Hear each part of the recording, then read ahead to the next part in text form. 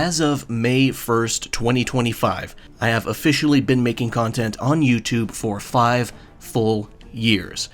And I have a little bit of a treat for everybody. As you can tell, I am going to rank all 171 videos that I have made across those 5 years. Now, in case you can't tell already, this video is not scripted. I have no script to guide me. I'm just here shooting the breeze, talking to a microphone, recording the screen, just improvising, just winging it. Because I don't want to script a video where I go over 171 of my past videos. I can barely tolerate getting through videos where I talk about 20 games that I like.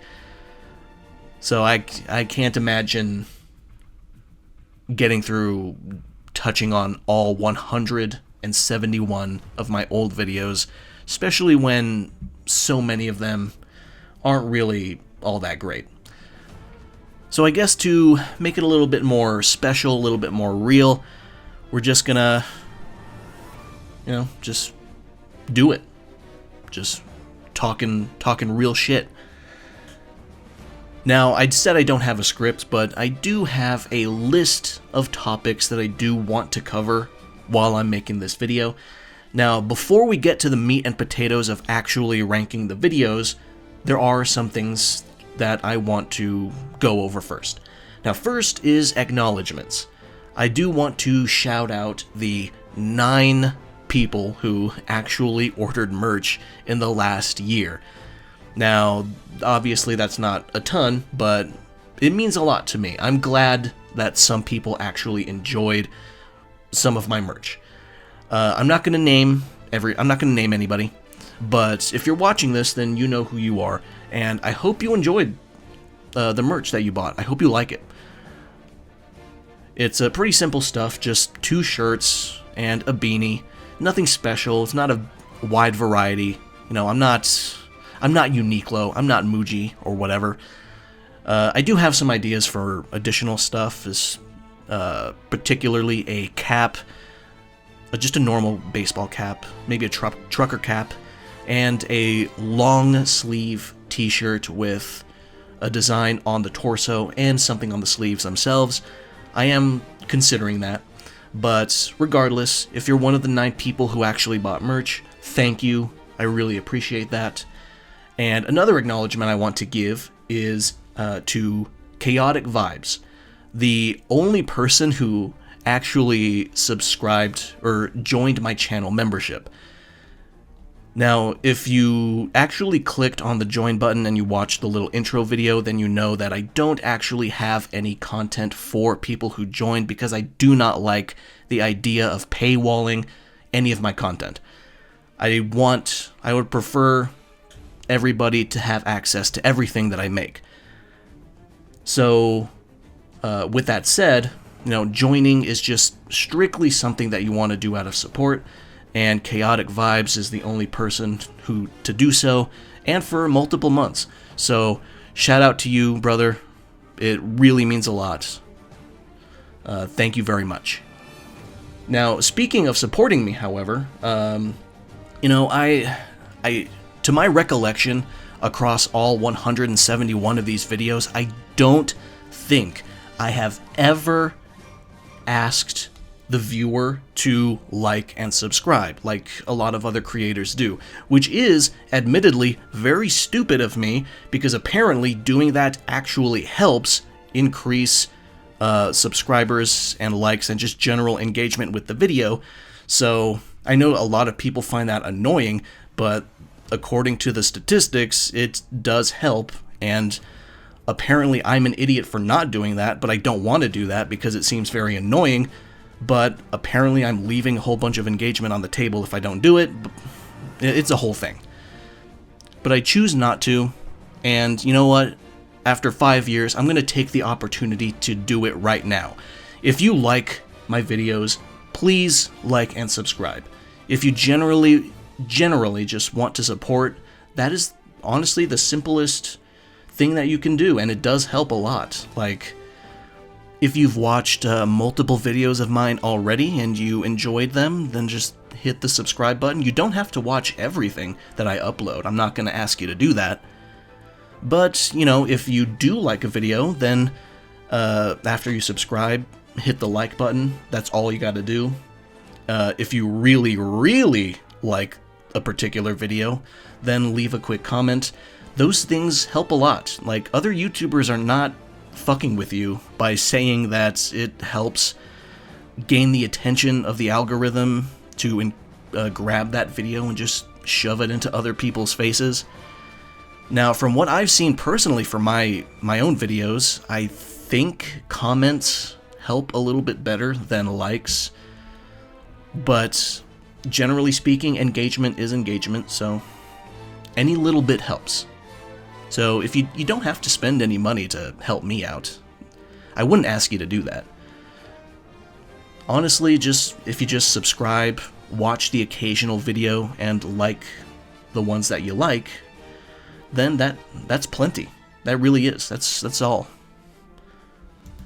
But moving on though, the one big discussion that I want to get into before we actually start ranking videos is what I learned in the last 5 years of running this YouTube channel. Now, I suppose the first thing I really learned was my goals for it. When I started the channel, like, I just had the review for Final Fantasy VII Remake, which you can see right here. Like, I wasn't completely 100% sure what I wanted to do with this channel. But as time went on and I developed, I naturally leaned towards a specific type of focus. I would say that my goal of the channel became wanting people to understand why they like what they like about video games. I think that's the one big goal that I have for the channel as of like 3-4 years ago. I want people to think about their preferences and understand why they like what they like and why they don't like what they don't like, and maybe even opening up their minds to maybe change and, you know, broaden their horizons, expand their tastes. That's the one thing that I really, really want to accomplish here. That's why so many recent videos in the last couple of years talk about other games. You know, like, I try to throw out so many recommendations. Even when I talk about games in like a historical context, you know, like the 2001, the greatest year in gaming. That's presented in a historical framing, but it's also just a big list of games that I would recommend to anybody who's interested. You know, that's what I want people to take out of my channel. That's what I want to accomplish. I want people to understand why they like what they like and just, you know, be more curious about their own tastes and preferences. Now, another thing that I learned about 5 years of being on YouTube is persistence. Persistence is probably the single hardest thing to stick with when you're first starting a YouTube channel, like just from zero. And I mean zero. Like, you have no famous content creator friends to signal boost you. You don't have a ton of money to spend on marketing and gaining impressions. Like, I got none of that shit. So it was super important for me to just keep fucking uploading videos. And it did get hard. Trust me, it got fucking hard. Like, the first year and a half, maybe 2 years, was frequently discouraging.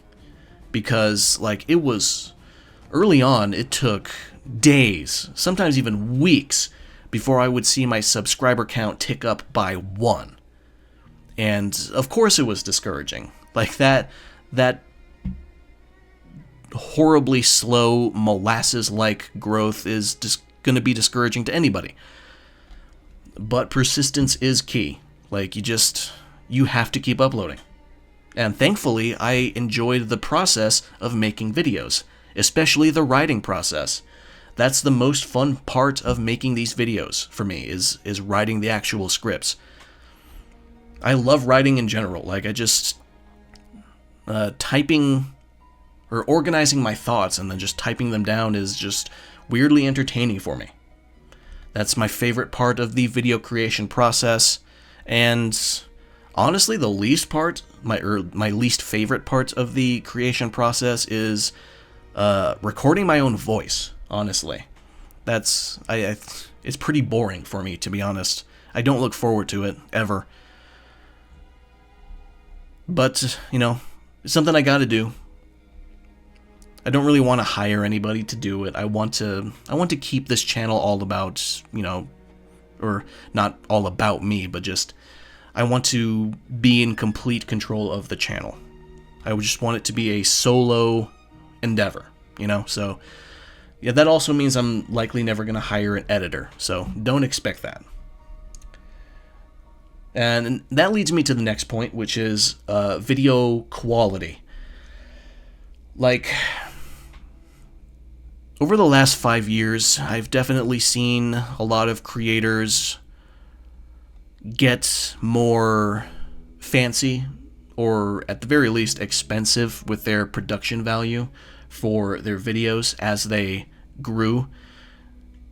And I understand why they do that. Like, I get it.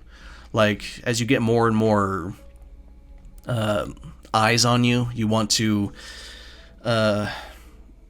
you want to grow the quality of your product with that, Like, I get the mindset.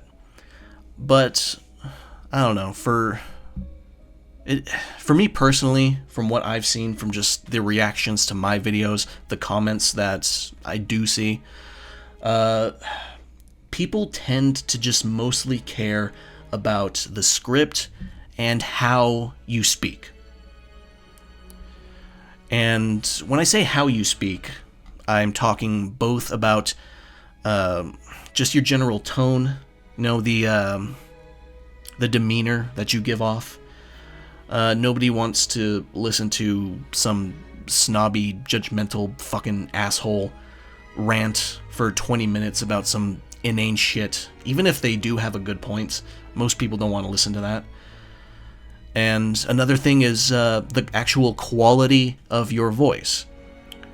Like, I mean, you can get away with speaking into like a $20 USB mic, headset mic even. But, eventually you're gonna have to invest in like the really good shit. Like, the microphone I'm speaking into right now is actually the third microphone that I've used on this channel. From my first video, the Final Fantasy VII Remake review, all the way to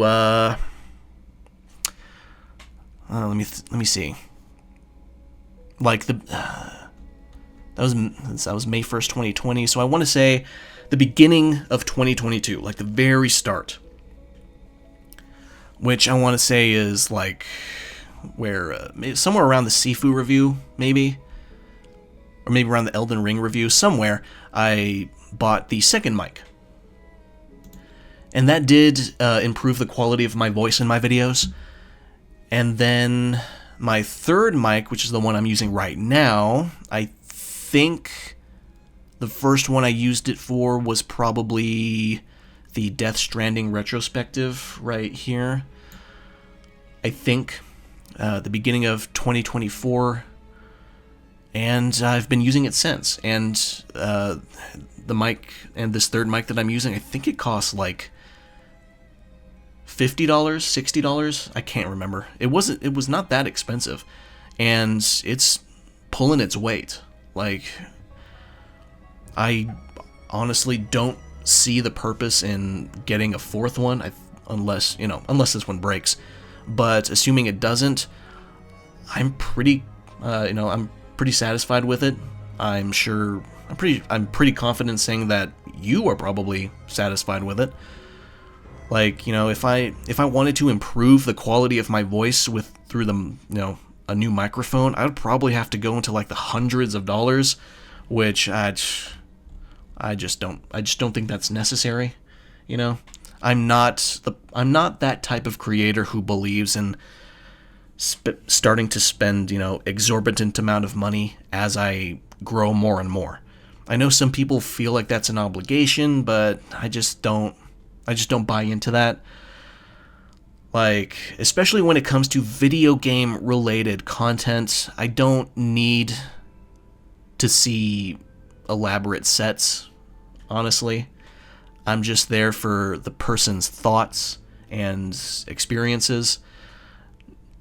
Now, of course, I'm not trying to, you know, I'm not trying to shit on other channels, because there are gaming channels or video game related channels that do have those exorbitant sets, and they do look really nice. So it's not necessarily a waste or anything, because they do a really good job. But me personally, I would never do that. And some of you might be disappointed in that, some of you might be relieved, but that's just me. Now, the next talking point that I want to touch on is comments themselves. Now, I said earlier that my goal for the channel is to get people to think about why they like video games. So when a person actually leaves a comment that says that that particular video got them to do that, it got them to think about, you know, why they like a game or why they like a certain mechanic or a genre or something, that feels amazing. Like, it really does. That's probably the number one nicest comment that I could possibly receive. It really does make my day when I see somebody leave a comment like that.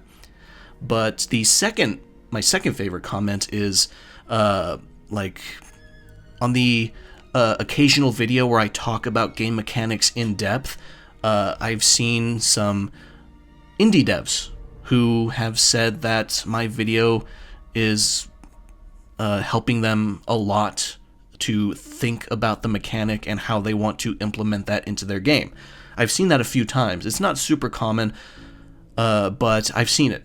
And that also is really, really flattering. Like, seriously, like, when I started the channel and I started, like, making those videos talking about mechanics and genres and stuff, I did not expect to impact any indie developers' creative pipeline. Like, I didn't expect that to happen. So that is super, super cool, and it's really great to see. And I really appreciate reading comments like that. It's really reassuring, and it completely validates my continued work on the channel. It's awesome. It really is. Now, of course, there are some comments that are, you know, critical or disagree, and, you know, and I don't mind comments that disagree with the content of a video at all. If you go into almost any opinion-based video that I have, which is damn near all of them, like, you're probably gonna see a comment that disagrees with me on some level that that I liked. You know, I clicked the little heart button, like right next to the thumbs up or thumbs down. Like, you know, you can disagree with me. I'm completely fine with it. Like, if I see the train of thought, and I see what you're trying to say, and you put thought into it, and I can even somewhat agree with your disagreement to some level, then yeah, I'm gonna click that heart. You know, I really enjoy those. I like those thoughtful comments, even though they disagree with me. And, you know, some comments are a little critical of how I do things. I know some comments, I'd say like 1 out of every 150, they'll complain about the fact that I repeat myself a decent amount, and that is by choice. That's not an accident. I admittedly repeat myself because it just helps the viewer absorb what you're trying to say. In my experience of just explaining shit to people, I have noticed that if you say the same thing but with slightly different wording, it helps people absorb and retain what you're trying to tell them. Another thing that helps is analogies. Like if you say one thing and then you sort of reinforce it by turning it into a more relatable analogy, that might help as well. That's just something I do. And I know it's going to be annoying to some people who don't need that repetition, but I'm going to do it. I'm going to keep doing it. I'm sorry. That's a purposeful decision. I'm going to repeat myself to ensure that some viewers understand what I'm trying to say, just like I did right now. So, yeah. Now, the last topic I want to get into before we finally start rating videos, or ranking videos, is regrets. Do I have any regrets about the channel? And honestly, the single biggest regret I have is that I didn't start sooner.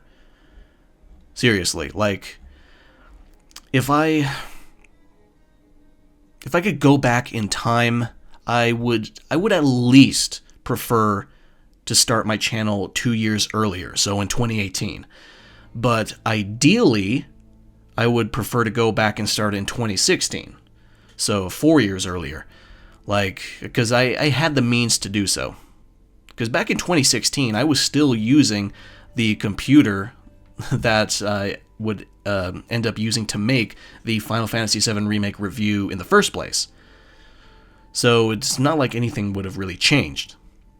So yeah, my biggest regret is not starting sooner. If you want to start a YouTube channel and you really do think you have what it takes to persist and upload videos, frequently for years, because that's how long it's going to take for you to probably build up an audience unless you get really, really lucky, if then just do it now. Start. There's an old saying that goes, the best time to plant a tree was 10 years ago. The second best time is right now. And that goes for making a YouTube channel as well. If you got it in you, if you think you have it in you, if you have that creative bone in your body and you have the will to persist and make videos, even though most of them will probably peak at like 20 views, then just do it. It'll be tough, it'll be discouraging, but as long as you have the persistence and the consistent quality, then you should find some sort of audience. Hopefully. And that's going to be it for all of the pre-ranking talking points. Now, let's finally get into the meat and potatoes and start ranking all 171 of my videos in order, starting from the earliest to the latest. Now, I'll admit I'm going entirely based off of vibes here. So, as you can see, there's 6 tiers. S, A, B, C, D, and E, from top to bottom. Now, when I rank a video, I'm basically just going to go off of whether or not I feel like there's any issues with it, or if I have any regrets with that specific video. And the issues and regrets might not be really quantifiable. Like if let's say my Cyberpunk review. Like, let's say I put that in D tier because I just feel like I have a bunch of issues with it and regrets with it, and if you were to ask me why, I might not be able to really tell. Just to be completely honest with you. I can't even remember if that's fucking where the video went, but whatever. Actually, not right there. Like, it's just, this ranking is going to be purely vibes based. So, but despite that, though, I can give you a very short description of what you can expect to be put into each tier. Like, for example, let's start from the bottom here. E tier, that's going to be reserved for the disposable videos that I made just for the sake of it. I'm just going to tell you that right now. Like, I'm just gonna, like, I made some trash that I didn't really need to make. I was just making videos for the sake of making videos. Those are gonna go in E tier. Now for D tier, those are also gonna be where disposable videos go, except the only difference is that the videos in D tier still have some kind of a point that I wanted to make, or some message that I wanted to get across. So while the ones in E tier were completely pointless and disposable, the ones in D did have some semblance of a point. If you know what I mean? Like, I don't know. Well, you'll see when I get to it. Now, C tier, those are the videos that are going to be, like, I consider to be alright. You know, like, just overall, they're okay. They're going to have some noteworthy issues or regrets that I have, but for the most part, they do what they're supposed to do. B tier, that's, you know, those are going to be videos that I consider to be good, but the issues or regrets are very mild. A tier are the ones that I consider to be very good, with minor issues or regrets. And S tier, of course, that's going to be the videos that I consider personally to be the best of the best. These are my absolute best videos, and probably my personal favorites of mine that I would recommend or hope that everyone would go see. And, I know some people watching this are probably going to be like, oh, egotistical YouTuber here, probably going to put half of his videos in S tier. But no, not at all. I promise you, I am not going to put anywhere close to that many videos in S tier. Genuinely, I think I'll end up with about 5 videos in S tier. If I'm being totally honest with myself, I genuinely think I've only made like maybe 5 videos that deserve to be in S tier. But, we'll see. Now, with the layout, established, let's finally get into it. Let's finally start ranking the videos, starting from the earliest to the latest. All right? Cool. So first is the Final Fantasy VII Remake review. Now, as I've said before, like, I had so much that I wanted to say about this game, and, that's why I started this channel, because I just kept obsessing over it, and I wanted anybody to hear me, because I was pretty sure that I was starting to annoy my friends. But, yeah, and,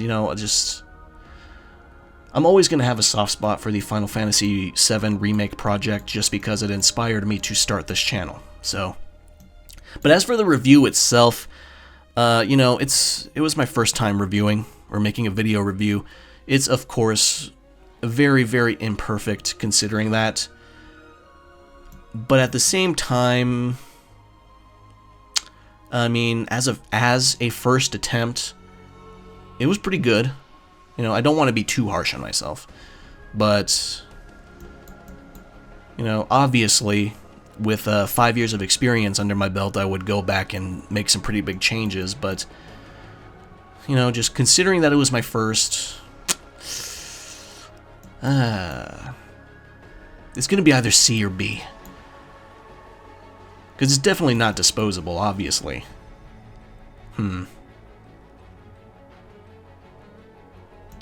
I don't know if putting it in C is being too harsh on myself, but, I mean, at the end of the day, I do have some, I do wish it was a little bit more, thorough, a little bit more detailed.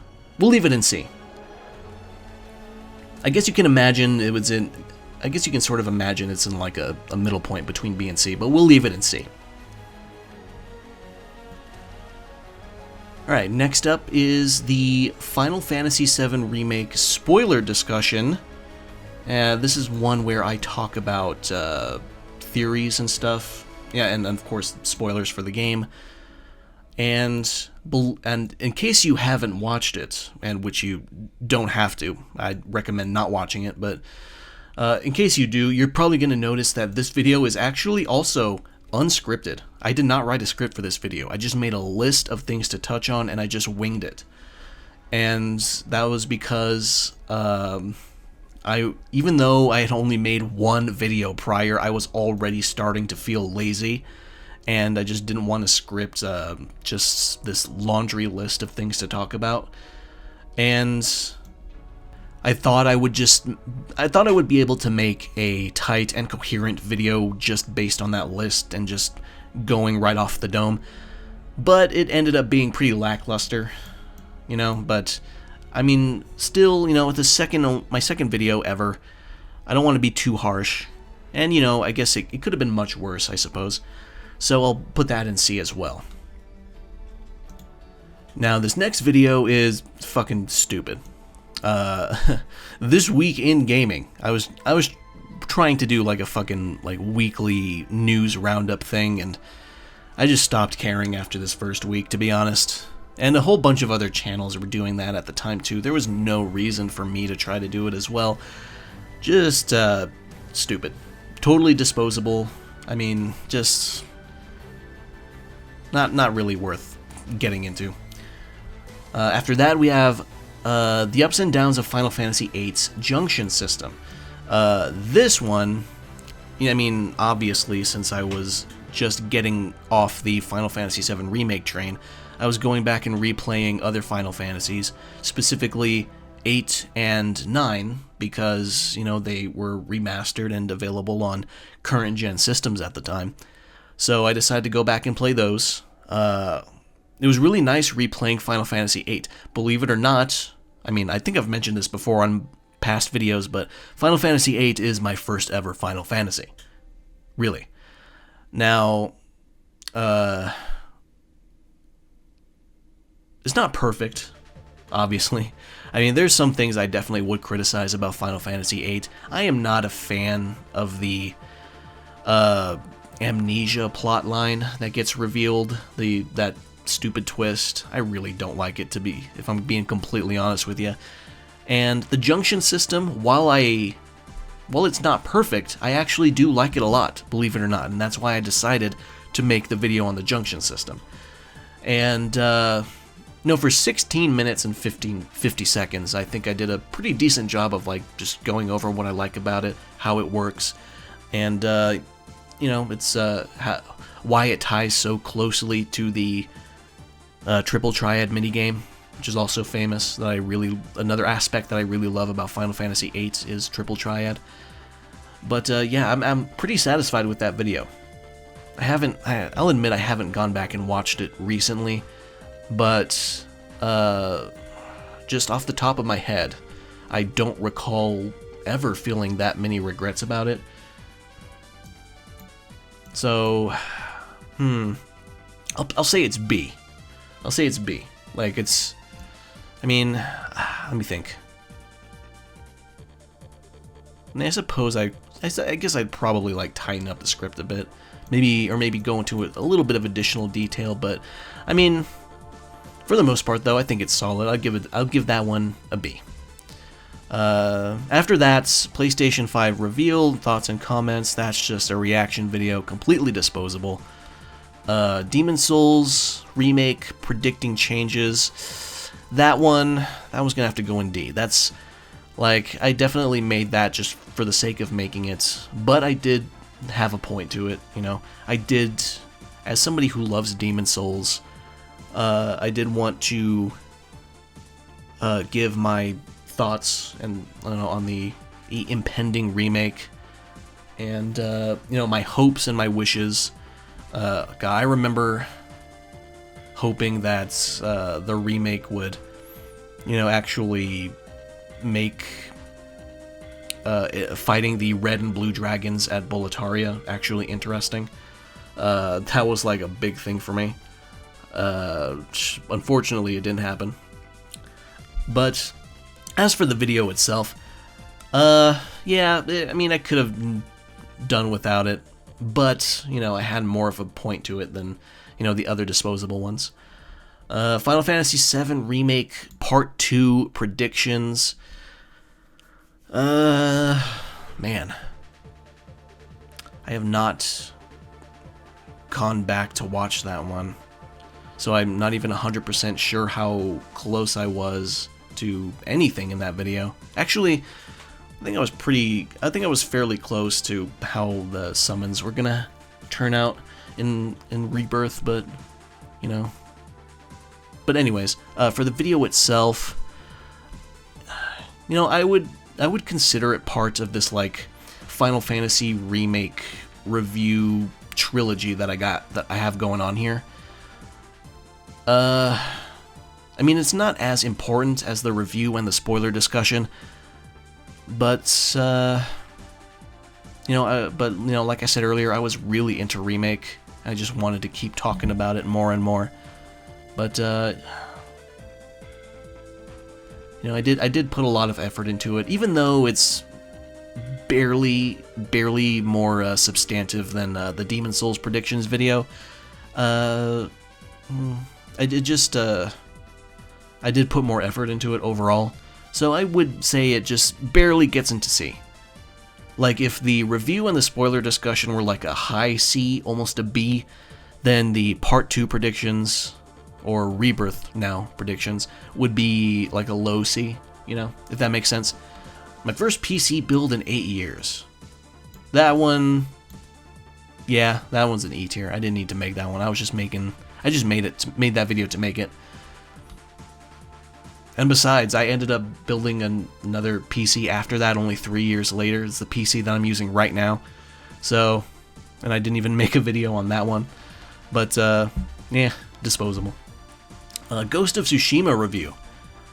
I would say that the Ghost of Tsushima review,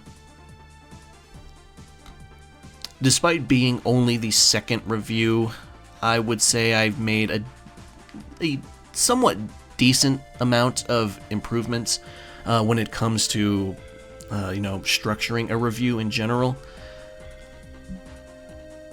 I wouldn't say it's like, it's not representative of how I do reviews right now, but it was a step in the right direction, I think. So I'd put that in B tier. The Fallen Return of G4. Oh, this one. This one, I think the biggest problem with this video is that it just didn't really touch on anything that wasn't already touched on in other better videos.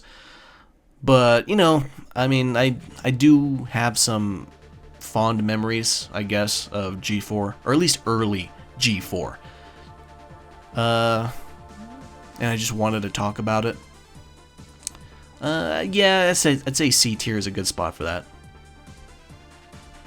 And, I mean, the new G4 that popped up, you know, back in, I think it was early 2021, that's what this video was referring to when you know, the return part.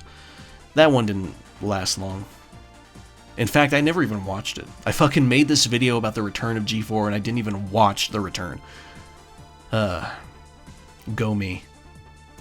After that, though, is why fighting games need rollback, crossplay, and Wi-Fi indicators. That one's a video that's, like, just encompassed a lot of what other people in the FGC were saying.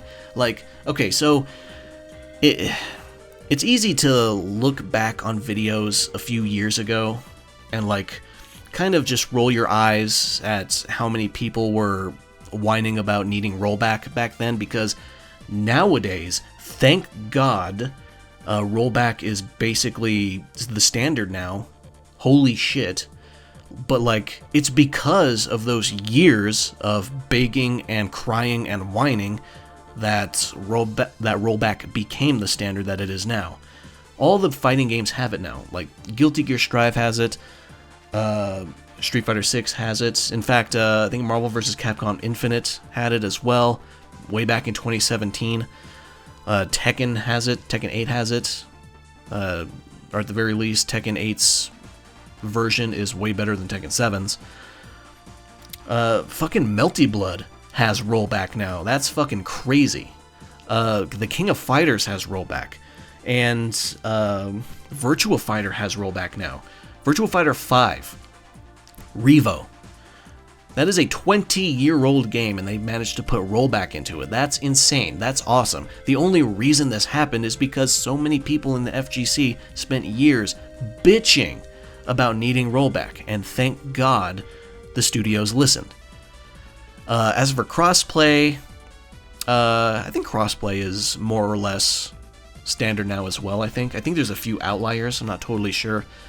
But for the most part, I think it's common now. Wi-Fi indicators, that I think a few games are still missing it, but for the most part, since we have rollback and crossplay, Wi-Fi indicators aren't as necessary anymore, because good rollback can absolutely make the impact of Wi-Fi somewhat trivial. Like, I mean, when I was playing Street Fighter VI, when I played it online, like I was going up against dudes like on the other side of the world, and they had like 300, 400, maybe even 500 millisecond ping, and it was still completely doable. Like it was like black magic. Like really good rollback can almost, not completely, but almost completely eliminate the downsides of Wi-Fi. You know, and that's why the fucking FGC wanted to roll back for so long. Anyways, the video itself, I think I did a pretty damn good job of going over why all of these things are necessary and crucial. I don't think I have any real complaints. Like, I went over a fairly good amount in those 19 minutes and 17 seconds. So I think it just barely manages to get into A tier. Barely. Next video is the Radiant End of Shadowbringers Final Fantasy XIV 5.3 reaction and thoughts. I mean, I put reaction and thoughts in there, but it's also more of like a bit of a review. I mean, a little bit of a review, but it is mostly about the MSQ ending. So because of that, I'm going to have to put that one in D. But don't get me wrong. The story, the narrative, and emotional impact of 5.3 cannot be understated. That patch fucking hits hard. Seriously. Like, it's insane. So don't let my placement of the video itself in D tier, like, mix up the fact that 5.3 is a fucking incredible patch. Let's see. After that, we have Gamescom 2020 Opening Night Live. My thoughts and comments. That's E tier. Just a reaction. After that, oh my god. So after this, Sony and Microsoft's game of chicken. Where are PS5 and Xbox Series S's price and launch dates? So this one's a particularly bad video for one special reason. In this video, I go over, like, you know, the price chicken that they're playing, how they fucking put off pricing the consoles until, like, I don't know, I think it was like 3 months before they launched. And in the video, I just talk about why they're not pricing their machines, and I think three or 4 hours after I hit publish on this video, Microsoft announces the price for the Xbox Series S, and just days later, the Xbox Series X and the PlayStation 5 follow. So, this is a particularly bad video for the special quality that it became outdated within 24 hours. Really stupid. So that's going to go in E tier. After that, Tony Hawk's Pro Skater 1 and 2 review.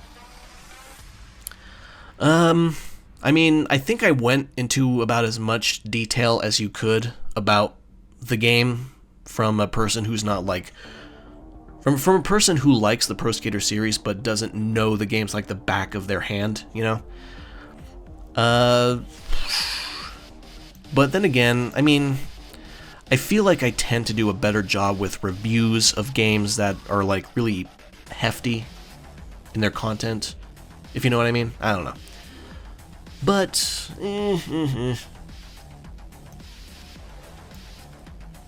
I don't know, my gut feeling is C tier, honestly. Yeah, like a high C. Almost a B. Yeah, we'll put that there. PlayStation 5 Showcase Reaction and Thoughts, that's E. Why Video Games Need Piracy, the Industry's Preservation Problem. This was probably the first video that I took really seriously in making. Like, really, really seriously.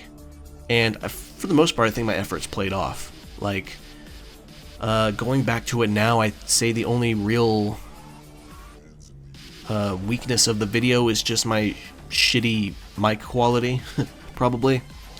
I mean, I could probably have went into more detail about the topics relating to piracy that I brought up. So, yeah, I probably could have done that, but besides the production value of my mediocre mic and my shitty sounding voice, I'm pretty satisfied with it. So I would put that in A tier, yeah. For a while, a while after I made this video, I considered it my best one. Like, let me see here. Yeah. Yeah, for a while it was one of my better videos, for sure. So yeah, A tier is appropriate for that one. We'll go with that. After that, analysis, Devil May Cry and the Perception of Combat Depth. Yeah, this one, This is the first video where I try to go into, like, mechanic stuff, kinda, sort of. And, like, it could have been better, for sure. But as the first attempt of this particular genre of video that I do, where I go into mechanics and whatever, I would say it was alright. Yeah. I think I could have gone into better detail overall, and been a little bit more, coherent and clear about various explanations and ideas. But for the most part, it gets the job done. Next up, Ghost of Tsushima version 1.1 impressions. This is my first and I think only review thus far about just a free update for a single player game, and it was pretty substantive. Like the version 1.1 was a big deal because it introduced Ghost of Tsushima Legends, which was that co-op mode for the game, which was like, it has a very sort of live service structure without being live service at all, and it was really interesting. I played that with a friend of mine, and it was pretty fun. I liked it. And as for the review, or this video itself, I think it was good. It was decent. I mean, a review for a free content update, not super important, really, because after all, you need to own the game to take advantage of this free content update. But for the video itself, I would say it was solid. I got the job done. Yeah. After that, Ghost Runner review. I got 17 minutes and 3 seconds. I mean, Ghost Runner is a pretty straightforward game. It's a first-person platforming action game, very arcadey. You die hundreds of times, but thankfully the game respawns you instantly. Like, it's just a trial and error game. And considering that, I think I managed to go into a pretty decent enough detail for 17 minutes. But, I don't think it was particularly insightful or anything, but it got the job done. So, yeah, I'd say C tier is appropriate for that one. After that is the growing problem of video game file size, which is still relevant today, unfortunately, with Unreal Engine 5 games taking up a fucking shit ton of space on people's machines. Ninja Gaiden 2 Black is like 80 gigabytes for some reason. Oblivion Remastered is 120 for some reason. I don't know what the fuck is the deal with Unreal Engine 5, but regardless though, as the title of the video suggests, there was a big problem with these hyper-inflated video game file sizes that were just getting way fucking out of hand. Like, as you can see from the thumbnail, Modern Warfare 2019, like, I think it was like 250 gigabytes because, like, if you wanted everything installed, including Warzone, I think, which I think at the time was like a mandatory download or something, I can't remember. It's been a while, but like it was a lot, and it took up a lot of space. Now, thankfully, I was not the only YouTuber who talked about this. More people started to complain about this, and eventually they just let you install Call of Duty games just by different, like, modules, so to speak. Like, you can do single player, multiplayer, Warzone all separately, and that does help. I mean, it's not ideal, it's not really addressing the core issue of actually crunching down the sizes, but I mean, at the very least, it gives the player some control. But, you know, as for the video itself, I think it does a decent enough job at bringing up the problem, explaining why it's a problem, and, you know, unfortunately, it still kind of persists in the form of Unreal Engine 5 games. But, I mean, maybe we'll still have some hope for the future, maybe, you know. I don't want to be too much of a doomer, but we'll see. So yeah, that's going to go in B tier. After that is Yakuza Like a Dragon Review. The greatest genre switch ever. And I would say this review is probably the one that really started to set me on the course of how I would do my future reviews. Because when I did this review, it was the longest video I had done thus far, at 38 minutes 34 seconds, and I just let loose. You know, I just talked about everything that I wanted to talk about. I didn't really try to, you know, restrict myself. If I had something to say about an aspect of the game, I said it, and it was pretty detailed, at least for me at the time. So yeah, I think this review defined the review structure that I still kind of use today. So it was pretty important. So that's gonna go in B tier. I think that's well earned. Demon Souls review. I'm going to have to put this one in C. You know, at 16 minutes, 46 seconds, I could have gone into a little bit more detail, because I just reviewed the remake as a remake. I mean, I didn't really take the opportunity to go into the original Demon Souls all that much, even though I could have and probably should have, because it's not like I talked about Demon Souls at length on the channel before. Because, like, the predictions were just about the predictions. Like, if I wanted to talk about my experience with the original game, I might as well have done it with the remake review. But since I didn't, it was a little bit bare bones. So, that's going to go in C. Devil May Cry 5 Special Edition. Kind of, sort of, the same thing, a little bit. Because I mostly just talked about the update of that the Special Edition provided, with, like, Legendary Dark Knight mode and Virgil, which were very predictable additions to the game, because Legendary Dark Knight and Virgil were, they were already additions to Devil May Cry 4 Special Edition, and Virgil was in Devil May Cry 3 Special Edition, so it's very formulaic. Like, it really would have been nice if Lady and Trish were playable. I know, like, a lot of people were asking for that, especially since they were playable in Devil May Cry 4 Special Edition. Like, it seemed like a no-brainer at the time, but they just never came out. But, you know, as for the video itself, it was okay. I should have taken the opportunity to also, go more in depth about the base game, since I never talked about it before because it came out and I played it before I started the channel, but I didn't take that opportunity. I decided to, be a little lazy. So that's going to go in C tier. Cyberpunk 2077 review. That's another important one. This is the second video that got picked up a little bit by the algorithm. Got like 12,000 views, 13,000 maybe.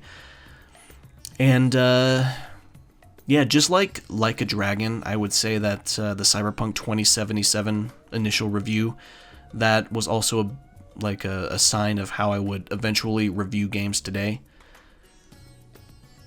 And I suppose a part of me was a little bit, I don't want to say harsh, because the game was absolutely fucking busted and barely functioning. And it completely deserves all the criticism it got in that regard. But I was a little too apathetic towards the strengths of the game at the time. Because, I think I explained it in the review itself that, yeah, Night City was super detailed and beautiful, but unfortunately all the bugs at the time just completely dismantled all that immersion. But even in that horrible broken state, Cyberpunk 2077 definitely had what it took to be something great. And if CDPR actually committed to fixing the game and just adding more content over time, it would have been the game that people wanted it to be. And thankfully, it pretty much did become that game. It took 3 years, but it happened, and we'll get to that later. But for the review itself, I will put that in B tier, because it was a pretty important video to me and just how I would grow as a content creator. After that, the Game Awards 2020 thoughts and reaction, that's E tier, just nothing important there. After that is 2020, the year of game remakes. I probably spoke a little too soon on that, but 2020 did have multiple remakes. And they approached remaking, in a very different ways. Tony Hawk's Pro Skater 1 and 2, Resident Evil 3, Demon's Souls, and Final Fantasy VII Remake. It goes from, enhanced remaster to complete remake to a sequel pretending to be a remake in a Final Fantasy VII, so to speak. But, this is the first video where I decided to take the opportunity to go into video game remakes. And, I'm going to have another video later on the subject. But yeah, I was pretty proud of that video. I think I did a good job with that one. A B tier video right there. After that is Demon's Souls. Is Demon's Souls the easiest or hardest Souls game? I don't want to put this in D, because, it is a subject I've thought about a lot, so I'm going to put that one in C. Because, depending on your experience with Souls games and the order that you play them in, Demon's Souls could be the hardest, because, they're challenging in slightly different ways. Demon's Souls doesn't have bonfires. If you want a checkpoint, you have to beat a boss for one. That can be pretty fucking rough. But as for the video itself, I think I went into decent enough detail about it. It's not a particularly, brain-scratching subject. Nothing revolutionary is going to come out of that discussion that hasn't already been gone over before, so it's going to go in C tier. After that, Resident Evil Showcase, Breakdown, the Maiden Demo Impressions, and RE4 Remake, I think, rumors. That's going to be E tier. That's pretty much just another reaction video. Nothing really to go over there. Now, the next video is a very, very important one. What is survival horror? the genre's history and defining characteristics. This was a very, very important video in my early days of doing this historical gaming content. I put a lot of effort into this one. I really wanted to, buckle down and take this one really seriously. And as a result, it was a lot of writing, a lot of research. For a 40-minute video, I would say it ended up being about 30 to 40 hours of active effort spread across several days. And the end result was really good. I was very satisfied with it. I'm still very satisfied with it. I wouldn't say it's perfect, obviously. Of course, the early videos have the displeasure of having a pretty mediocre microphone that was recording my voice, but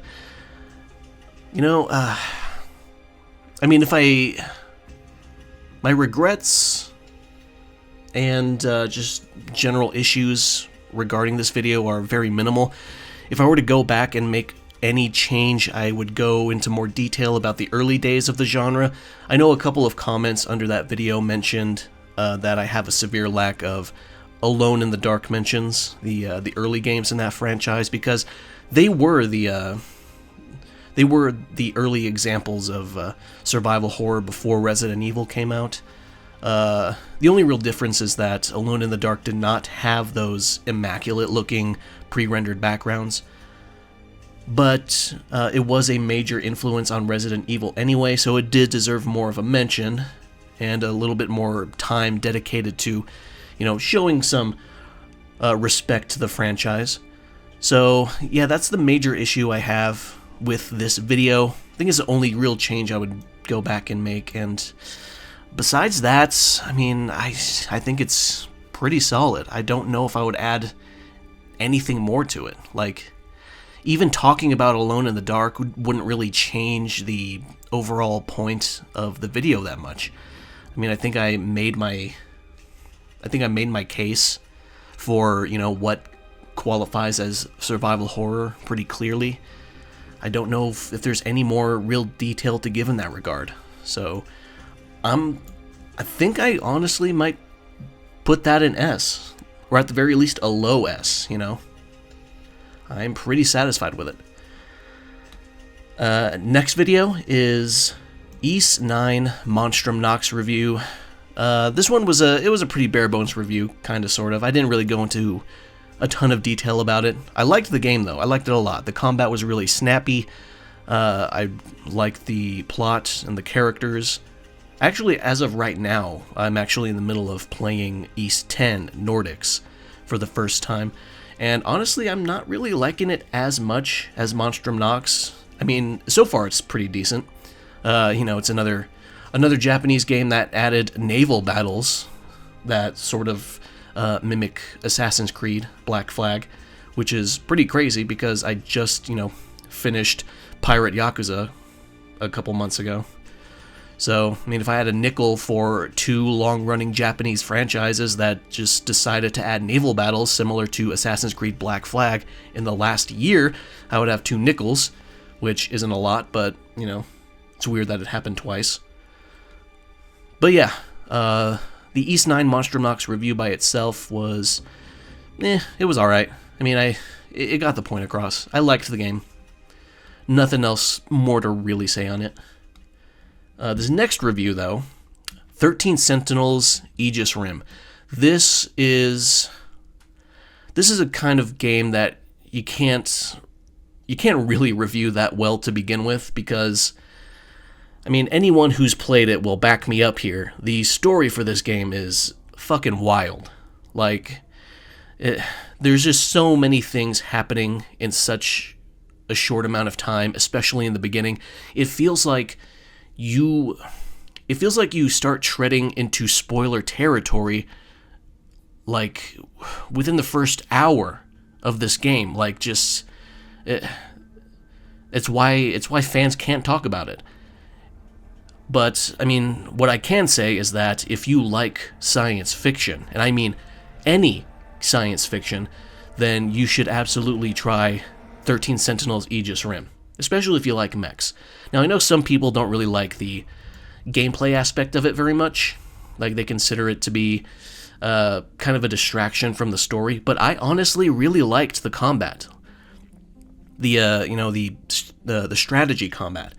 Like, it's very simplistic, yes, but it's really satisfying. If you learn to play it and you know how to, use your party to their strengths, and it's really fun to just dominate.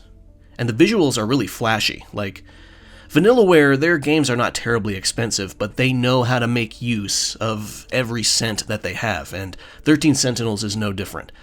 Great game, great story, and solid combat, and great music too, but man, nobody can talk about the actual plot in detail without, the threat of spoilers, because it seems like spoilers are happening every 10 minutes as soon as you start. It's crazy. But yeah, trust me, play the game. As for the review itself, I did as much as I could, in spite of those, limitations regarding the story, and being able to not talk about it. Let's see, after that, Guilty Gear Strive beta impressions and KOF 15 thoughts. I kind of just made that for the sake of making it. I didn't really have that much to say, as, evidenced by the 11 minutes and 31 second runtime. I kind of just stretched my thoughts out to, hit that length in the first place. Not important. After that, Final Fantasy VII Remake Integrate and Ever Crisis Reaction and Breakdown. That's going to go in E. That's just another reaction video I made for the sake of it. After that is my first ever Top Games of the Year video. Top Games of 2020 specifically. Now, I'll admit, I'm probably tooting my horn a little bit here, but I'm really satisfied with how I basically more or less perfected the layout of what I wanted to achieve with these Top Games of the Year videos. Because I imagined how I was going to structure it in my head, and I kept it simple, and by keeping it simple, I was able to, get the final product that I was picturing in my head almost perfectly. So, with that in mind, I still don't necessarily want to put it in S, because at the end of the day, it's just a list video. But, I'm pretty satisfied with it overall, so it's going to go in A. In fact, I think all of the Top Games of the Year videos are going to go in A, so don't be surprised if that ends up happening. After that, though, the cost of getting into fighting games late. I'll admit, this was kind of another video I made for the sake of it, but it was something that I was thinking about quite a bit at the time with, Tekken. Some people, you get into fighting games a few years late, and most of the most casual players are no longer playing. So if you hop online, you're mostly going up against people who have been playing online for months, if not years. And, they have all the DLC characters, so they know the matchups, and, if you get into a fighting game really late, you are definitely at a disadvantage. But that's not to say that you shouldn't, try getting to a fighting game late anyway. You shouldn't let that deter you. If you think a fighting game looks fun, you should play it. But, if you want to be competitive in a game that's been out for a couple years already, it is definitely going to be tough. It's going to be, the climb's going to be steeper. But the video itself, yeah, I'd put that in D. I wouldn't say it's super crucial to my channel, but I did have a point to it. And next video, Godzilla vs. Kong review. My first ever video review, because I love Godzilla movies, what else can I say? So I felt, I had a lot to say about it, as you can see by the fucking 24-minute and 41-second length, which is more than some of my game reviews, which is fucking crazy, because obviously a game would have more to do than a single kaiju movie, but yeah, as far as movie reviews go, I think I did pretty good covering every single tiny detail that I wanted to cover. I liked the movie. I did. I didn't like it as much as, you know, Godzilla 2014 or King of the Monsters. And I think I would... I think I probably still prefer it over the sequel, Godzilla and Kong. But, I don't know. I mean, I haven't seen it in a minute.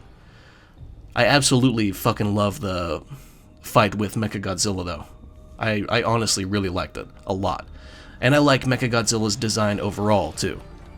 So, yeah, the review is going to go and see. After that, there's another analysis video. Dark Souls 2 and creating build variety. So, like, I'm a member of the Dark Souls 2 Defense Force. I am basically a lieutenant, if not a fucking commander or general or whichever one's the highest. But, you know, I spent a lot of time playing Dark Souls 2, and one thing that I always loved about it, even when the occasional, you know, bad aspects would rear their head, the one thing about the game that I always go back to and praise is the replayability and its build variety. Because I feel like out of all the Souls games, at least until Elden Ring, Dark Souls 2 just had the strongest amount of viable builds available to the player. Like, it's no coincidence that even in spite of its perceived weaknesses, Dark Souls 2 was the Souls game that I replayed more than all the other Souls games combined. Even Demon Souls, which I would consider to be my second most played Souls game. And I think I did a pretty decent job making my case for, you know, the game's strengths with its build variety and replayability and its openness to experimentation. I know a lot of people, they try to boil down weapons in Souls games just to, you know, the attack rating and the moveset and maybe the reach, and that's it.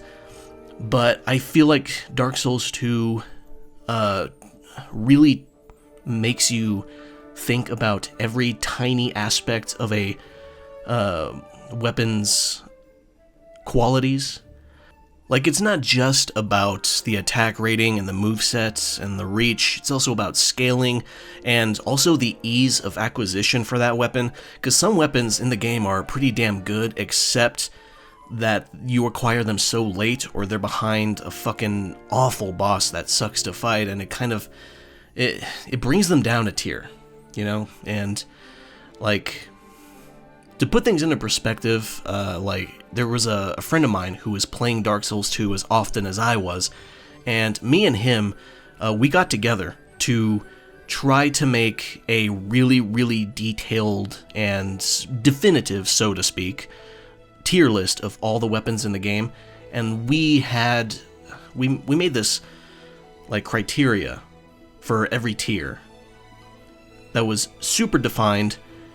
And God, I think we managed to get down to, like, great swords or ultra great swords or something. Like, we already had hundreds of weapons on it, and we didn't even finish it. But yeah, that's the level of dedication I had towards Dark Souls 2. And I want to make another video about it. But if I do, like, if I make a retrospective of Dark Souls 2, it has to be as thorough as I could possibly make it, because I have a decade's worth of thoughts on that game, and I want to make sure absolutely nothing goes unsaid. But yeah, as for this replayability video, I'm very content with it. I don't think I could go into further detail about it without, you know, going off topic a bit, so I'd say this is like maybe like a high A. It's almost an S. It's a high A. Next video, my favorite video game artists. I'll admit this. I made that one just for the sake of making it. Now, obviously, it had a point though, because I wanted to I wanted to shout out my favorite video game artists, because, you know, they're important to the game creation process, especially the art direction, so, you know, but beyond that, I kind of just made it to make it.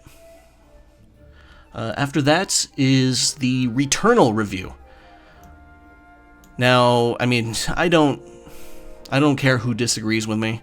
Like, I'm sure some of you Horizon fans or God of War fans are gonna be up in a tizzy about this, but I honestly think Returnal is the overall best Sony first-party game released this generation. It is just so insanely fun. Like, that game had its hooks in me really good. And, I mean, it's not perfect. The roguelike aspects of it were kind of mediocre. I mean, there wasn't much variation, especially variation that was, you know, apparent right from the get-go. Like, you knew within the first zone or two if you were going to have a pretty bad run, and it would take a monumental amount of luck to really turn things around. But besides that, the actual moment-to-moment combat, you know, the zooming around, the shooting, the jumping, the slashing, you know, all the insane neon-colored bullets you had to dodge, like, it was just so fun. I loved it. And I think I got that across in the review. That being said, though, I wouldn't say the review was super crucial to how I would slowly do reviews over time, but I'd say I went into a decent amount of detail, so that's going to go in C, like an upper C, I would say. After that is another review, Resident Evil Village. Yeah, I'd put that probably maybe a C as well, maybe an upper C. I liked Resident Evil Village. I played through it, God, like 4 times, I think. Like, I believe I mentioned it in the review. Like, while I was writing the review, I was in the middle of, like, my 3rd playthrough. The game sunk its claws into me for sure.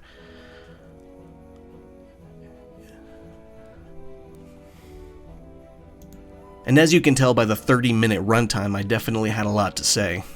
But yeah, it's a high C. I don't think I was, you know, particularly insightful, but I'm satisfied with it. After that is Year 1, going over the channel's first 365 days. That was my first recap video, and for these I kind of just make for fun. Like, I mean, they don't really have that much of a purpose, but at the same time I don't want to put them in D, because, you know, it's very specific. It's about my channel.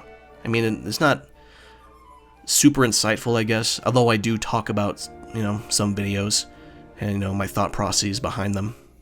Stuff that I've probably already mentioned in this video. So, yeah, I'll put that in C. I don't think the recap videos deserve to be in D, because, like, I did, you know, I put some love into those recap videos, because they're about, you know, the creative process over the last year. Those are pretty important. Next video, Virtua Fighter 5 Ultimate Showdown review. You know, this is my first and so far only real fighting game review, because, you know, I fucking love Virtua Fighter.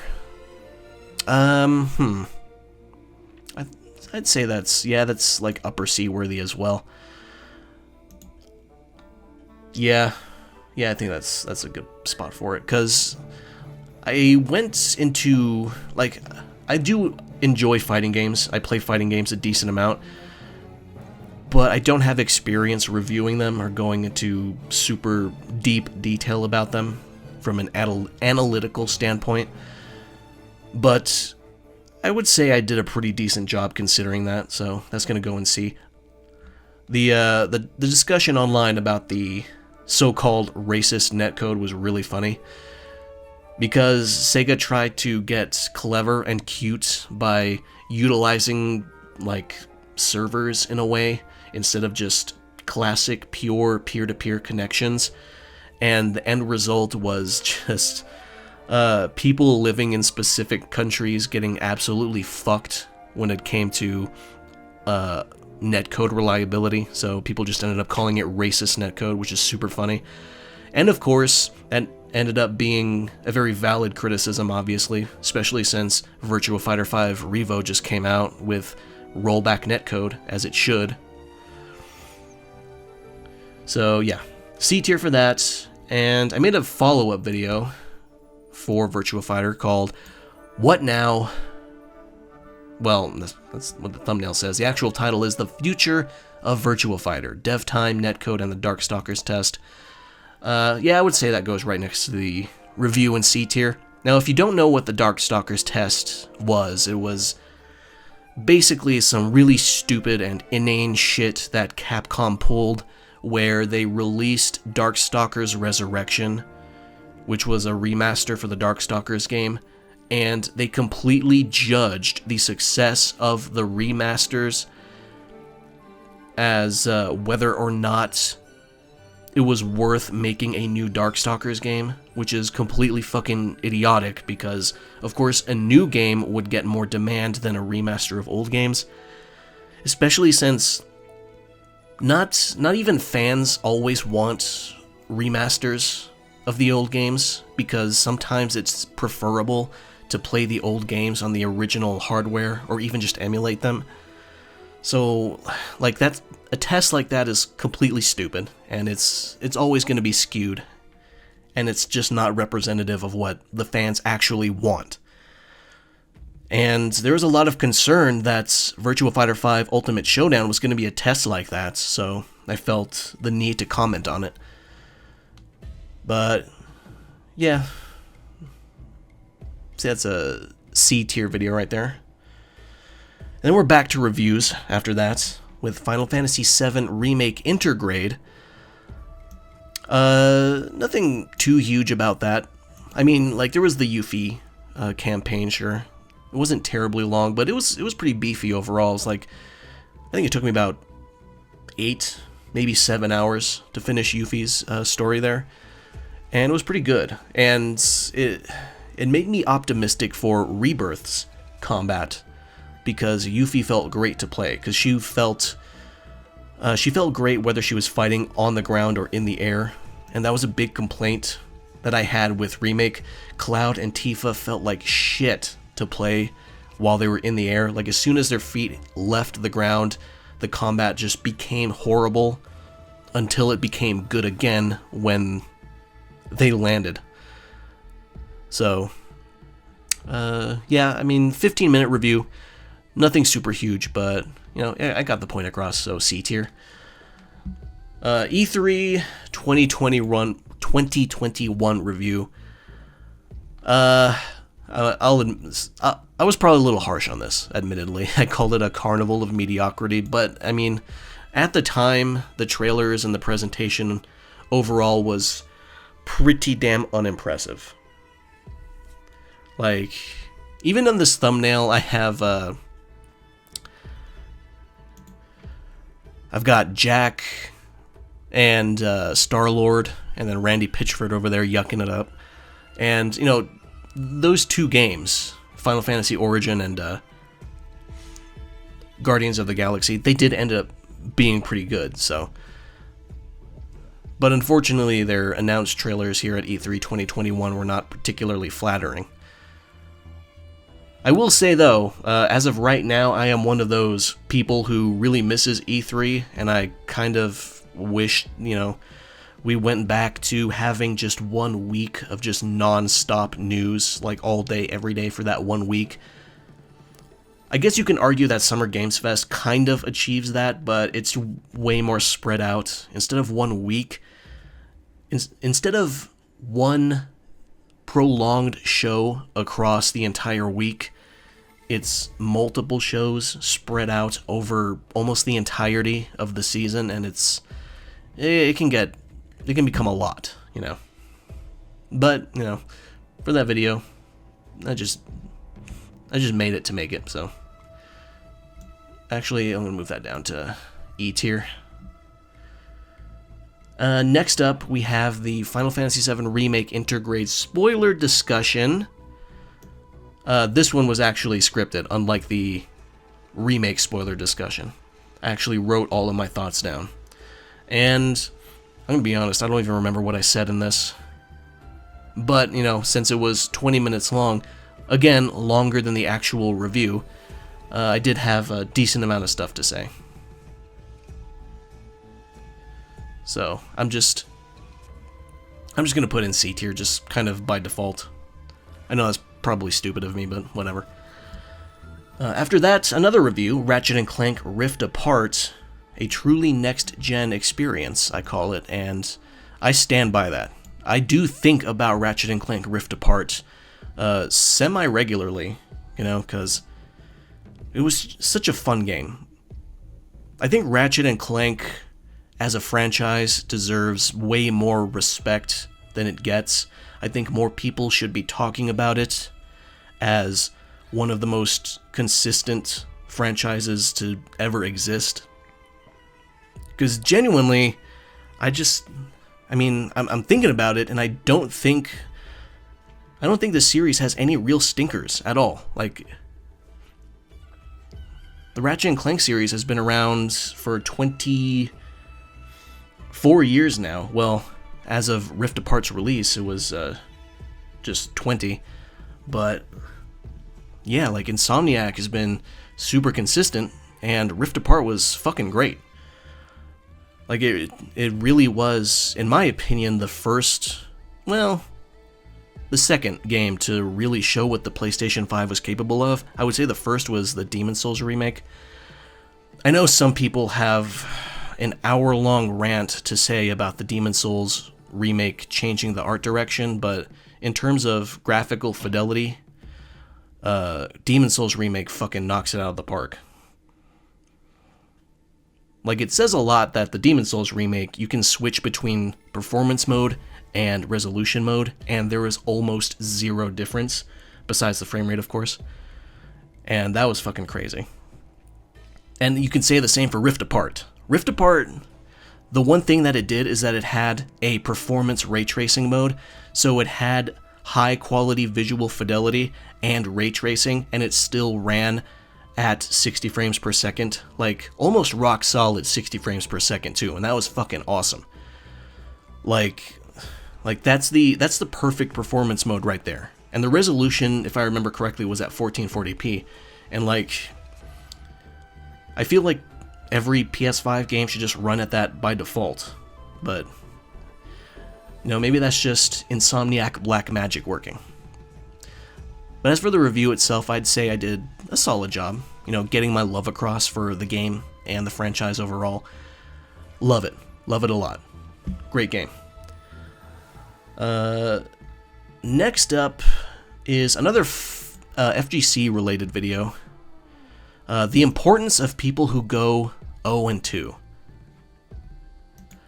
Now, the context of this video is just that other pro players were causing a fucking stink on Twitter and being whiny bitches and complaining about lower skill players, you know, people who only show up to go 0-2, as if 25% of people aren't gonna go 0-2 automatically in a fucking double bracket format, because you have to.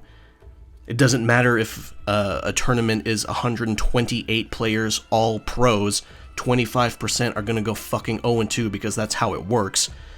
But besides that, you know, really entitled and stupid top players complaining about, you know, their spots being, quote, stolen by people who are just gonna go 0-2. But the FGC is built on the backs of people who go 0-2 because these are the ones who pay to show up. Even though they're not sponsored. Even though they have a full-time job waiting for them at home. So, you know, I made that video in defense of them. And it's a subject that I take pretty seriously. Like, even though I'm not like some FGC voice or anything, but like, I just, you know, seeing pro players be whiny little bitches, it really pisses me off. So that's gonna go in an upper C. You know, it's a short video, 12 minutes, You know, nothing super insightful here, but it's a subject that I take pretty seriously, so yeah. Up next is A Song of Promise and Disaster, Game of Thrones 10th anniversary video. This was my Game of Thrones Season 8 rant video. And I had it held in for 2 years, man. Like, I watched Season 8 as it aired, and man, did I not like it. And I just held on to that hate for 2 years, and I decided to just finally make a video voicing my frustrations to, you know, finally just fucking get past it, because I was tired of thinking about it, and it actually worked. Like, I was, up until the releasing that video, I was thinking about how much I hated it. Season 8, and Season 7 and 6, and maybe even 5 by extension. Like, I constantly thought about how much I hated that show's ending, and when I finally made this video, I got it all out in the air, I finally vented, and I kind of just stopped. I kind of stopped thinking about it. So, it was therapeutic in a way, and it actually genuinely helped. So, with that in mind, I'd say it goes in B. Again, I didn't really say anything super insightful that other critics of Season 8 haven't already said, but I mean, the video is important to me, and I feel like I really, really aired out pretty much every single thing I had to say. So, yeah, that's gonna go in B tier. Next video is Ubisoft's uniformity and franchise chasing. I made this video because I was just really frustrated with Ubisoft, and I wanted to air out those frustrations. I was so sick of them trying to chase franchises and chase trends, only to fail most of the time. And they haven't even, like, this video is, like, 4 years old at this point, I think. Maybe 3.5 at least. And Ubisoft hasn't gotten any better at this. Like, they are so shamelessly chasing trends, chasing franchises, and they keep falling flat on their face. Even in spite of some of the games actually being pretty good. Like, it's so embarrassing. This is basically a rant video. So, I mean, I don't know.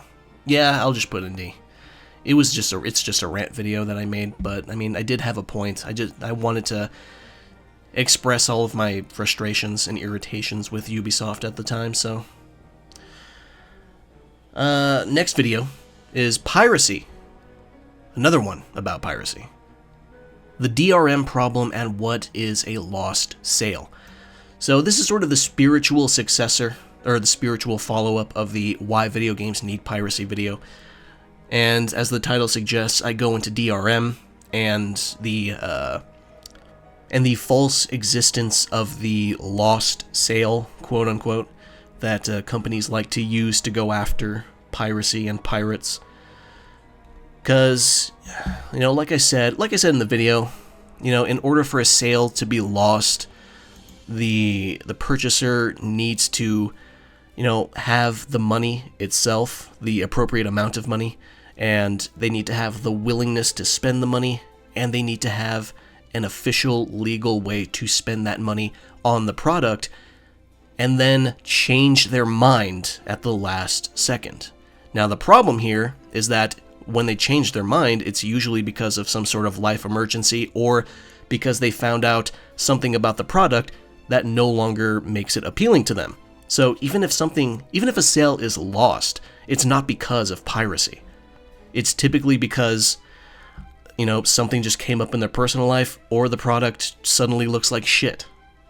You know, and that's the company's fault. It's not the purchasers. And it's not the fault of piracy either. So the entire lost sales concept is complete bullshit, and I just felt the need to talk about it.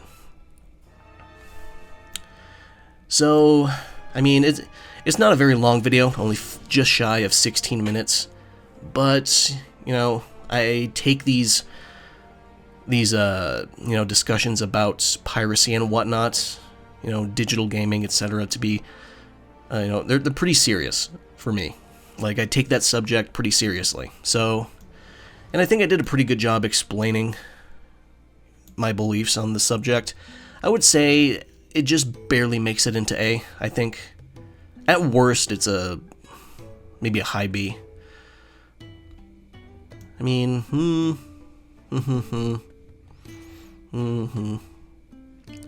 Yeah, we'll put it in a high B. Yeah. Next video. This one's embarrassing. The benefits of bots in Battlefield 2042. I was really ecstatic about the idea of bots in Battlefield 2042, and I honestly kind of still like the idea. But unfortunately, Battlefield 2042, the actual game, ended up being very mediocre. And, you know, even after almost 4 years of being out now, I think, somewhere around there, it hasn't really got any better, and a lot of Battlefield fans don't really play it. But, you know, I always appreciate the presence of bots in games like this, especially when you're actually allowed to play offline with them. Like, it can be fun. It can be, you know, decent practice, especially if actual effort is put into making them seem, you know, kind of lifelike. Beyond that, though, it's not a particularly important video, especially since it aged pretty poorly because 2042 ended up being subpar, so that's going to go in D. After that is thoughts on rumors of Toshihiro Nagoshi leaving Sega. It was only rumors at the time that Nagoshi was leaving for NetEase, and it ended up being true, but like, the thing that I didn't like seeing among Like a Dragon fans was people claiming, oh, the series is going to be negatively impacted, the series is over. But, like, Nagoshi has been pretty hands-off for the most part. Like, I know that he wrote Judgment, and I believe Yakuza Like a Dragon.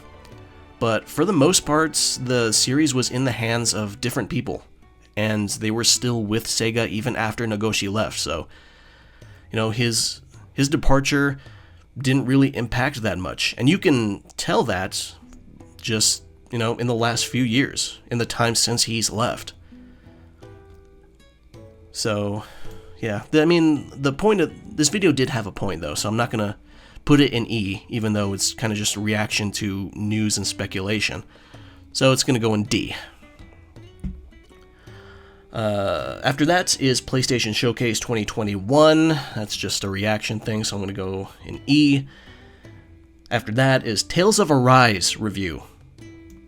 Great art and world and conflicted combat. So, overall, I did like Tales of Arise, and I liked how combat felt in my hands. The problem is that it didn't have a lot of feedback to the player, because enemies did not really react all that much. Every fight, especially boss fight, felt like I was fighting a fucking MMO raid boss that just didn't do anything no matter how hard I hit them. Like, you're just smacking away at them until finally the HP bar hits 0 and then they die. That's like the only real reaction that they give. So, yeah, I like the story of the game. I like the characters. But, you know, it just kind of fell short for me.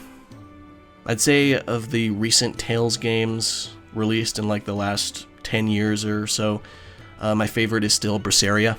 So, yeah. The review itself, I put that like, you know, that's probably a low C, to be honest.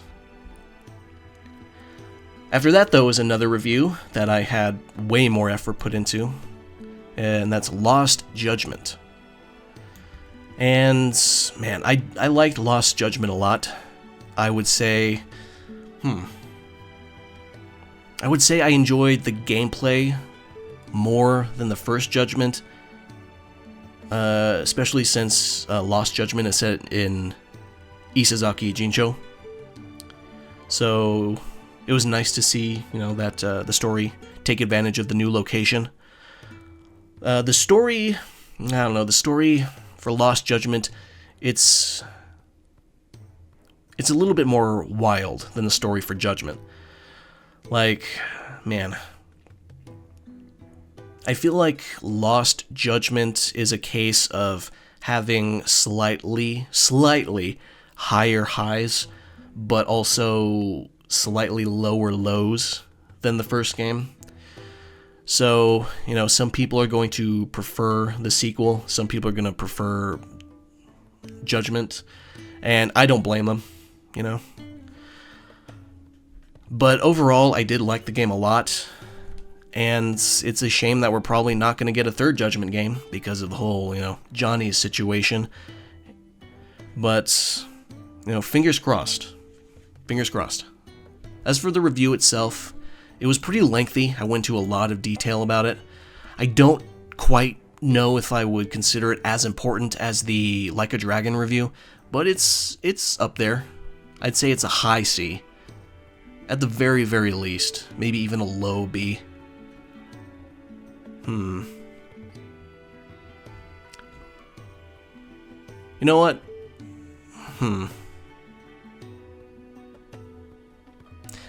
Yeah, you know, I'll be nice to myself. I'll put in a low B.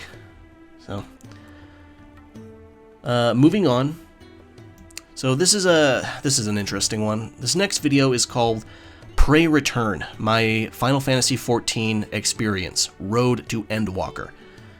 This was my first attempt at making a retrospective video, and unfortunately, I was going by memory way too much. And the end result is a video that is only half as long as it should have been, to be completely and totally honest with you. I mean, it's an hour and 13 minutes, and I suppose in general that is pretty long, but, like, I mean, I covered, you know, playing the beta, playing A Realm Reborn, Heaven's Word, Stormblood, and Shadowbringers. And I should have had more to say, you know, especially about Shadowbringers. Shadowbringers by itself, like, that could be like 45 straight minutes. But, like, I tried to keep it concise, but the end result was me regretting it a lot, because, like, every time I think about this video, I just think about how much I could have and should have said, because in my efforts to keep things brief, I completely skipped over a ton of story and lore shit that I wanted to say, and that's all I can think about now. Like, I did put effort into the video, so even if the final product is very disappointing to me, you know, you can tell that I gave a shit about the topic, at least a little bit, but I don't know, I just see this video and I just feel nothing but regret, because it really should be twice as long if I'm being completely honest with you. So that's gonna go in an upper C, to be honest. Like, there's just too many things I would do differently to be any higher than that. So next up, 1998, the greatest year in gaming. The first of two history videos I would dedicate to specific years. Now, I went into the scripting for this game with a lot of enthusiasm, but as I wrote more and more, I discovered that I don't really like doing the formats of summarizing like 20 or 30 different games for one video. It gets pretty tiring, and it kind of saps my interest away. But I still think about, you know, how insanely cool 1998 was from a quality perspective. So I committed to it. And the end result was a video that I'm pretty proud of, honestly. Like, now, 1998 was such a stacked year that even though the video was an hour and 16, well, actually an hour and 17, it's only 3 seconds shy, an hour and 17 minutes long, it could have been twice the length if I really wanted to. because at the end of the video I have an honorable mentions list that is full of other games that I could have talked about in more detail if I wanted to, and then they honestly would have deserved it. But I mean, for the sake of my sanity, I decided to just focus on the best of the best, the most noteworthy. But for the most part, I'm pretty satisfied with that video, even though it got tiring at the end, so I am going to put it in A. Maybe a low A, but an A regardless. After that, the Game Awards 2021 reaction and thoughts. That's just another event reaction, so that's going to go in E. Completely disposable. After that is the Matrix Awakens analysis. You know, I'll just put that in E as well. I mean, it kind of sort of has more of a point than the other, event reaction videos and shit, but unfortunately, it aged poorly because so far no other game has really taken advantage of Unreal Engine 5 like this demo has, so it fucking doesn't matter. So into E tier it goes. Next up is Final Fantasy XIV Endwalker review. And this is my first time reviewing an MMO. And as you can see, by the 50-minute length, I had a fucking ton to say. And that just goes to show how much more I could have said in my retrospective about the lead up to Endwalker, right next to it, right here. So, yeah. Only like 20 minutes of this review was an actual review, and the remaining 30 was a spoiler talk, which, I mean, I have to go into. Endwalker is the end of a multi-part saga, so, I gotta talk about the spoilers. And what an emotional expansion. I know some people are pretty back and forth with it. I know generally Endwalker is liked overall, but there are some people, a small minority, who absolutely hate it. And honestly, I don't even know why. I see them occasionally, they say that they hate it, and I don't know why, but I mean, their opinion is theirs.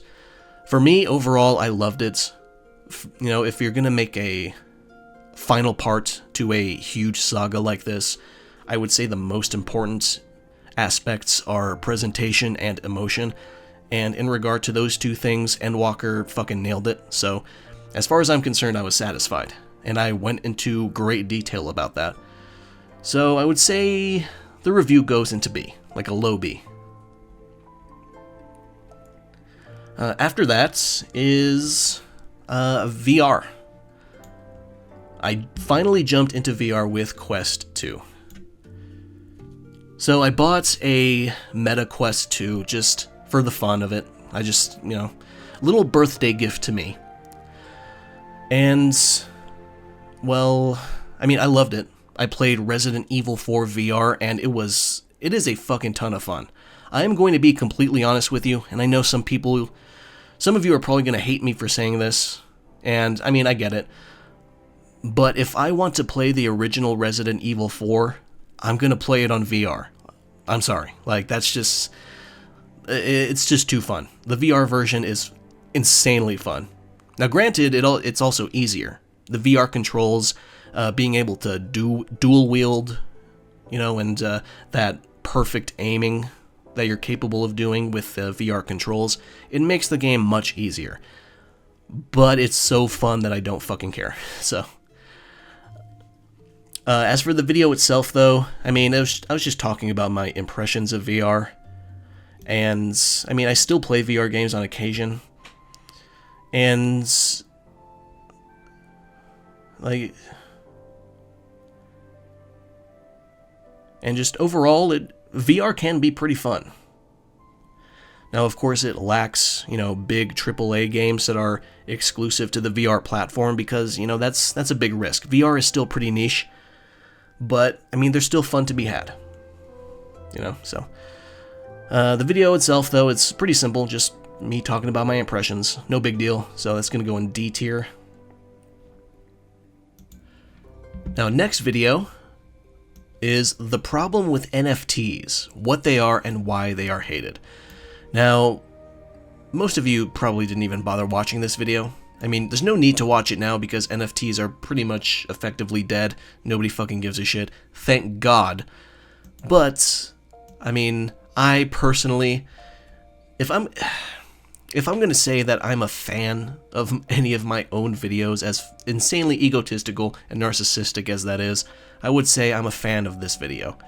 Because, I mean, it's a vent video, kinda, sort of, but I think it's a well-deserved venting, because I was so fucking tired of seeing NFTs and people trying to shove them into everything, especially into video games. I needed to just go all out. I needed to shit all over NFTs for 33 minutes, and I think I did that pretty well. I voiced all of my thoughts about NFTs, why they suck, why they don't work, and, you know, I'm pretty satisfied with it. So, man, I don't know. Part of me wants to put this in S, because this is just a personal favorite of mine, but at the same time, it doesn't really say anything new or interesting. I mean, it is just another vent video about how shitty NFTs are. So I know I'm gonna put it in A. I would say it's an A, but deep in my heart personally, part of me considers it an S. So I'm gonna leave that there. And I'm just gonna say, I'm gonna toot my own horn here and say that I think it was really goddamn funny and clever on my part that the B-roll for this video is Ape Escape gameplay. I think that was super funny on my part. I don't care what anybody else says. I like that. I thought I hit a home run right there, so whatever. Next video, Acquisition Wars 2022, Microsoft, Sony, and the industry's future. You know, this was when Microsoft picked up Blizzard, Activision Blizzard, and Sony responded by picking up Bungie. And, man, I honestly can't even remember what I said in this video, because it all ended up bad. It ended up going to shit. Like, I mean, I suppose there's an argument that Activision Blizzard ended up being a good acquisition for Xbox, kind of, sort of, because they got some pretty big moneymakers now. But for Sony, Bungie, the Bungie purchase is looking worse and worse with every passing month. Oh, God. And it was like, was it $3.7 billion that they spent on Bungie, and that could have gone towards making at least 20 smaller AA games, you know, by just hiring or creating smaller teams within the studios that they already had to make a dozen or two smaller games. And I don't know. I don't give a shit. I don't have to care about a corporation's finances, fucking whatever. D tier. After that is the Sifu review. Man, Sifu came out of nowhere. Like, I was interested in it, but I played it, and that game definitely sunk its claws into me. It got frustrating. It was frustrating at first, but, you know, once I really, like, buckled down and practiced dodging and stuff like that, it became so fun and so satisfying. So, yeah, as for the review, pretty basic, but it gets the point across of how much I enjoy the combats. Really fun game. The video's going to be in C tier. After that is my hopes and concerns for Street Fighter VI.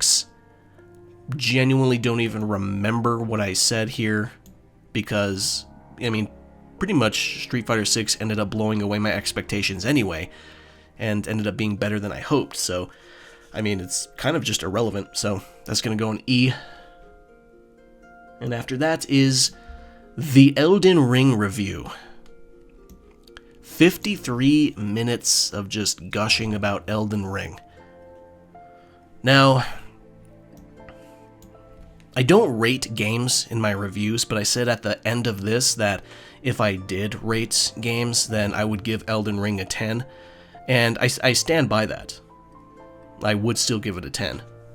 Now, that being said, though, now that I've replayed the game multiple times, several times, I'd say the one weakness that I should have touched on more is that when you want to create a new character and start a new game, it can get pretty tiresome, like mapping out the first few hours of that playthrough, because you have to make a beeline towards the equipment that you want to use so you can create a better jumping off point for your new character, and that does get really tiresome, and that's like the only complaint that really cropped up after I published this review. So that's the only thing I would touch on, that I would add in hindsight now. But otherwise, I still stand by pretty much everything I said. Yeah, there's a lot of repeat bosses, but even if you take out the repeats, I think there's still like some fucking crazy number, like 60 or 70 unique bosses, so that's just a crazy amount. Like, Elden Ring is just like the pinnacle of variety, you know, just insane game. As for the review itself, I'm pretty happy with how detailed it was, and you know, how much I was able to get into it. I would say this is another major step in how my review style evolved. Yeah, I would say like the first real steps were Ghost of Tsushima, and then Like a Dragon, and then all the way to Elden Ring for my review structure and my style, I guess. Yeah, those are pretty important, so it's gonna go in B tier. And immediately after that, I made a video on world design. And that's just 42 minutes of me talking about how great it feels to just explore the lands between. And, you know, even on replays, it is pretty fun to just, you know, get on torrent and ride around sometimes. Like, it's just, the vibes are heavy in Elden Ring. What else can I say? So, yeah, I think that's pretty much a companion piece with the review, so that's going to go in B tier as well. And then after that, we have my top games of 2021. And like I said before, I really like how I ended up making my top games of the year videos, because I really landed on a good template that I like using, so that's going to go in A. And of course, after that is another recap video for year 2, talking about the channel's first milestones. If I remember correctly, we finally got to 1,000 subs, which is a big deal, so that was really cool. So yeah, that's gonna be a low C video, you know. And after that is the importance of emulation. And gosh, this is the first real video I made after getting my gallstone surgery. I had gallstones and they were not gonna get passed, so I had to get surgery to have my gallbladder taken out completely, and that's why I didn't upload a video for a whole month between the world design video and the year 2 recap. So yeah, I quickly made the year 2 recap, and then I made the importance of emulation, which is about gosh, I'm trying to remember. If I remember correctly, it was about why modern consoles need just software emulation support, because like, there are publishers who are re-releasing their old games, not necessarily remastering. Well, some of them remaster, but sometimes they just kind of make an enhanced port, so to speak. So just the old games stay relevant, which is fine. I respect that and appreciate that as well.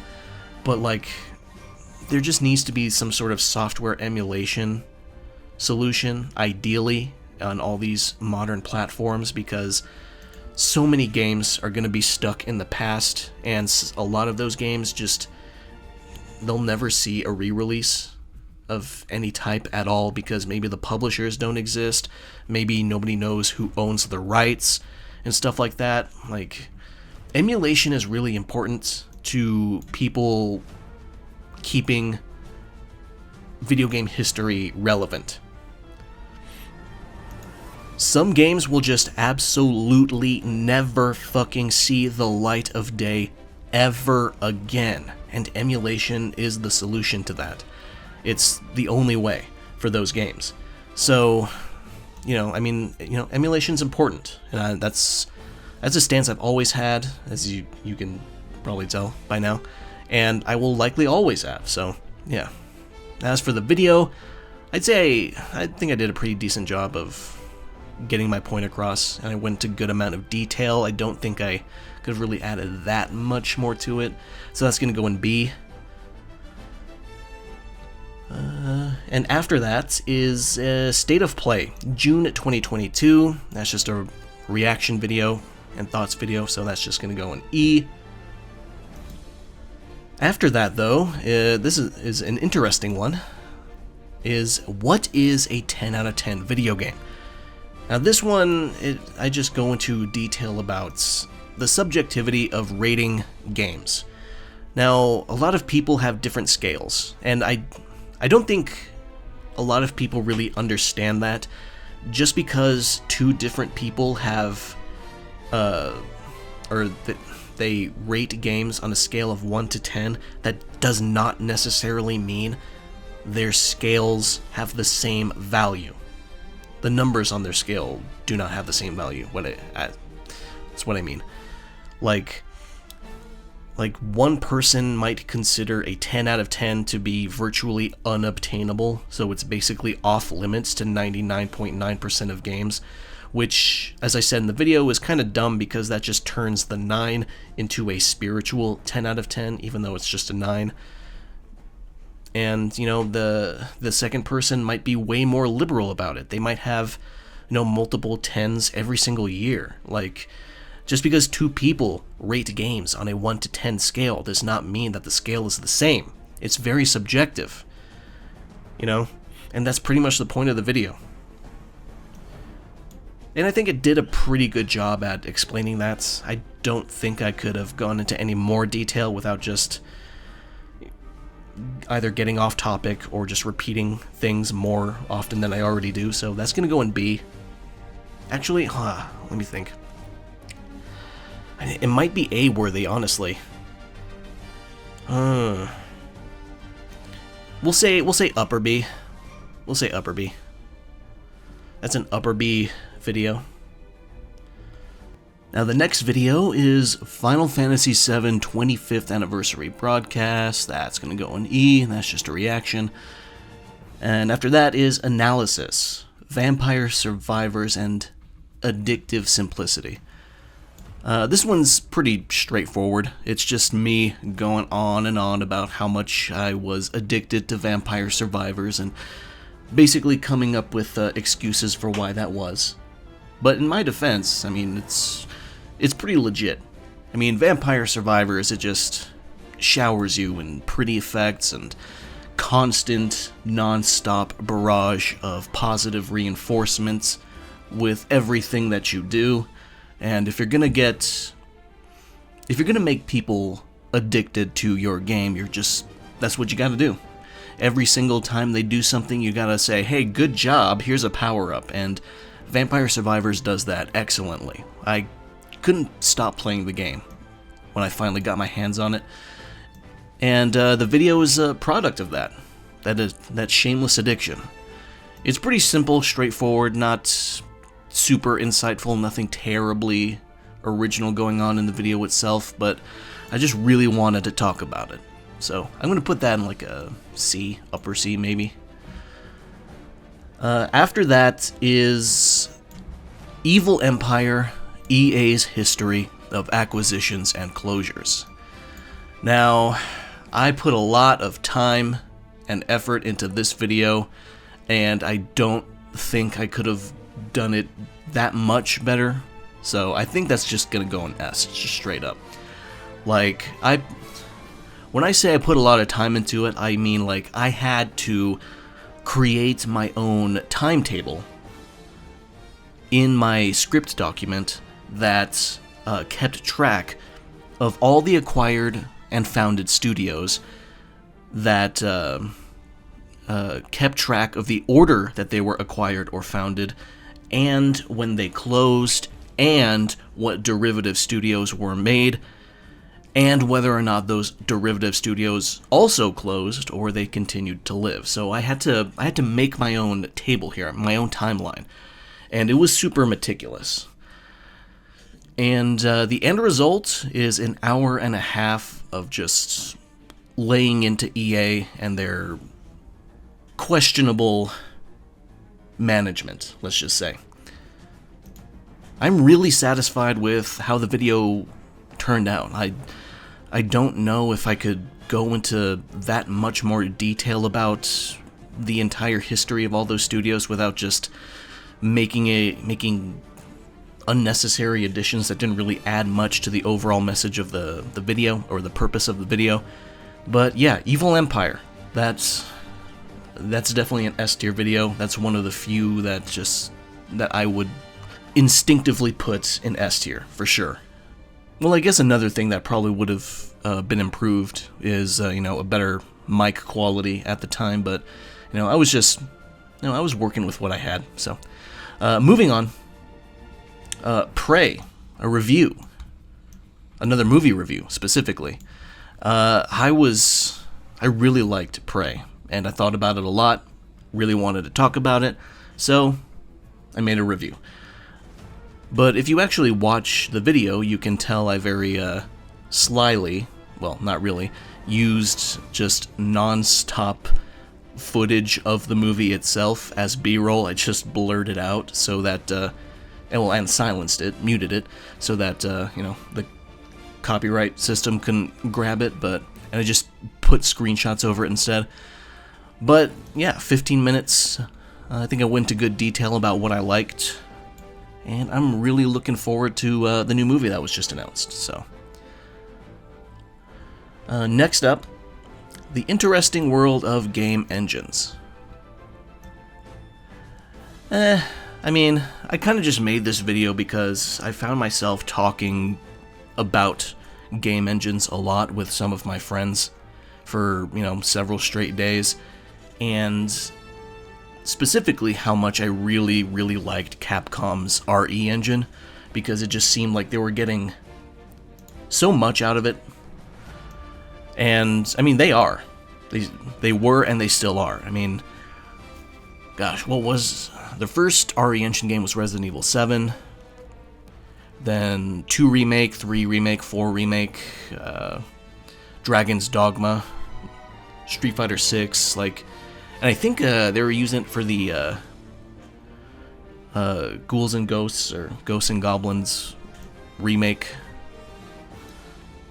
or a sequel. I can't remember what kind of game it was, but yeah, Capcom's getting a lot of mileage out of RE engine, and it really impressed me, and I just wanted to make a video expressing that praise, but I also figured I'd take the opportunity to go into some other game engines whose reputation are maybe not so spotless, like Frostbite. Frostbite works really nice for what it's meant to do, like environmental destructions and just really ambitious gameplay and battles, like large maps and whatnot. But the engine also caused some headaches for other teams, like trying to turn it into a racing game engine for Need for Speed. And then you have Unreal Engine being used everywhere. And I know some people like to say that, Unreal Engine is overused, and I can always tell when a game is using Unreal Engine because they all look and feel the same, which I do not agree with. I think when a person says that, they're completely full of it. If you play Unreal Engine games of a single genre. Like if you play all the first person or third person shooter art UE engine, Unreal Engine games, then yeah, you're probably gonna feel it or notice it, but like, you're not gonna sit there and tell me that Guilty Gear Strive and Assetto Corsa look and feel the same. At the end of the day, engines are just a tool. But as for the video itself, it's just me going on about engines that I like, don't like, or I've read about.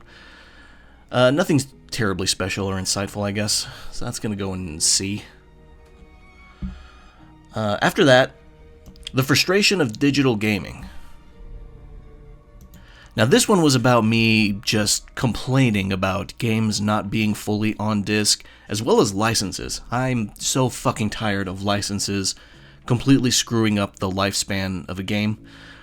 Like you can sort of see here just on the thumbnail that Forza Horizon, I think that's 3 on the thumbnail, and that game was only available for 4 years digitally, and then it was delisted.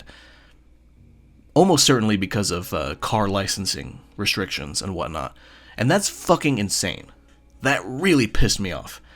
I really wanted to see if I could go back and play the Hot Wheels expansion for Forza Horizon 3, because I really liked 5's Hot Wheels expansion.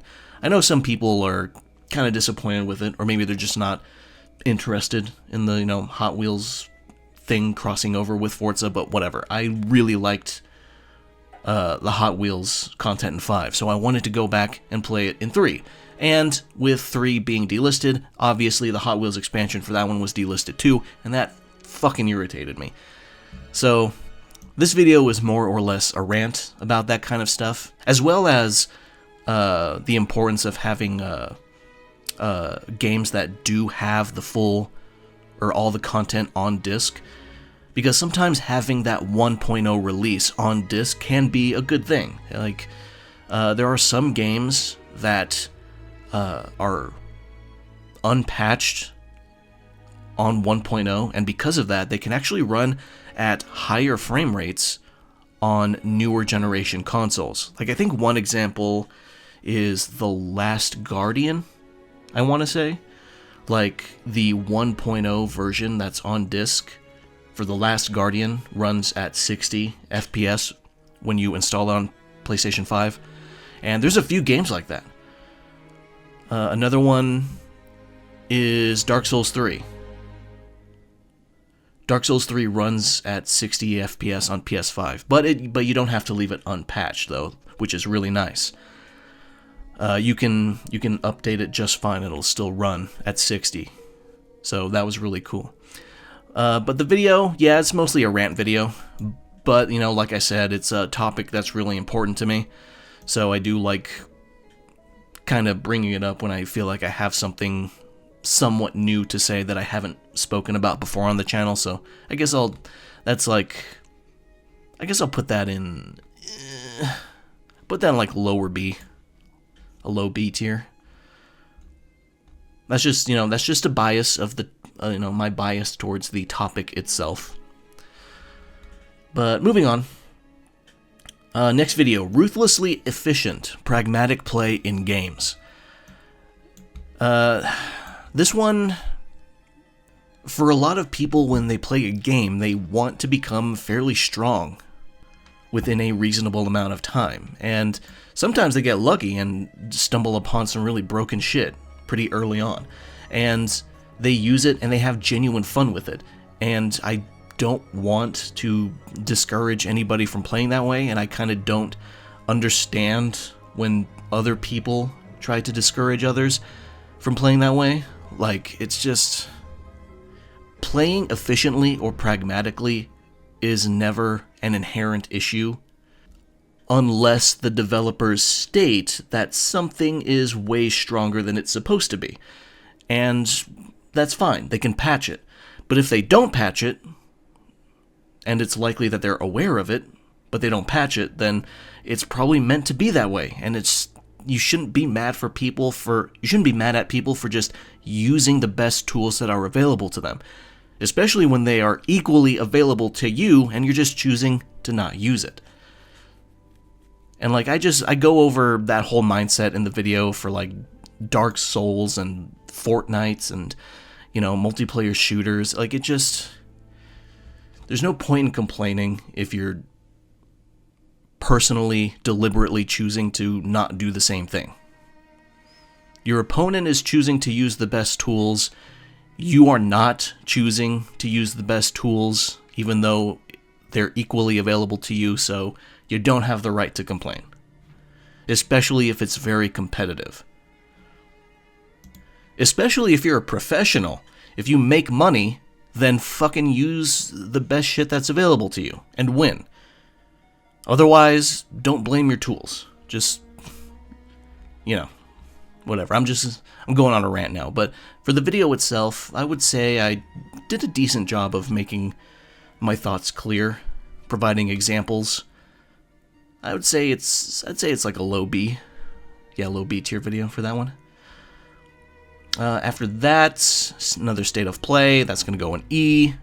Just a disposable little reaction video. And after that, the 7th generation trends, troubles, and pure garbage.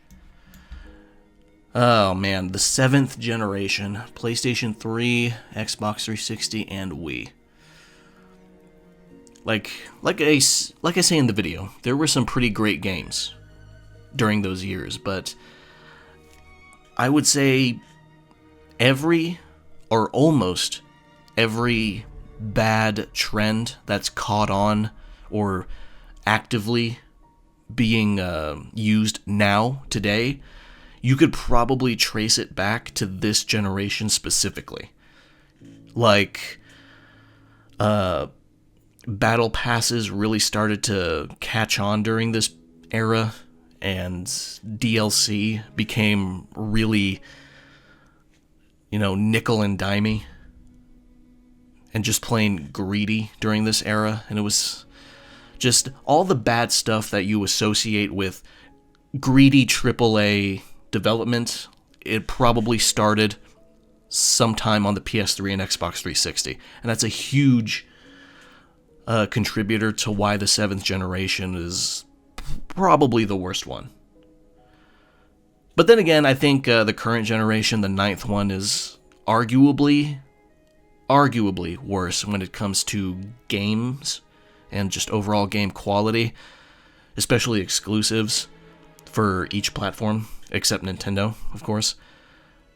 7th generation, it just had some big issues. And despite the video itself being 50 minutes, I actually missed out on a couple of other problems that were pretty prevalent during that period, like linear levels. I think I forgot to talk about games becoming increasingly linear during that time, particularly to prioritize production value and pretty graphics and whatnot. I'd say BioShock Infinite was a pretty good example of that. Like, I remember when Infinite came out, there was a ton of comparisons of like level layouts between System Shock and BioShock Infinite, and it looked pretty bad. And also boss fights. Boss fights during the 7th gen were pretty awful, especially by Western developed games. There was just this awful trend of like Western made action adventure games having boss fights that are literally just you stuck in a room fighting off hordes of normal trash mobs, and maybe like 1 or 2 special elite mobs or something. They weren't real boss fights.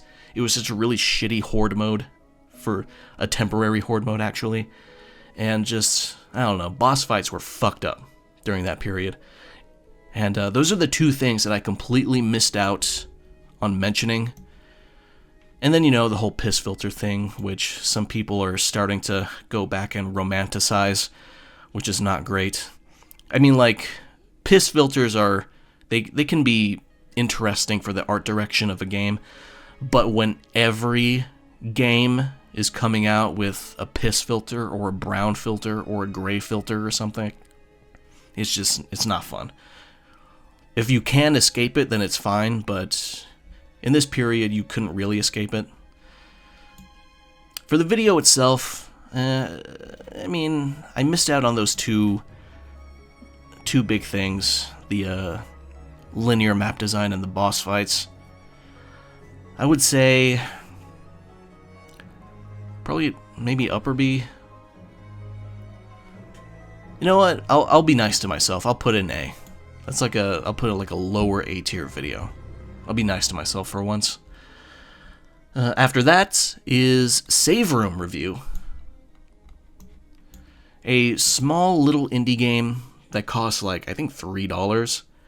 And it's just a puzzle game based on the famous Resident Evil 4 attaché case inventory system, and I fucking loved it. I'm one of those freaks who spends a ton of free time in the attaché case whenever I play Resident Evil 4. And if that's you, then you should play Save Room. It's a short video, it's just shy of 11 minutes, and I had to really stretch it out to achieve that time. If I'm ever going to admit that I do stretch some videos to hit at least 10 minutes, it's going to be now. I do that, I admit. Part of me feels like if I can't get a video to at least 10 minutes, then I have nothing to say at all. But, like, Save Room is such a small game. It took me only like 2 hours to beat all the levels. And, like, you know, I wanted to make a video of it. It was just a really fun, inexpensive little indie game. And, it was worth talking about, you know? So, it's gonna go in C tier. Nothing crazy, but yeah, if you like Resident Evil 4 attaché case, go play that game. After that is another review, Scorn. Now, Scorn was an interesting game. Like, it was, gosh, I did not say this in the review itself, but like, Scorn in some way is almost like an anti-action game. If you've ever played it, you can probably understand what I mean by that. But, I mean, Scorn's greatest strength is its insane art direction. Heavily inspired by, you know, H.R. Giger and the Polish artist, God, I'm gonna fucking butcher his name, because I always butcher his name, Zdzisław Beksinski. The most unfortunately Polish name I ever have to pronounce because he's one of my favorite artists. But yeah, like, I have not played Scorn since I reviewed it. However, it still enters my mind every once in a while, and I still remember some of its areas and just its overall atmosphere and vibe pretty damn vividly. So yeah, it's been about 2.5 years since I touched it. Almost 3, and I can remember it pretty vividly, and that's saying a lot about its art direction. Because when a game has pretty bland art direction, I tend to forget about it pretty soon after I play it, but not Scorn. Scorn is pretty beautiful, but also grotesque. As for the review, I feel like I didn't really say anything particularly insightful in that review. Nothing crazy. I'm gonna put that in C. After that, Silent Hill Transmission, Resident Evil Showcase. That's another basic-ass reaction video, so that's gonna go in E, disposable. And next is We Hired People Who Hate the Source Material. This one, kind of a rant video as well, because, you know, the Halo TV series just came out and people were absolutely slamming it. Now, I didn't watch much of it, but I mean, from what I did see, it was not great. Like, I can understand why some people they were still able to get some enjoyment out of it, but man, I completely understand why some people fucking hated it. And that goes for The Witcher TV show as well, as you can see by Henry Cavill on the left side of the thumbnail here. The Witcher show, that one I did watch. I watched the first 2 seasons, and like every time I would finish the final episode of each of those seasons, I would just walk away from it going, man, Henry did a really good job. and that's pretty much it. So, yeah, it's unfortunate that so many adaptations hire writers and showrunners that really and clearly, obviously, do not care about the source material. Like, they think they're enough of a genius to just go in and reinvent the wheel, or in worst case, they go in with some level of resentment towards the video game medium and think they can do better. And that still hasn't stopped, by the way. When I'm talking about it right now, I'm also including, like, the Like a Dragon series on Amazon. That clearly did not start out as a Like a Dragon show. Like, that was so obviously some random dude, like, in show business had a script for some sort of Yakuza drama and then decided to, like, sneak it in like a fucking Trojan horse into the Like a Dragon franchise as an adaptation. And then you have Devil May Cry, which just came out, and I haven't watched the whole thing, but I'm sure I could fucking go on about that. But yeah, the video itself, mostly just a rant, if I'm being honest. But I think I made one or two decent points in there. We'll put that in C. Well, yeah, let's see. Upper C, I guess. The next video, this is a big one. I have seen my analytics, and statistically, you, the viewer, if you are subscribed to me, then chances are very high that you subscribed because of this video.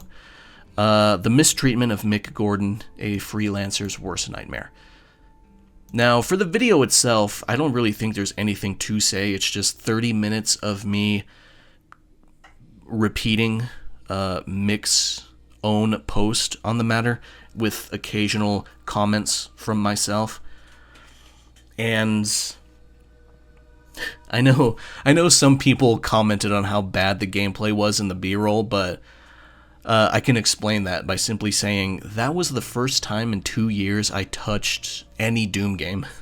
So if you're one of the ones who cried about the gameplay being used in the background, that's because you are watching me play Horde mode for the first time ever after 2.5 years of not touching Doom Eternal at all. So you are watching very, very, very rusty gameplay, and that's why it looks so mediocre.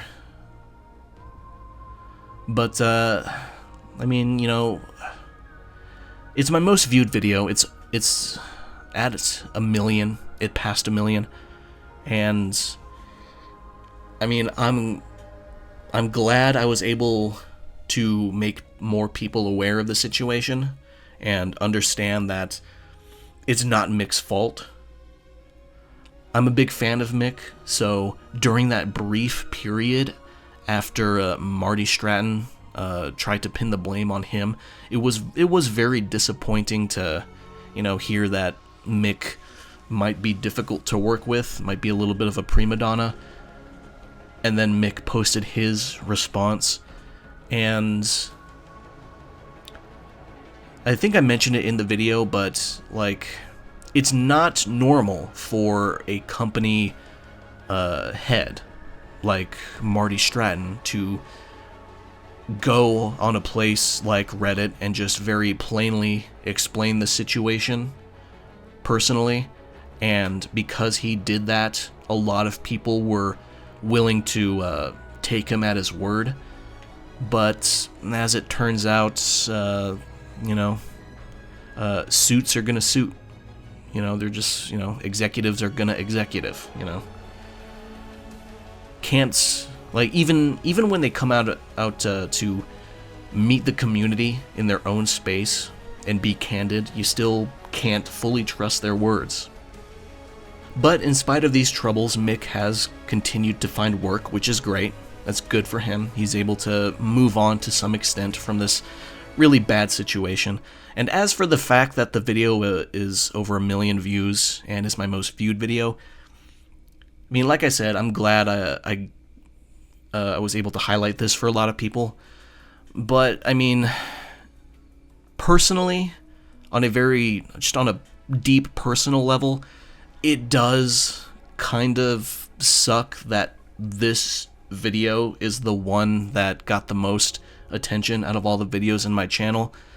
Like I have, by now I have 2 S tier videos, and let me see, 1, 2, 3, 4, 5, 6, 7, 8 A tier videos, and they have absolutely nowhere close to the same amount of views, and I put so much effort into those. Like, I will completely and totally admit that, like, it does kind of suck to have a video about the misfortune of another person being the most viewed video on my channel. But that's just how it is. But, you know, for the video itself, I mean, it's, like I said, it was just me going over the contents of Mixed Message for half an hour. Nothing crazy. That's gonna be like an upper C tier video. After that, though, we're gonna head back to reviews with Pentiment. Pentiment is a very interesting, unique, and awesome game. If you haven't seen it before, it's basically like a point-and-click mystery game. Oh, fuck. But it has a very beautiful art style inspired by illuminated manuscripts from, like, you know, like, gosh, what, 15th century or so, maybe earlier. And this is a game that's just very clearly a passion project for pretty much everyone involved. Not just Josh Sawyer, the director, but also, like, the art director, the music, the composers. Just, the game is oozing passion and sincerity, and it's just a great game. And it also uses fonts as a gameplay mechanic. And that's, I mean, just watch the review if you haven't already. It's really cool. As for the video itself, I mean, for 21 minutes, I tried really fucking hard to sell Pentiment as best as I could. And you know what, for that, I'm going to put in B tier. That's another review I'm going to put in B tier. Lower B, at least. So, yeah. Check out Pentiment if you haven't already. Fucking great game. After that is another review, the Callisto Protocol. Now, if you've been watching my channel for a while now, then you've probably heard me fucking whine about the Callisto Protocol. I've done it a few times. I know, I bring it up every once in a while. In fact, I brought it up in a recent video anyway. Oh god, it was the recent video I did about game prices. I brought up the Callisto Protocol as a negative example, and that, oh man, I just had high hopes for that game, and it ended up being one of the biggest disappointments I've experienced in a solid decade or so, probably. And gosh, as for the review, I'm pretty sure I didn't pull back any punches on expressing that disappointment. Like, the game is just linear. Like, the game is beautiful. Let's start off with that.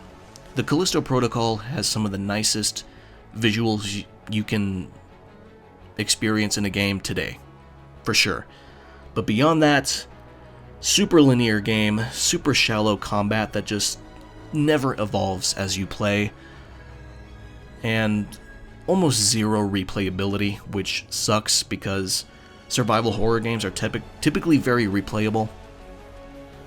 And like, it was so obvious that the game was pushed out so we could get a head start on the Dead Space remake that we will talk about in a minute or two. But man, the Callisto Protocol is just, huge disappointment. I mean, as a video though, I think I should put it in B tier simply because I feel like I should put a review expressing disappointment up here. Yeah, because the only game where I express disappointment in a review in B tier is Cyberpunk 2077, the launch version. But even then, I concede that it has a lot of potential and updates could save it, which it did. So I want to even things out. I don't want everything to be positive in the B tier reviews. So yeah, I'll put it in B tier. I'll put my Callisto Protocol review in B tier. Probably a lower B, though. After that, the Game Awards 2022, reaction and thoughts, that's E, disposable. And then another review, Crisis Core Final Fantasy VII Reunion. Great remaster. I really loved it. Like it's another one of those, quote, remaster, remake things where they sort of just paste new visual assets over the old game, as well as new voice acting files. And the end result is really great, though. Like, the big problem with the original Crisis Core is the fact that it's on the PSP. So you're missing one analog stick and 2 more shoulder buttons that would be really useful to have, as well as a bunch of other quality of life stuff that Crisis Core Reunion adds, and it just makes the whole experience so much smoother and nicer and more fun. It's just a really great visual remake, so to speak. So, yeah, I'm gonna put that review in. I'd say that's like an upper C for sure. And of course, you know, about the story, Crisis Core. The job of Crisis Core's story, first and foremost, is to just get the player to like Zack. And I would say, for the most part, it did a pretty good job of that. Especially since the story, whether it's on purpose or not, kind of frames Zack to be the only normal dude surrounded by Final Fantasy bullshit going on around him, which is pretty funny. But, I mean, it helped. It makes him more personable, more relatable, and, yeah, I really like it. I liked it. I liked Crisis Core Reunion a lot. Next video is There's Nothing Else to Play. This is another video that's kind of a rant video, and it's me going over how sick I am of hearing the phrase, there's nothing else to play, regarding video games, because that's just not fucking true.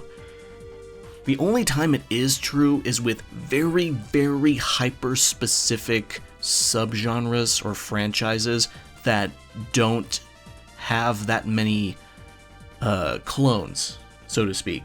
Like, I made that video recently about Bethesda RPGs, which I'll get to eventually. And, like, I can understand people complaining about a lack of Bethesda RPGs, because that's such a hyper-specific game. But, I mean, nobody's holding a gun to your head telling you that that's the only game that you have to play. There are other games that can likely hit you real deep and scratch certain itches in different ways. And, like, video games it's such a huge medium now. Like, there are hundreds, if not thousands, of games coming out every year at this point, and there's something out there for you.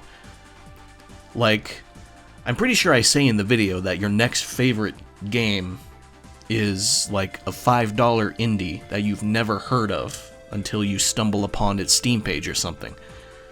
And that could very well be true. You'll never know unless you go out and fucking look for it. But I also end this video with, God, I think it was like 52 different game recommendations of like a whole bunch of different genres. And, you know, for basically what is essentially a rant video. I think I did a pretty decent job of going into detail about, how to find more games to look for. Or how to find more games to play. So, specifically, I'm pretty sure I mentioned, going to specific news sites. I think I brought up, Gamatsu and OpenCritic. And I'm pretty sure I mentioned just casually browsing Steam as well, because Steam has the excellent tag system. If there's a specific genre or gameplay style that you want to look up, you can just go on Steam and look up that tag. And it's super helpful. I do that myself, every month or two. And I have a wish list of 218 games already. It's fucking ridiculous. I should probably trim it down, but yeah. The whole idea of that there's nothing left to play, this just complete fucking nonsense. So yeah, I'd say that's a lower B tier video. Pretty satisfied with it. After that, my most anticipated games of 2023. I kind of just made that video for the sake of making it. I mean, everybody's got their anticipated lists. But, the one big issue with making anticipated lists is the fact that so many games do not get a release date. And some of them don't even get announced, even though they get released in that same year. So, obviously, there's going to be a ton of surprises. So, but yeah, I'd say that's D tier. It's not as disposable as the E tier stuff, but I kind of just made it to fill up space. After that is video game completionism, compulsion, and the fear of missing out. Now, compulsive gameplay, or compulsive game playing, that's something that I think about somewhat often, or regularly. And, I just wanted to talk about it, especially achievement hunters. Now, I'm not talking about people who play through a game and enjoy it normally on the first playthrough and then go back and get all the trophies. I'm talking about the real fucking psychos that play a game specifically for the trophies. They don't actually give a shit about the gameplay or the story or the graphics. They don't care if they genuinely enjoy it, because the enjoyment comes from getting the trophies. Those total weirdos. Those are the guys that I think about. And they're the ones who inspired me to make that video. And, despite my obvious lack of, formal psychology education, I think I did a pretty decent job of explaining, the different types of compulsion that people feel when playing video games. Because, I've seen them all. The compulsive enjoyment, non-compulsive enjoyment, compulsive non-enjoyment, and non-compulsive non-enjoyment. That's the graph that I made for the end of that video. It's very simplified, don't take it as gospel or anything, but I've seen it all, and it's just something I thought about pretty frequently. I wanted to make a video on it. I think I did okay. It would be better if I had actual psychology education, but I would say that's a low B video. Next up is another review for Dead Space, the remake. And, man, what a good game. What a good remake. The biggest and most significant and impactful change is just, the fact that you can actually go back to previous areas of the Ishimura and, actually explore like it's a regular survival horror game. That's so good. That's amazing. The Dead Space remake does everything that it feasibly can to make exploration more important and rewarding, and that is so good. That is great. And it still manages to keep the combat investing. The weapons feel great. The graphics are beautiful. It's the sound effects and the sound design is immaculate. Like, if you played the original game, then you know that the sound effects and sound design are arguably the most important part of that game. And they carry that over with into the remake, too, and that's fucking awesome. And then there's the peeling system. Oh, God. That's fucking gruesome shit. Fucking peeling off layers of the necromorph's flesh, just like piece by piece. That's, disgusting. In a good way. But yeah, other than that, though, pretty basic review. I mean, it's a pretty long one, 35 minutes, but I went into good detail about how much I've just fucking loved it. Excellent remake. And unfortunately, Dead Space was kind of forgotten about in the Game of the Year discussions at the end of 2023, which is really disappointing. Because, you know, it released in January and a lot of people forgot about it by the time, like, November and December came around. But not me. I did not forget. But that, and also, of course, there's comparisons to the Callisto Protocol.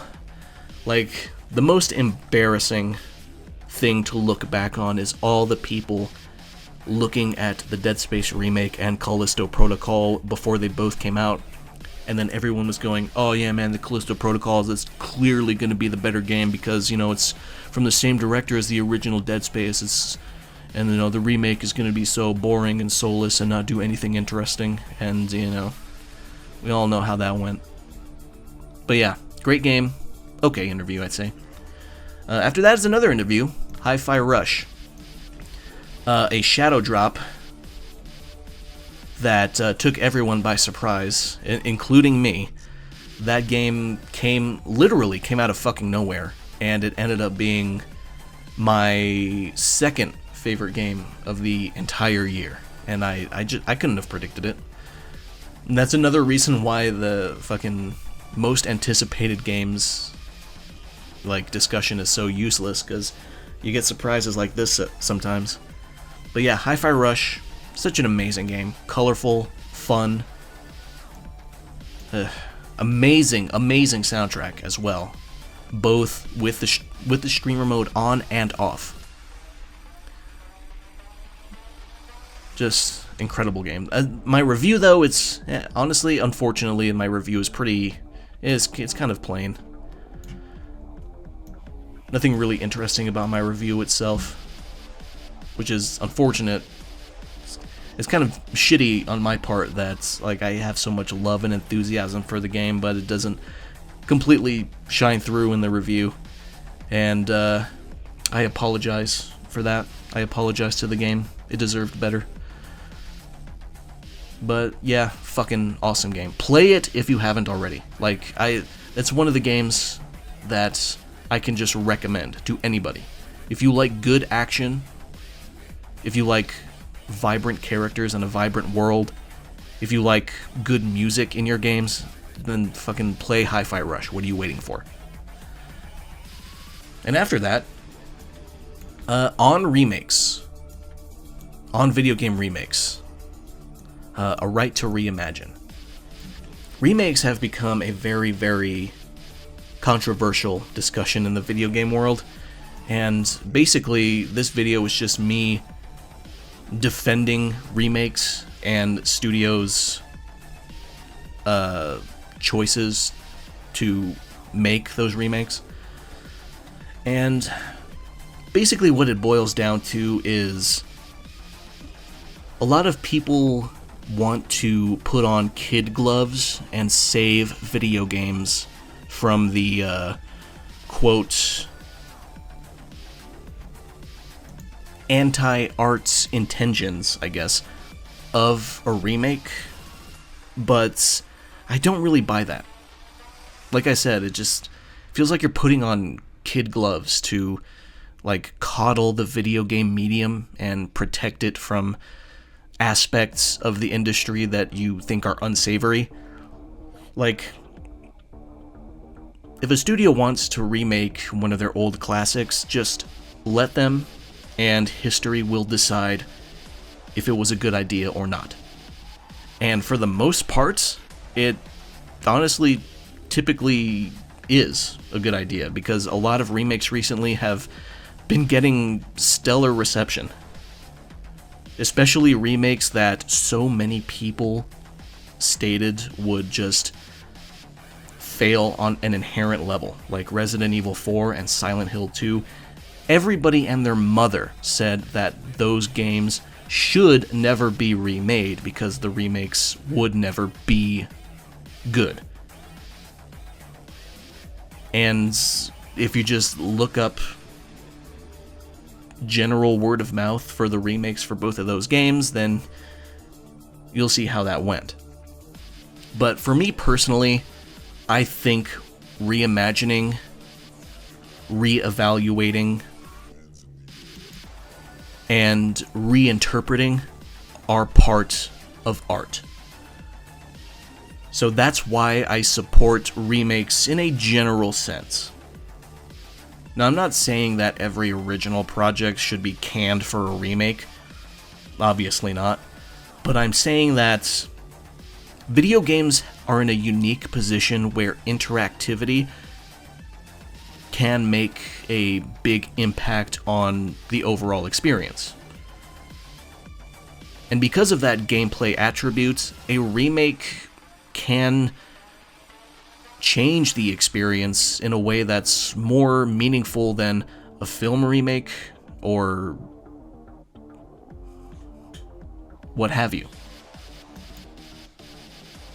A lot of anti-remake people tend to outright refuse to adopt the whole "holy shit, two cakes" positive outlook, and I just don't see the point in being so dour about it like that, you know? Just, I mean, if you think video games are art, or if you just, have any semblance of respect for the medium at all, then just let it grow in any particular direction it wants to grow in, and if mistakes are made, then,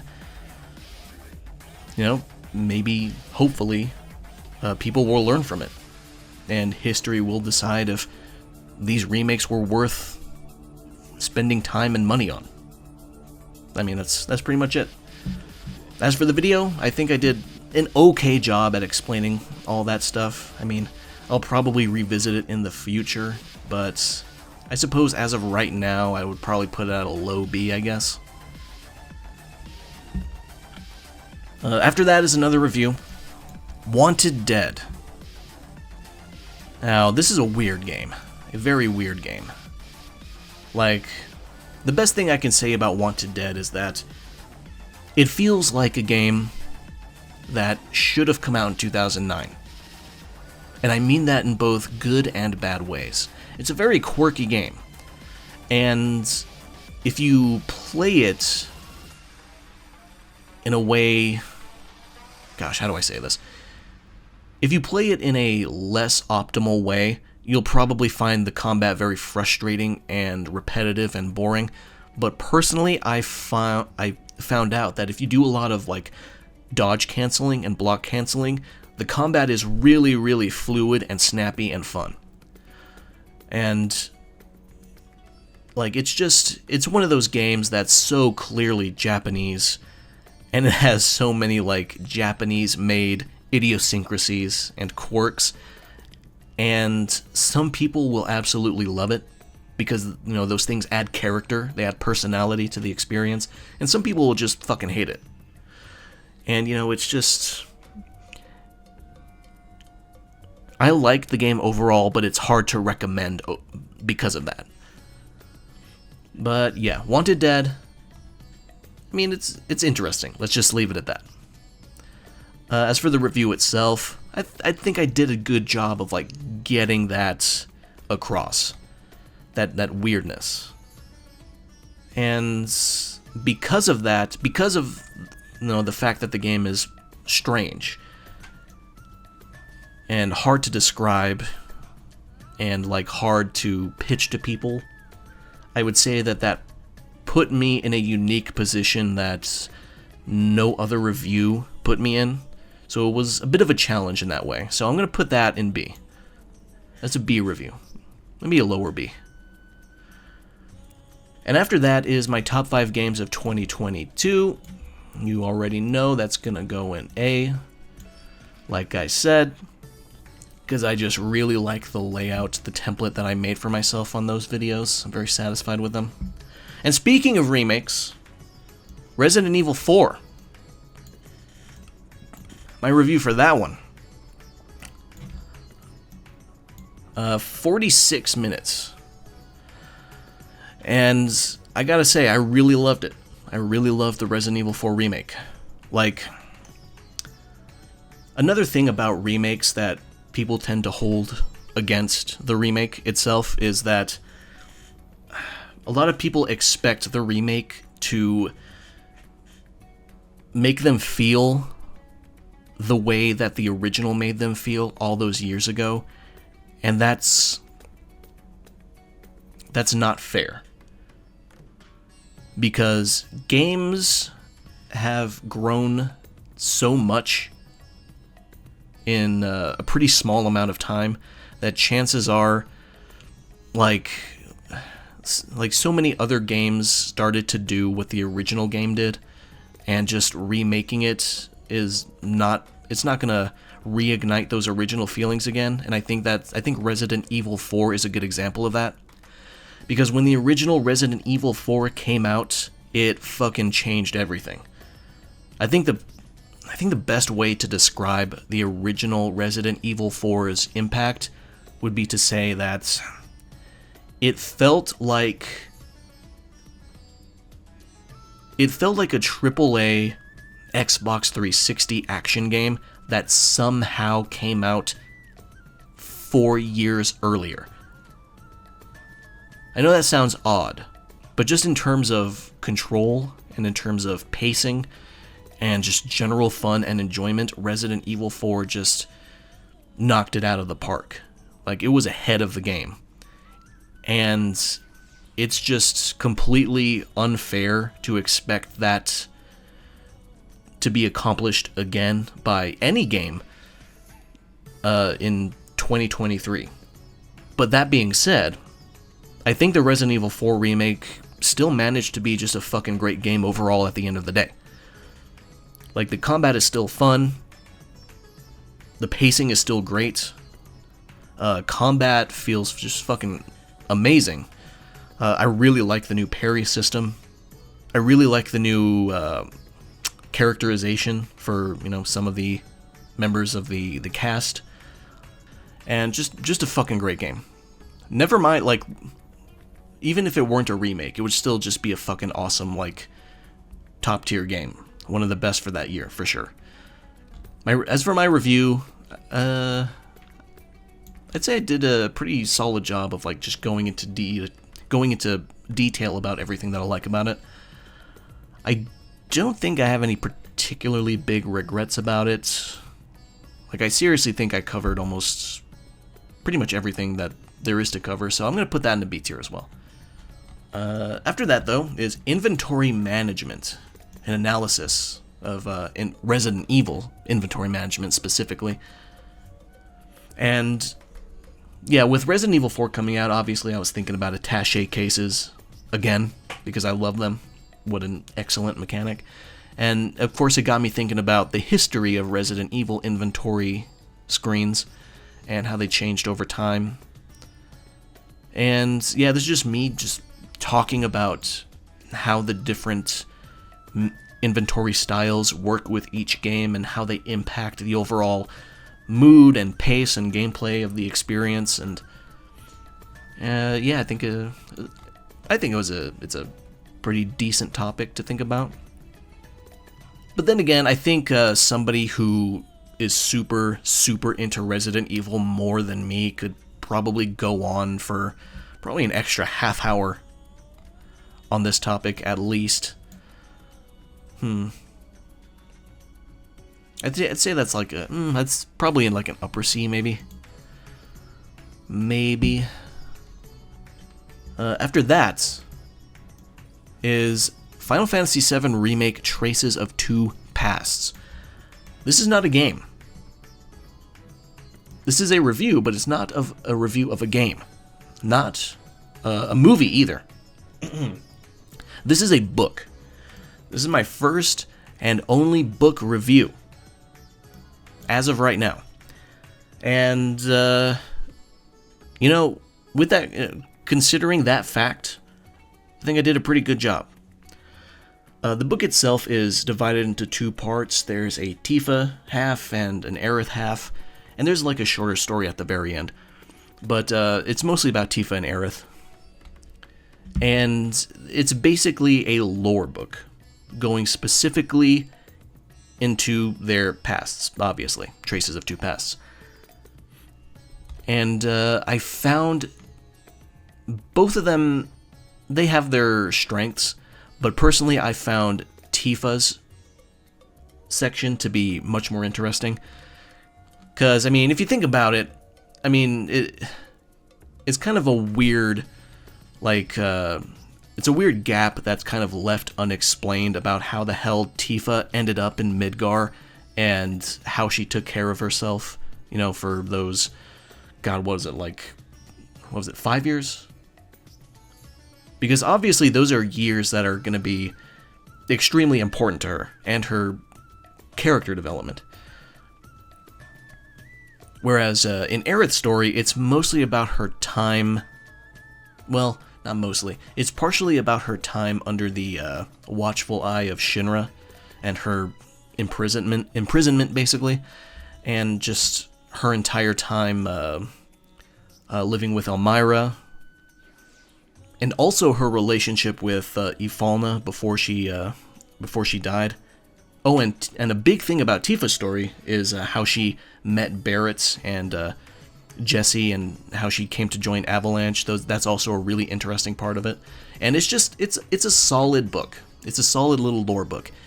If you like Final Fantasy VII, specifically the remake project, and you like Tifa and Aerith as characters in general, then you should check it out. I mean, you probably already did, but if you haven't, you should give it a try.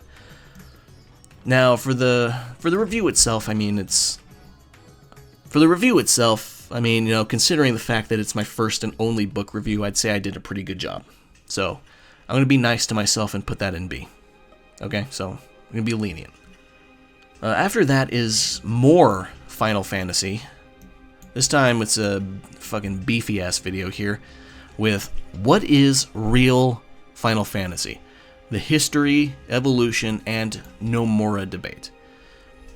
So this is a video that's, you know, probably gonna, you know, it's full of some hot takes that, depending on what kind of Final Fantasy fan you are, you might watch this video and then end up writing like a 10,000 word essay disagreeing vehemently about every little thing that I say. But you know what? I stand by it.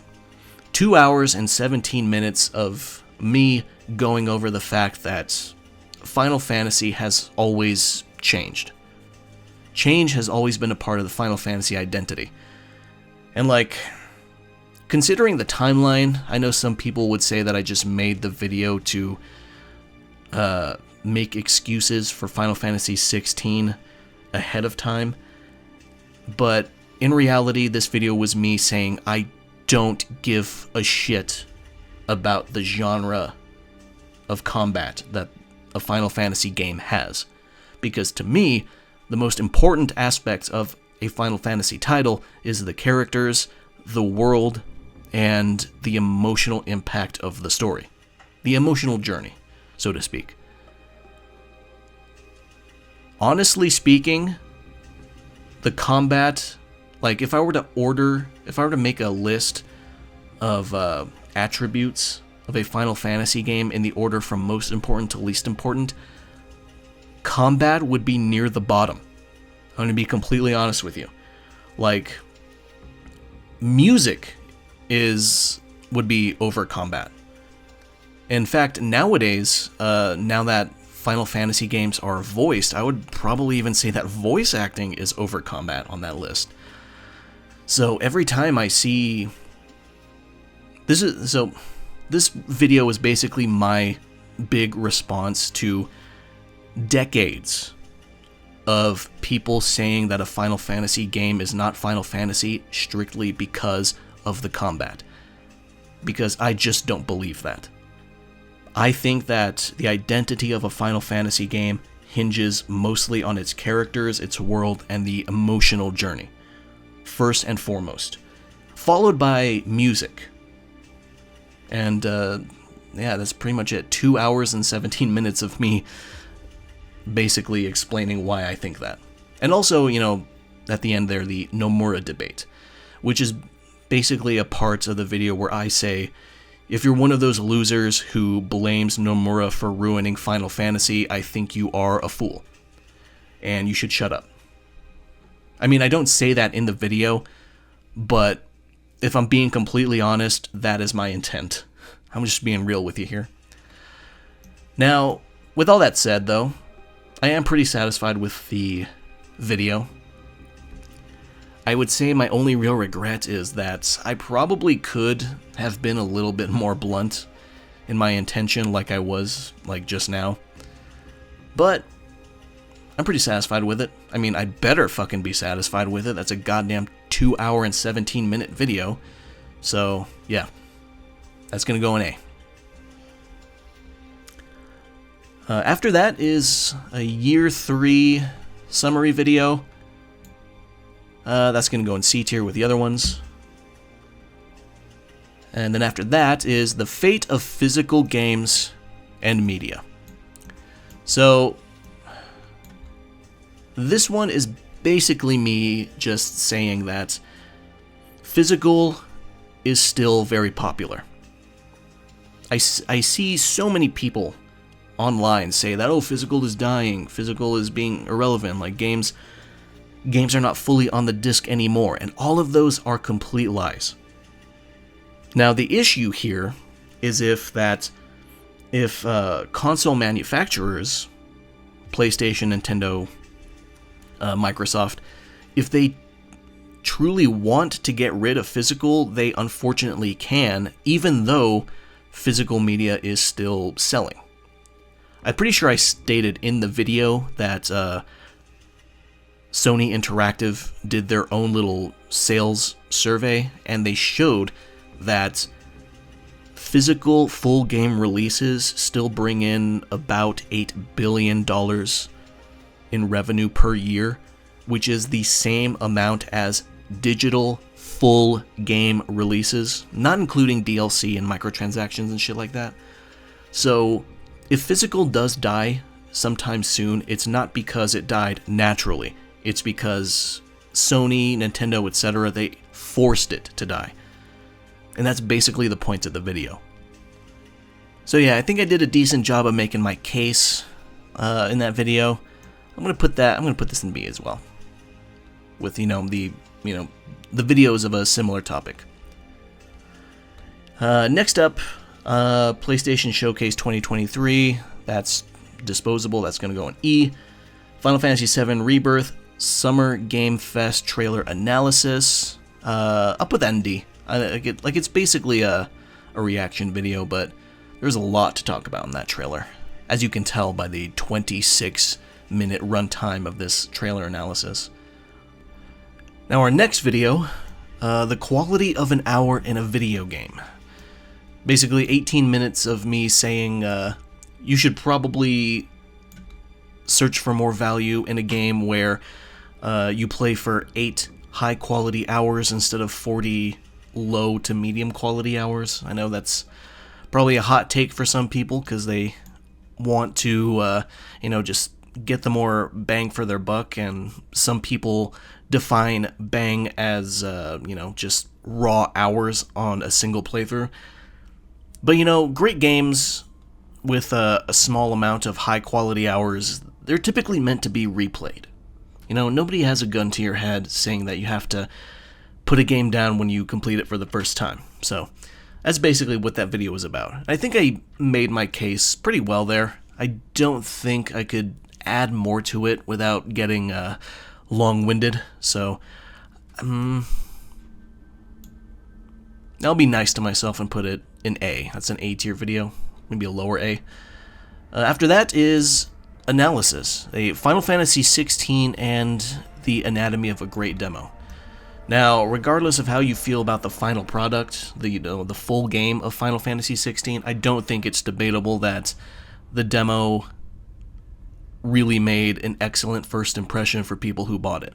Like, it did everything correctly. It started off at the very beginning of the story, which was huge and emotional and explosive in its own right, and it ended on a huge cliffhanger that made you want to see more. But the coolest thing that it did is that it was basically 2 demos in one. It was the beginning of the story, and it was a combat demo that takes place a few hours later into the game. So you have a more complex combat to experiment with. Specifically a dungeon and a boss fight against Benedicta. And yeah, I think I did a pretty good job there. A decent job of explaining myself in that one. I'd say that's a B tier video. But after that, though, is the review of Final Fantasy XVI. And for a while, it was the longest review I ever made, at just over an hour. And man, there's a lot to say about it. I mean, excellent visuals, really addicting combat, but also a little simplified, a little streamlined, you know. I feel like the combat would have done better if you either shortened or removed the cooldowns and built the combat experience around that fact, and also add like 1, maybe 2 more special abilities per icon attack chart, you know. The biggest weakness for the game, though, was the side quests. The side quests, I mean, they add a lot to the world. The side quests are really lore heavy, but mechanically they don't really add much. You know, they don't introduce new enemies. They don't take you to new dungeons. So yeah, that was probably the biggest downside. And I suppose the difficulty as well. I mean, the game, for people who are used to playing action games, it does get pretty easy.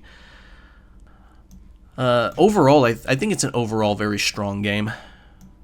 And again, you know, I don't define Final Fantasy by its combat. I define it, like I said earlier, to me, Final Fantasy is characters, world, and the emotional journey. And for the most part, I would say Final Fantasy XVI hit all 3 of those. It's just everything underneath that is a little bit more of a mixed bag. Overall, I really liked it. The review, really in-depth, as you can tell by the fucking hour-long runtime. Man, I don't know. Man, that's so much effort I put into it. I'm gonna put it at upper B, and that's an upper B tier. Almost a lower A, maybe. I don't know. Hard to say, but at the very least, I'd say it's a upper B for sure. After that is the lifespan of an online game. This is a topic that I've been thinking about pretty frequently. You know, just why do online games die? You know? Like the thumbnail mentions, you know, no offline mode, a really boring meta, bad matchmaking. Those are all huge factors. And those are the primary ones I went to the video. You know, just 20 minutes of, you know, just going on about why some multiplayer games just die quickly, or perhaps they last a decently long time and get one bad update and then plummet. Nothing super crazy, nothing really insightful in that one, but you know, it was a topic I was thinking about for a while, so I'll put that in C. Next video, bad versus disappointing and mismatched expectations. You know, basically what it says on the tin there. The difference between bad and disappointing. Because, you know, it is possible to really love a game and still be disappointed by it. It's kind of a shitty feeling, but it is possible. But, yeah, it's a pretty basic video. Honestly, you know what? I kind of made this video just for the sake of making it. It's not a super huge or insightful topic.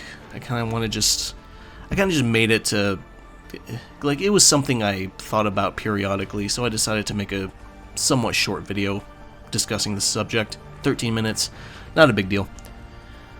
And after that, Larian and Baldur's Gate 3 versus the AAA standard. Now, I know Larian's case is very unique, and a lot of people will say that Baldur's Gate 3 is kind of a miracle. It's like, it was a miracle that it got made and it released at such high quality. And they are right. It is quite a miracle that it ended up being as good as it was. And you can't expect all AAA games to reach that standard. But at the same time, it kind of feels like it shouldn't be that rare. If you know how many years and how many precious dollars are spent on other AAA RPGs, it is kind of silly that an experience as great as Baldur's Gate 3 is so incredibly rare. It feels like a game like this should be coming out at least once every other year, if not once a year, period. And that's basically the point of the video. Like, yeah, Baldur's Gate 3 is almost a unicorn, but I don't think it should be, to be honest. You know, it's just the AAA sector has a lot of red tape, a lot of bureaucracy. You know, just have to get permission from the boss, who gets permission from his boss, who gets permission from their boss, and you know, that kind of shit it gets in the way of the really good ideas. The interesting ideas, at least. Maybe even the risky ones. But yeah, for the video, honestly not really insightful on my part. It's just something that everyone was talking about, and I decided to throw in my 2 cents real quick. So that's going to be a C tier video, maybe a lower C, almost a D. But I'd say it just barely escapes being a D tier video. After that, RPGs that punish grinding. Now, this is something I thought about periodically for years. Just RPGs that don't like it when you grind. And, I mean, it's pretty self-explanatory. I go over several different videos, or games in the video, that punish grinding in different ways.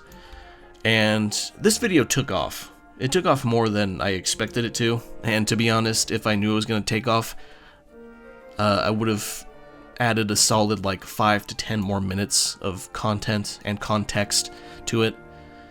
Now, I'm not gonna lie, I made the video expecting it to take off, because I knew that that title plus this thumbnail with the green arrow crossed out and the last remnant in the background, I had a feeling that would get grabbed up by the algorithm, but the algorithm favored it more than I anticipated, so if I knew I was going to get so many videos on it, I definitely would have added more, because it is an interesting subject. As for the video itself, I'm satisfied. I like the content, or not, the concept, rather, and the idea, but I do really wish I went into more detail in it, so because of that, I'm not going to put it in B. It's not, doesn't reach B, in my opinion. I'm going to put that in C. Probably upper C, maybe. After that is reviews. First is Armored Core 6 Fires of Rubicon review. What a great game. What a great, fun, badass game. That had at least 2 bosses. Well, actually, probably like 4 bosses that really filtered a lot of people coming from Souls games, expecting Armored Core to play like Souls for some fucking reason. But yeah, Armored Core 6 ended up being really great. Lots of customization, really cool fights, really satisfying combats, really interesting lore and setting. I mean, you know, very depressing setting, but really interesting nonetheless. Just a great game overall, and I'm really satisfied with how I did the review. You know, 42 minutes and 51 seconds. You know what, I think I think that's a B tier review overall. I was really happy with it. I don't think I would have anything that I want to add to it. I mean, at most, I would probably touch on nerfs that certain pieces of equipment got, like the Zims. But, I mean, those were fucking crazy strong to begin with, so those getting nerfed was not really a surprise. Yeah, I'd say that's a B tier review, B tier video. At the very least, a lower B.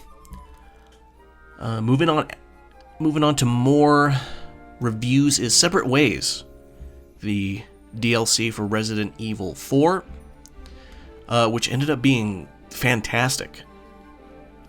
Solid, like, what, 5 hours? Right around there? For like, God, what was it? Was it $10?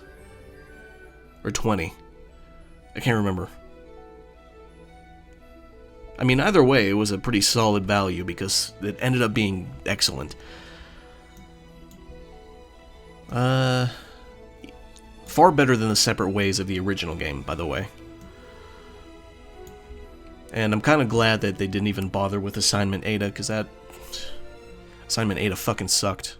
I mean, you know, no shade to anybody who did like Assignment Ada. I mean, you know, more Ada is not a bad thing, inherently, but Assignment Ada was definitely not great and not really worth bothering with when you had Separate Ways right there. As for the review, I mean, it's only 15 minutes. No, I don't think I said anything particularly incredible, but I don't think I could go much longer on it without being long-winded, so I'd say that's a C tier video.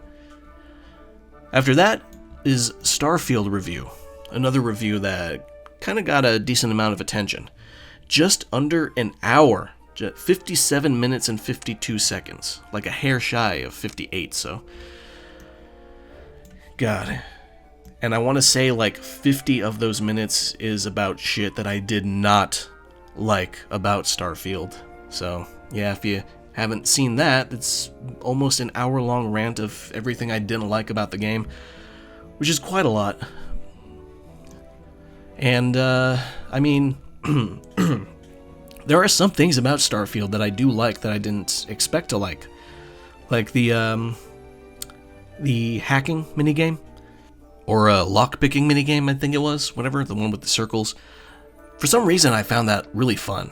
It's like a hyper-specific puzzle that, like, hits me specifically for some reason.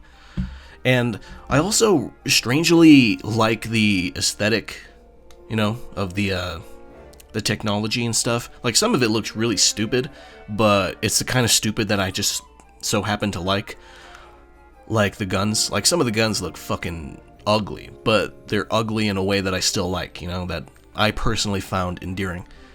And, you know, there's that whole, like, retro sci-fi sort of VHS kind of look that they're going for with the UI and stuff like that. I really like that. And that's basically where my enjoyment with Starfield ends. It's just, it's a lot. It's a lot. I mean, the closest I've come to, like, a super negative review is the Callisto Protocol. But, I mean, that one was only half the length. Like, Starfield is the longest review I've written for a game that I don't like. And it's probably going to stay like that for a while. Let's see. I think because of that, I'll put it in B.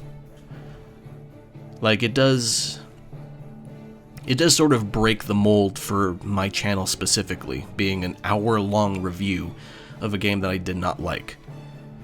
So, yeah. Yeah, I'll put that in B. After that is another video that Starfield led me to make, and that's the benefits of minigames. Now, minigames is something that I've grown to appreciate as time went on. Like, especially for open world games.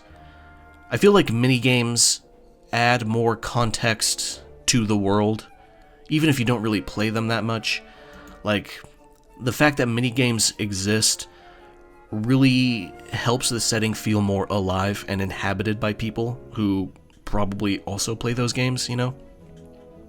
So minigames don't just add, playtime hours. They add a sort of like implicit lore, so to speak. And I really, I've grown to like that aspect of the inclusion of minigames, you know? Like, it especially helps a lot when NPCs around the game are actually talking about the minigames, you know? So, like, it cements that whole, like, lived-in universe, that feeling. So, I mean, at 17 minutes and 31 seconds, I wouldn't say I went into extreme detail on it, though. I'd say it's like an upper C video. Upper C tier, almost B. For sure. After that, The Rotting of Bungie. A show of woeful management.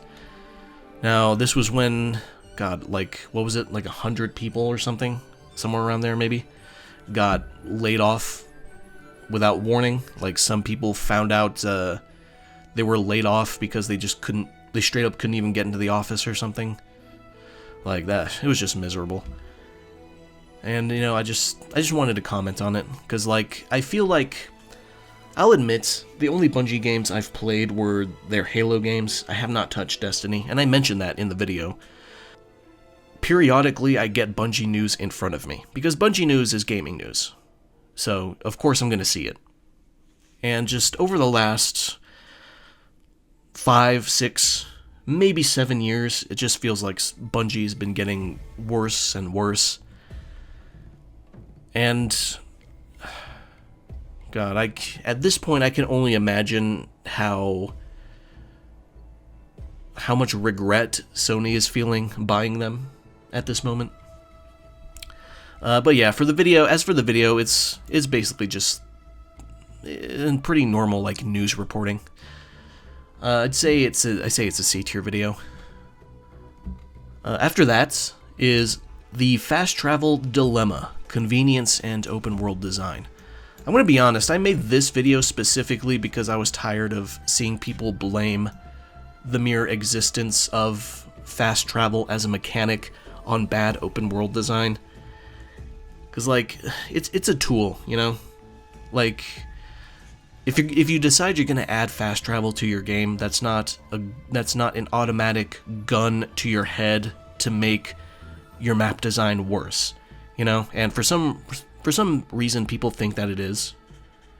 And I hate that. I hated that conversation. I hate those comments.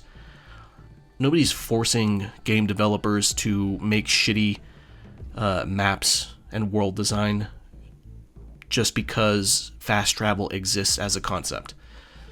Like, you could have good world design that makes fast travel almost undesirable, but still have it there for, edge cases, which is perfectly fine. And another comment that I really never liked was fast travel encouraging players to not explore, which is also kind of ridiculous, if you scrutinize that statement even just a little bit, because how many games allow you to fast travel to places you haven't even been before, Like, there are some cases, like Oblivion Remastered, where you are allowed to fast travel to all the major towns, like, right out of the gate. Like, you don't have to go there on foot. And that's pretty convenient, but it's not like you're fast traveling to the end of every dungeon. At the end of the day, even if fast travel exists, you still have to do those areas and fight those enemies and get those rewards yourself. And that's where player decision comes in. And at 35 minutes, I'd say I did a pretty decent job of getting all of my thoughts out there. I don't think I could have added more to it, to be honest. I think I got all my bases covered, so for that, I'd say it's a B video. Probably an upper B. Yeah. Next up is abandonware should be public domain. Now, statistically speaking, this is another video that you, the viewer, probably saw from me for the first time and, subbed to. And honestly, I think I said everything I needed to say about the subject without being too ranty, I'd say. Like, I mean, there's some more details I could have gone into, and probably could have clarified myself a tiny bit more about what I mean when I say abandonware should be public domain, because I do see some comments. I saw some pretty silly comments saying that, like, individual, like, novelists should be forced to release their unfinished novels that they don't want to release or some bullshit like that. But no, that's not what I mean at all. I'm talking purely about companies with many employees trying to trash a completed creation for tax write-offs, you know? Like, I feel like if a company is trying to do that, then they should be forced to release that product to the public domain to, prevent them from trying to release it later for profit or revenue. So, like, if they're gonna trash something, if a company is going to trash a finished product for a tax write-off, then there should be a cost that they have to pay for that, and that is releasing that product to the public domain. I mean, that's probably not a perfect solution, but it's just an example of, what I would like to see accomplished. And of course, there's, video games and, just software, really, really old software still being used for infrastructure. But yeah, I'm pretty satisfied with this video. I don't think I could have really added that much more to it, except like a few minutes of just extra context or clarification, maybe. And it's a subject that I take pretty seriously, because I feel like, copyright laws are fucking insane right now. At this rate, it's gonna take, another 50 years before we see Magnavox Odyssey games in the public domain, which is fucking insane. Those games should be in the public domain yesterday, because, how many people are still playing Magnavox Odyssey games? But I would say the video is A tier. Just barely A tier. It's a subject I take seriously, and I think I did a pretty good job at explaining myself, so that's going to be an A tier video. Next up, Godzilla -1 review. Another movie review, and, fittingly, it's another Godzilla movie. And what a fucking amazing movie it was. Jesus Christ. It's so weird thinking that we finally got a Godzilla movie that a decent amount of people would say they like it more than the original 1954 movie. That's nuts. That's something that I would have guessed happened. What would happen? Because, for ever since day one, if you asked any Godzilla fan their favorite movie, their top 3, top 5, whatever, I mean, chances are 1954 is gonna be number 1. Or at the very least, it's gonna be on the list. Because, I mean, it's got to. It's almost an obligation. So it's crazy to think that we have a second movie that might end up being an obligation pick as well. That's just how good -1 was. As for my review, I mean, I went into good detail about it. Spoiler free, though. I'd say that's a C tier. Yeah. C tier video overall. After that, Game Awards 2023, it's just a reaction video, it's disposable. After that is Cyberpunk 2077 re-review for Update 2.0 and Phantom Liberty. My first and so far only time re-reviewing a game. And it was for good reason, because I had not played the game or replayed the game at all since the initial review. I've considered it because there were a few big updates between those 2 points, but I held off. I knew eventually it was going to get that one huge update that really changed everything, and that was 2.0. And that's when I decided to go back, start a new character, a new save, and just play through it all over again. And that was a great idea, and it really paid off. Like, my experiences between, the initial release and the 2.0 and Phantom Liberty release, like, those 2 playthroughs are like night and day. Just everything is better. It's better visually, the combat is better, performance is way better. It's just a huge upgrade in every sense of the word. So yeah, that's going to be a B tier. The Cyberpunk re-review is going to be a B tier for sure. After that, my most anticipated games of 2024, that's going to be in D. Kind of just made it for the sake of making it. And after that is Building Connections, a Death Stranding retrospective. Now, after my botched attempt at my Final Fantasy XIV retrospective, I decided to go back and,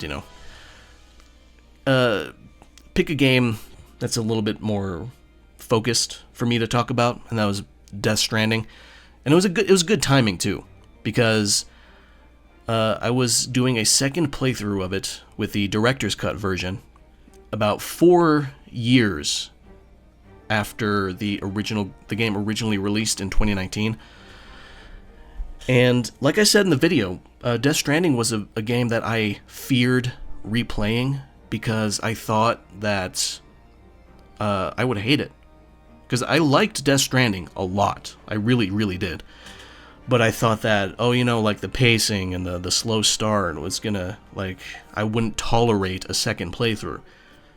But then I found myself, bored one day, and I decided to just download the director's cut version, and I was completely wrong. I actually ended up enjoying my second playthrough even more than my first, and that's why I decided to make this video. And I would say my only regret with it, well, before I get into that though, my second playthrough, I just want to say that the beauty of it is that since I knew what I was getting into gameplay-wise, and because I remembered so much of the story, I didn't really need to watch every single cutscene again. So what I did was I took my time. I skipped most of the cutscenes, because I remembered damn near everything anyway, and I just soaked in the vibes. Because that's something that a lot of people simply did not appreciate when the game first came out, and it took years for others to appreciate, and that is the vibes.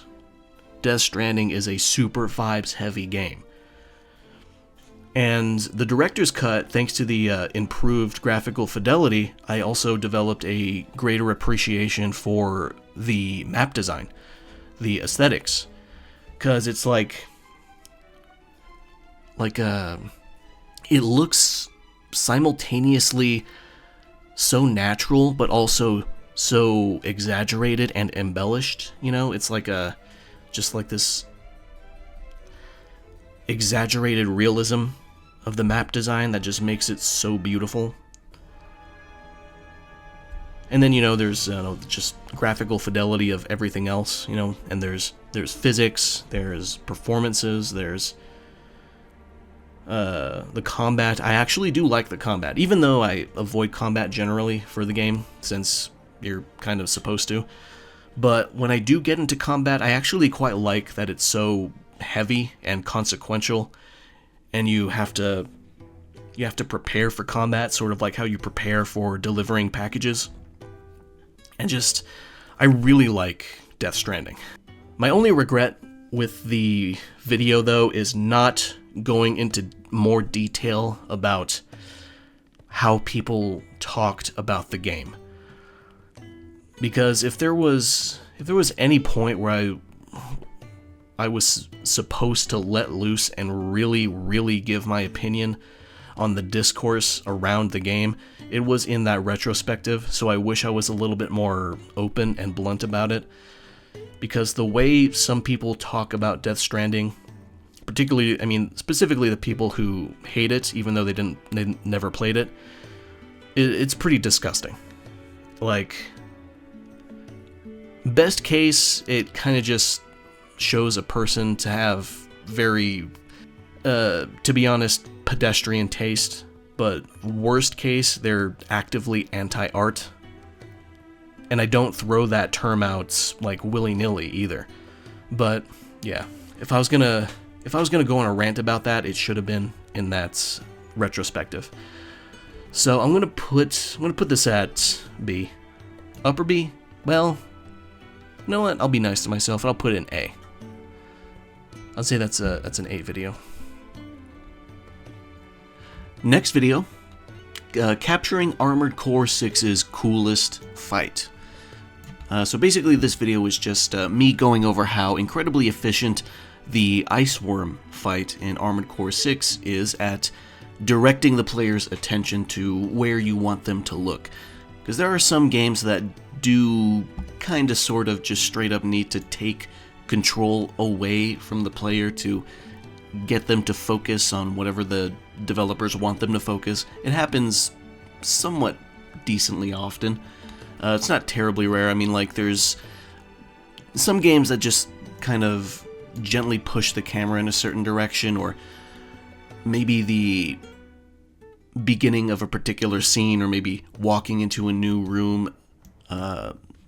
It's designed in a way to just naturally take your attention and focus it on the main centerpiece of that particular area or whatever. But Armored Core 6's Iceworm fight manages to accomplish that without really taking control away from the player all that often. And the result is a very, honestly, kind of cinematic boss fight that is just really cool to participate in and watch, simultaneously. 13 minutes, I think my point came across pretty well. And also, I don't think anybody caught the pun or joke that I was kind of trying to make with the title. I call it Armored Core 6's coolest fight, but that's partially because the fight literally takes place in a giant snowfield. A dumb joke, but I don't think anybody caught it. But, no, whatever. That's how life is sometimes, man. But yeah, that's a C-tier video. After that is Like a Dragon Infinite Wealth review. A big game with a pretty big review to match. 43 minutes and 21 seconds.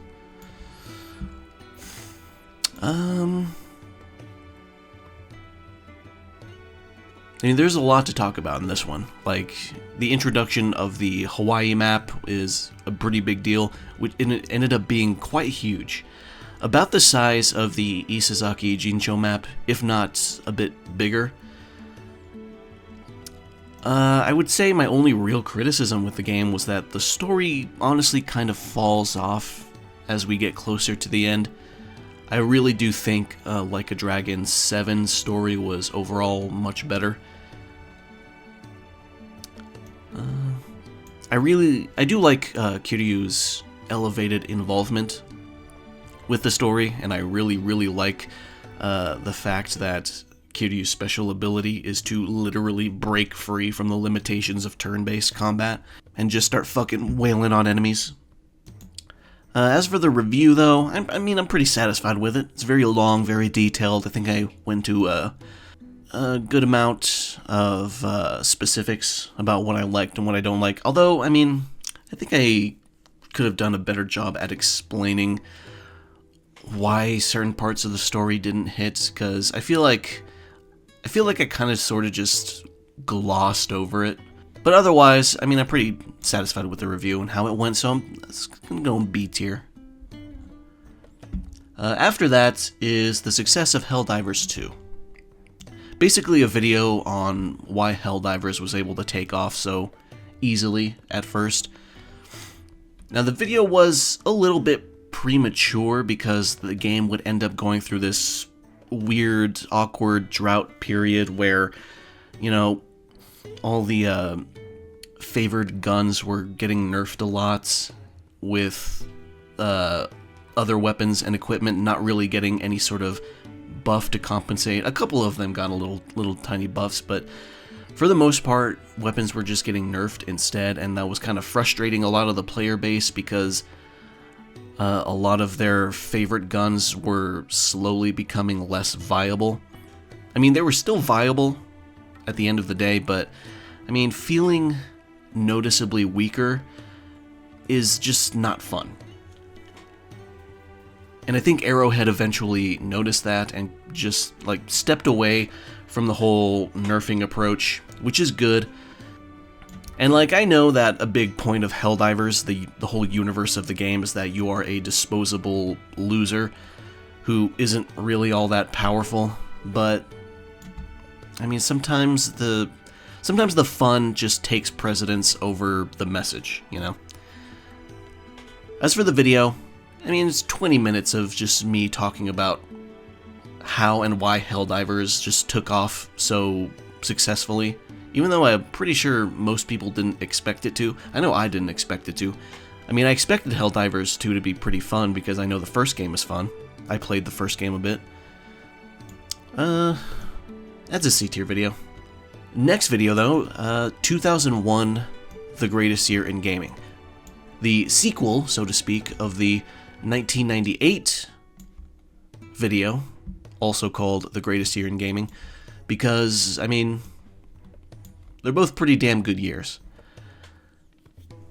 Now, it took me 2 years to make this follow-up video to 1998 because, I mean, like I said about the 1998 video, these videos get really repetitive and honestly kind of boring to make as they go on. Like, it's... The 2001 video was 1 hour and 31 minutes, and I suppose I probably could have trimmed it down, but my... Not completionist or perfectionist nature, because I'm not really either of those, but I had a specific minimum amount of effort that I wanted to put into this video, and I really didn't want to lessen it further. So I forced myself to stick with it. You know, I wrote those repetitive paragraphs of all those great games, even though it got really, really mundane and really monotonous. But ultimately, it ended up working out pretty well because the 2001 video got picked up by the algorithm, and in turn, the algorithm also picked up the 1998 video, so I ended up getting 2 successes for the price of 1, which was really cool. Even though I'm glad for that, I honestly don't know if I'm going to bother making another one of these videos because it just ends up being so repetitious and boring towards like the entire last half of making them. If I did make a video though, the year would probably be 2007. No, I know there's a case for 2004, but I'm pretty sure somebody already made a video about 2004. In fact, I think they also just straight up called it the greatest year in gaming as well, which is fine. I don't really give a shit. So 2007, yeah, that's also a very big year. So if I do make another video, I'd probably go for that.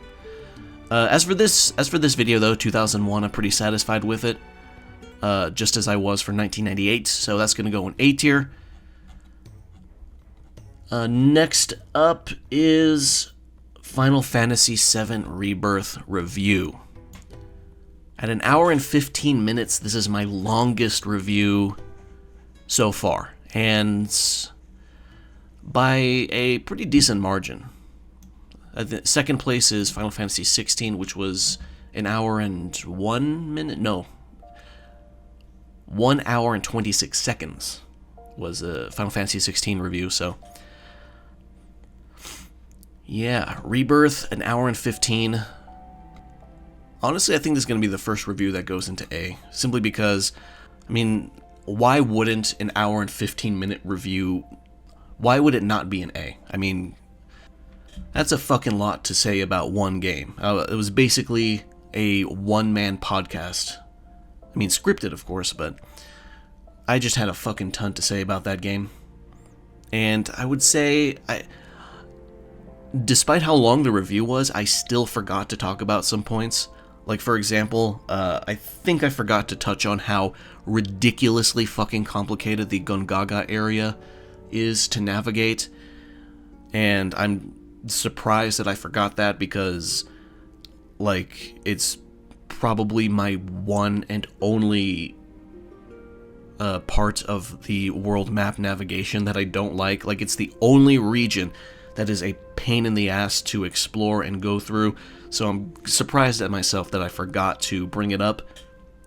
But it just goes to show that there is so much swirling around in my head about the game that I still couldn't wrangle all of my thoughts about it. Like, it's a huge game. It's pretty beefy. Like, just the story, just blitzing through the story, that's 40, 45, maybe 50 hours. And then all the optional content, that's an additional 80 to 100 on top of that. And I know that's a lot for some people, but it was not a lot for me because I no-lifed Rebirth. Seriously, I averaged about 16 hours of playtime per day for about a week while playing that game. And I do not regret it because I almost never do that with games anymore. I think the last time I no-lifed a game like that was probably Remake. So, yeah, that's gonna go in A. I'm pretty satisfied with that review, as I fucking should be, because it's my longest one. After that is my top 10 games of 2023. You know, that's gonna go in A as well, because, like I said, I'm really content with the format that I created. And as you can see, it's now top 10 instead of top 5 because 2023 had a fucking ton of games. And I couldn't limit it to just 10. Or just 5. I needed 10 plus the honorable mentions. That's how many games came out in 2023 that I liked. Incredibly stacked year. After that is Game Preservation, Live Service Woes, Physical Myths, and Yuzu. Just another video of me going into the Stop Killing Games. Well, not another video, but a video of me going into the Stop Killing Games campaign from Roscott of Accursed Farms. Going over Physical Myths yet again, because people still like to spout that utter nonsense that, oh, most games aren't even on the disc, which is not true. Like, 90% of games are still fully on the disc and fully installable from the disc. And I just keep seeing that nonsense of most games being downloads just being spouted, and it's very frustrating. And then Nintendo versus Yuzu, of course, which is a very complicated situation because, of course, Nintendo is going to go after a Switch emulator, but then again, Yuzu was fucking walking around with a giant neon sign over their head going, "Sue us."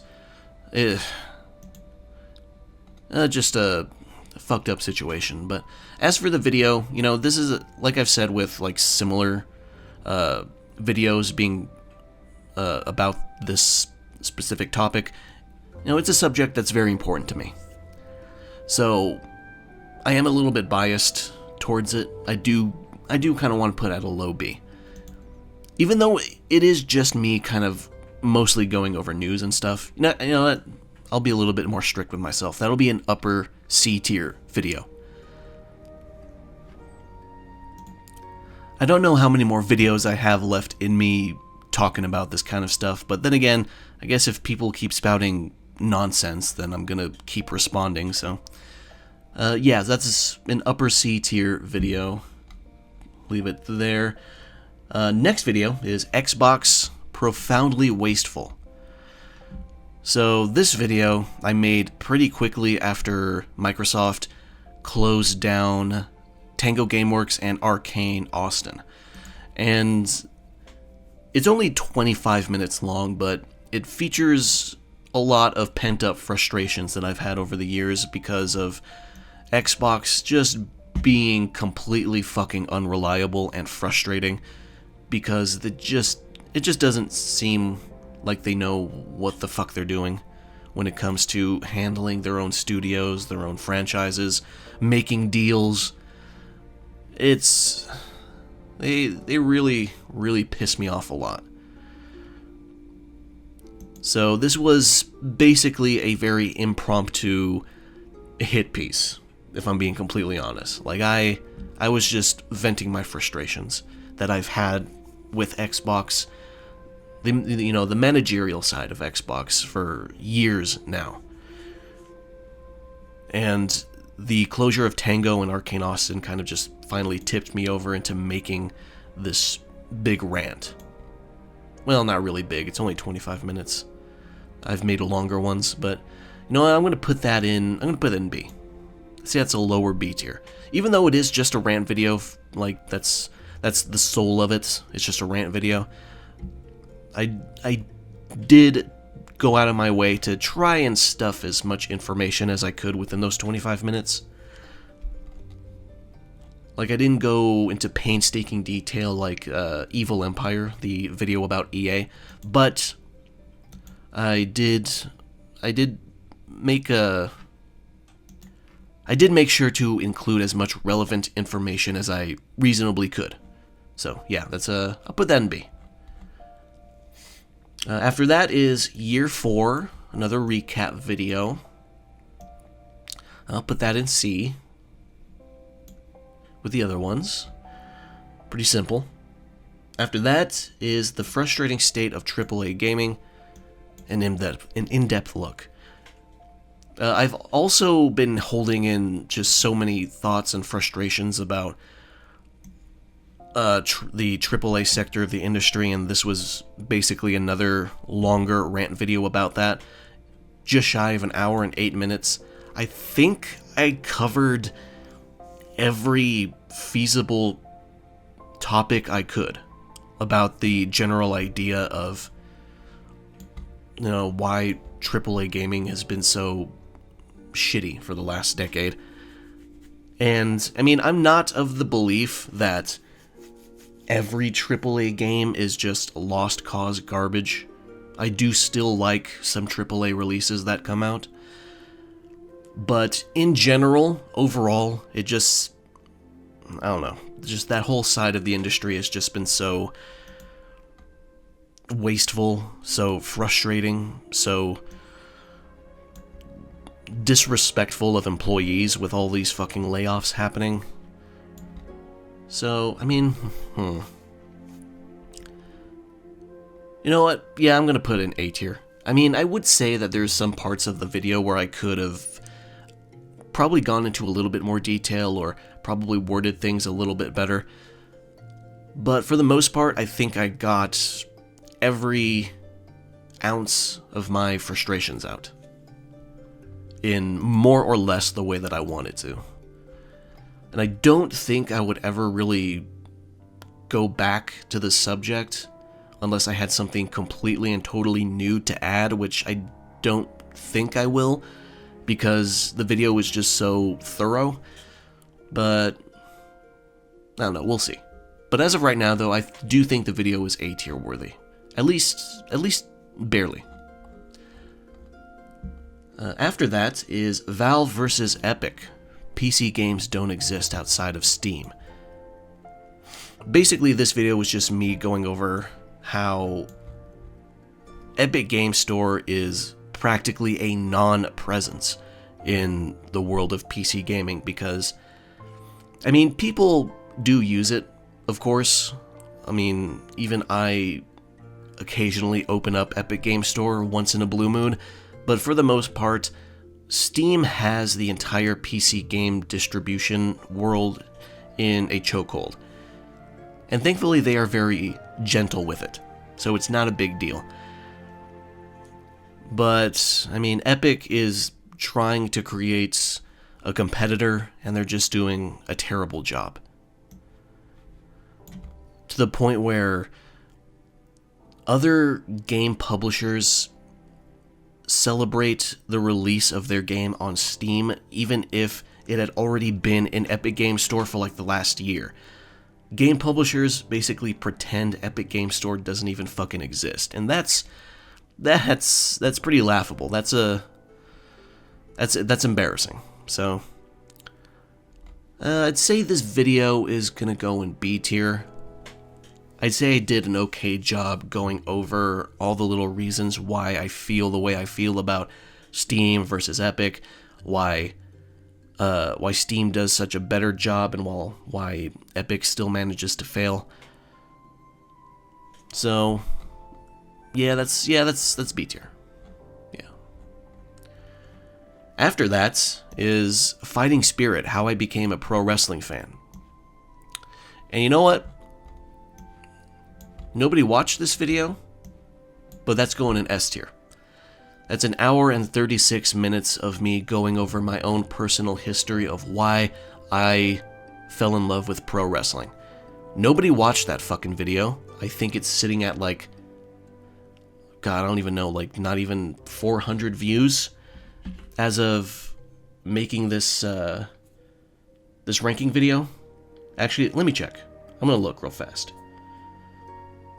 I'm gonna bring up the YouTube Studio app on my phone and check it out. 594 views, so not even 600. This video has not cracked 600 views, but I don't fucking care. I put a lot of time, effort, and love into this video. It's going in S tier. I mean, I suppose the only real improvement I could have made was using more actual pro wrestling clips instead of, you know, the pro wrestling video game footage that I used and recorded myself. But not only would that have been significantly more work, like probably tripling or quadrupling the editing time, but it would also open me up to a ton of copyright claims fucking with the viewership or the availability of the video, because I reference like a ton of different promotions, and I don't know which one is gonna want to fuck me over for that particular day, so I was absolutely much better off just using gameplay from the video games. I mean, there are still some real clips in there that I use for specific important moments and context, but I don't really regret using mostly gameplay.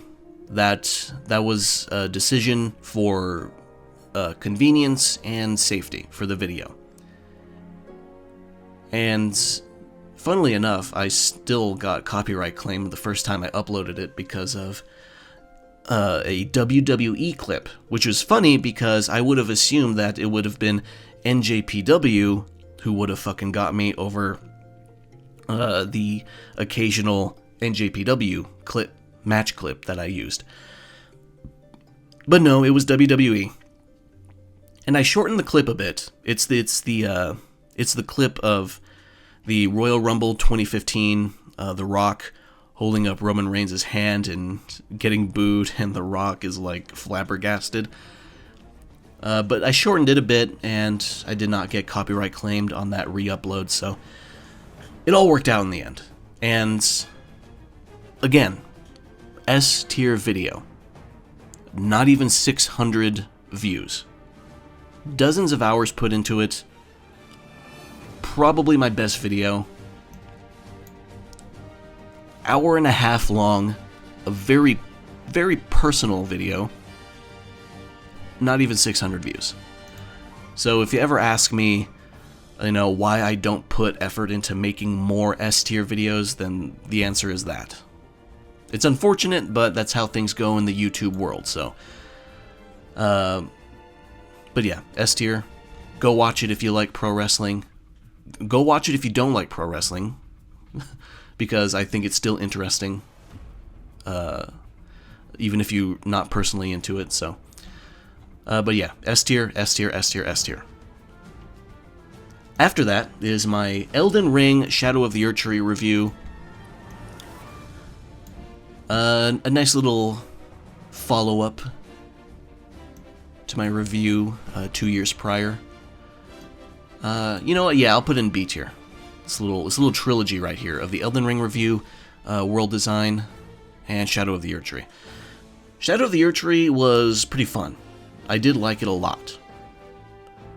I would say that the only real criticism I have, which unfortunately I think I failed to really bring this up and point it out or highlight it, is that I feel like Shadow of the Erdtree's map is not as encouraging of just active exploration and running around. It feels like there's a little less to see and do compared to the base game map. So, yeah, that's like the one and only real complaint that I have. And unfortunately, I don't think I even touched on it much in the review, so that's one big regret that I have. And, I mean, like I pointed out, but I did point out in the review that Shadow of the Erdtree is honestly the pinnacle of the, you know, faster combat pacing that a lot of people don't really like Souls games going towards. Specifically FromSoft Souls games. Like, there's other Souls games made, or Souls-likes, made by other studios that are fine being fast, like Nioh. But I don't like FromSoft's faster combat.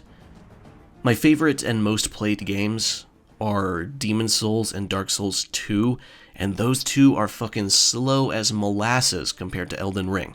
The only reason I like, or the primary reason, I should say, not the only one, but the primary one, that I like Elden Ring's combat is honestly because of the build variety.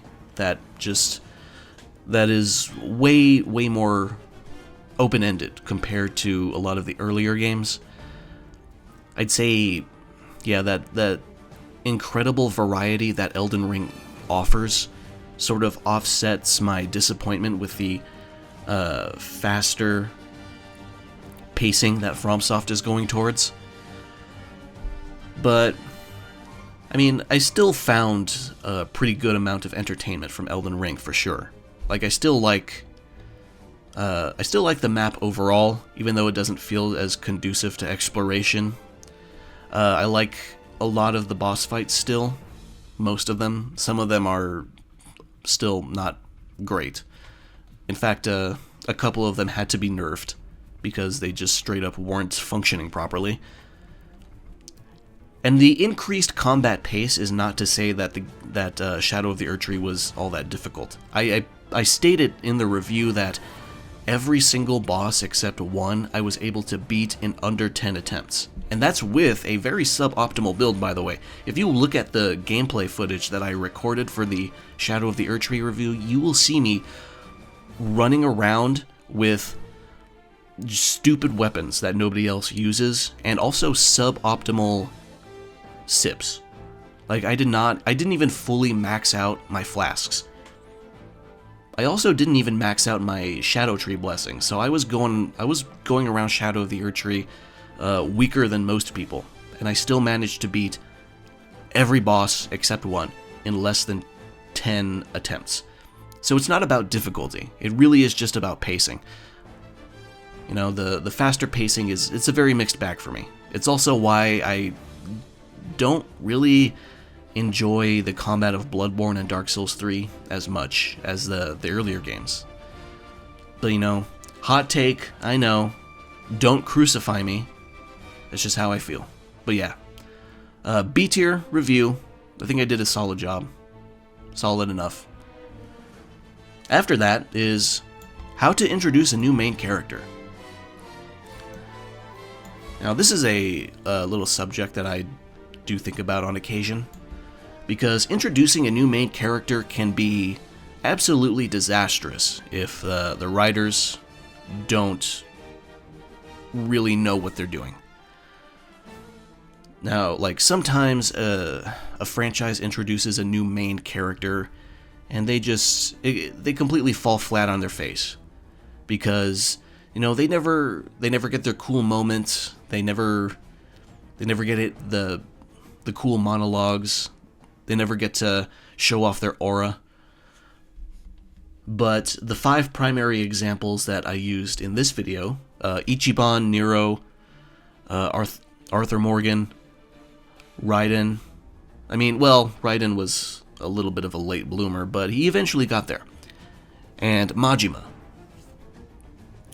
These guys did an excellent job of showing up and making an impression. In Raiden's case, he made an awful impression, unfortunately, but he actually managed to turn things around, especially with Metal Gear Rising. So introducing a new main character to an established franchise is kind of an art in itself. You know, it's something you gotta be careful with. And I would say the video itself, I mean, I'd say I did a pretty good job of using all 5 of these big examples. Plus Trunks. Like, even though the video is video game centric, my first example was Trunks in Dragon Ball Z, because like his introduction basically painted my expectation for all future main character introductions. Like, just him showing up, cutting up Frieza like it was fucking nothing. That was just so cool. But yeah, this is a B tier video, honestly. I would say this is one of my more underrated videos. I'm pretty satisfied with it. I don't think I could add any more to it that would actually be substantial, or add anything that wasn't already covered in these 29 minutes and 50 seconds. So I'd say it's an upper B video. Alright, now we are entering the home stretch. We are entering videos that I have made within the last year. So honestly, this ranking is starting to drag on a bit, so I'm going to see if I can try to pick up the pace here. Next video is Final Fantasy XIV Dawn Trail Review. I actually do like Dawn Trail a decent amount. Now granted, most of what I like is the duties. Now I've seen people compare Dawn Trail to A Realm Reborn, and some people get really pissy about that, but honestly, I do kind of see it. The thing is, A Realm Reborn had pretty weak duties, at least at first, but it still had a decent enough narrative to set up the foundation for everything that would come after, whereas Dawn Trail, it's kind of reversed. The narrative is pretty weak, but the duties are excellent. And people get pissed about the comparison because if you're playing Final Fantasy XIV just for the MSQ, then of course you are going to care less about the quality of the duties, because you probably just see them as an obstacle that you have to get past in order to get more story. But for me personally, I like both the story and the duties. I care about both of those things pretty equally, so that's why Dawn Trail managed to end up being a net positive for me. I really like the duties for Dawn Trail.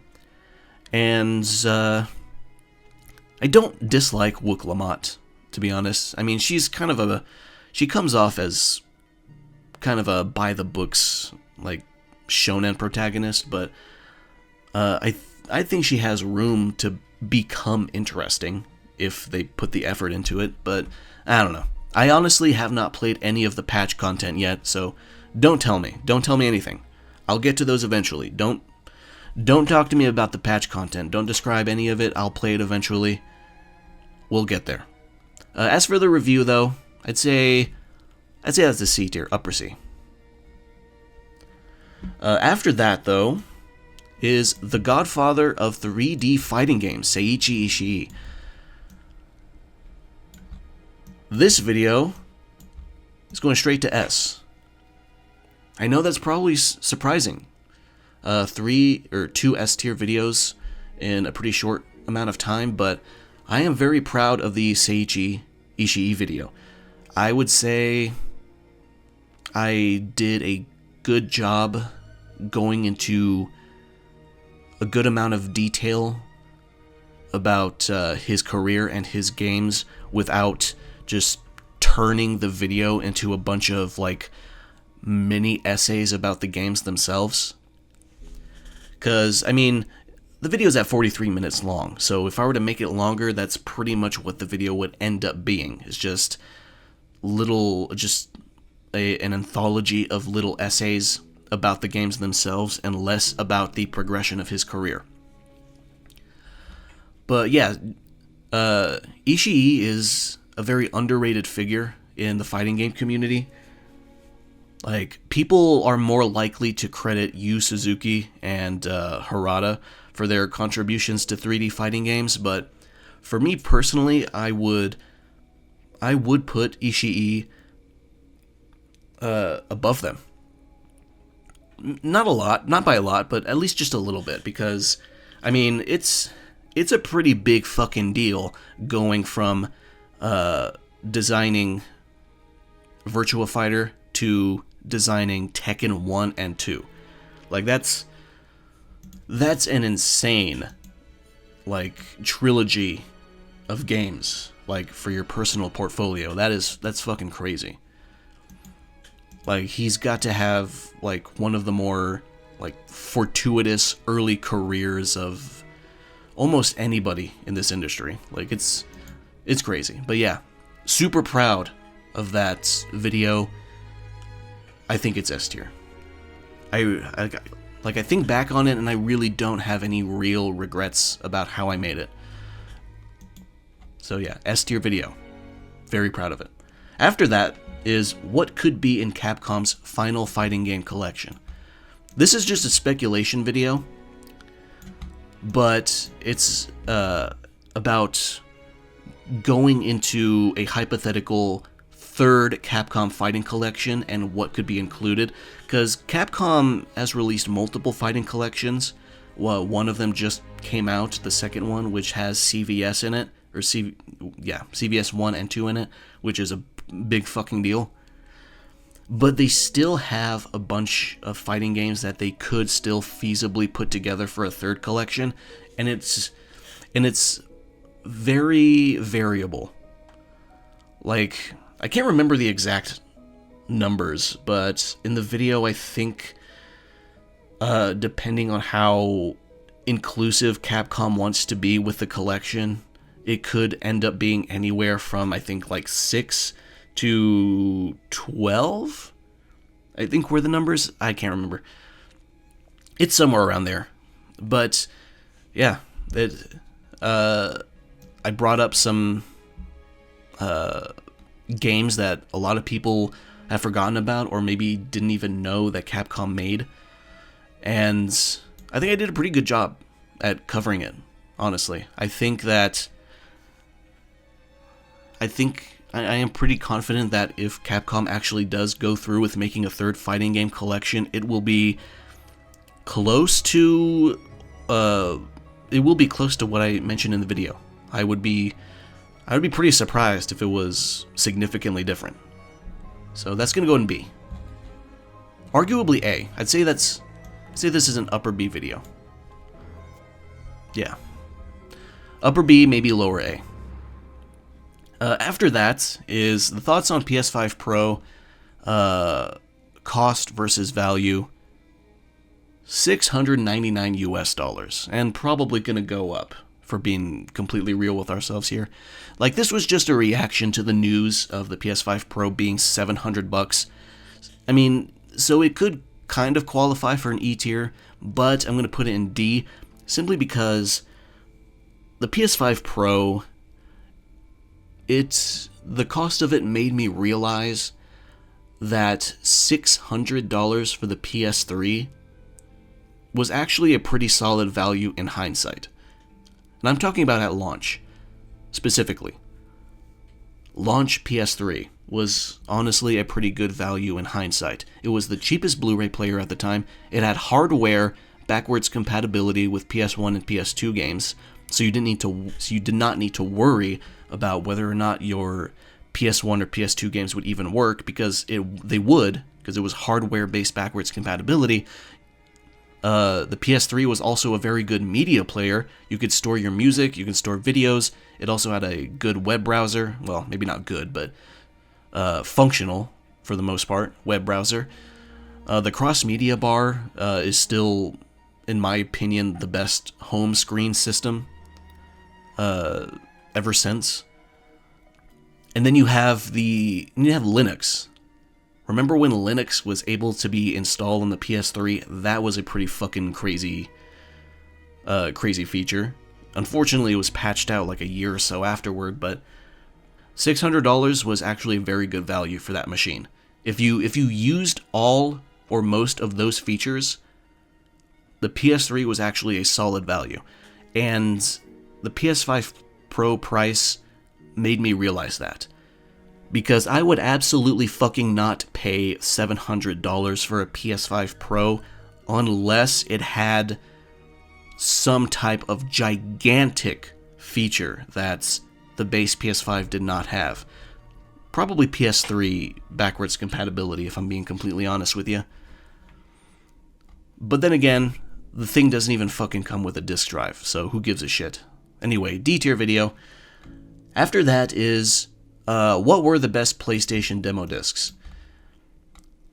I have pretty mixed feelings on this video because when I started it, I was really eager to make it, but as it went on, it just ended up being sort of like the 1998 and 2001 videos where it just got really repetitive and I was kind of just getting tired of making it and I wanted it to end. So I'm going to put that, I'm not terribly satisfied with the end product because it just ended up being so monotonous.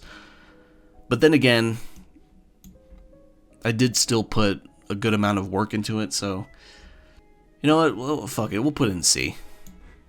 We'll put it in C. I'm going to be honest. I don't really care about that video. I put the work into it. It's an interesting premise, but in the end, I just stopped caring about it before I even released it, before I even published it. That's just honestly how I feel. So yeah, C tier video. After that is skill issue on matchmaking, winning, and randomness.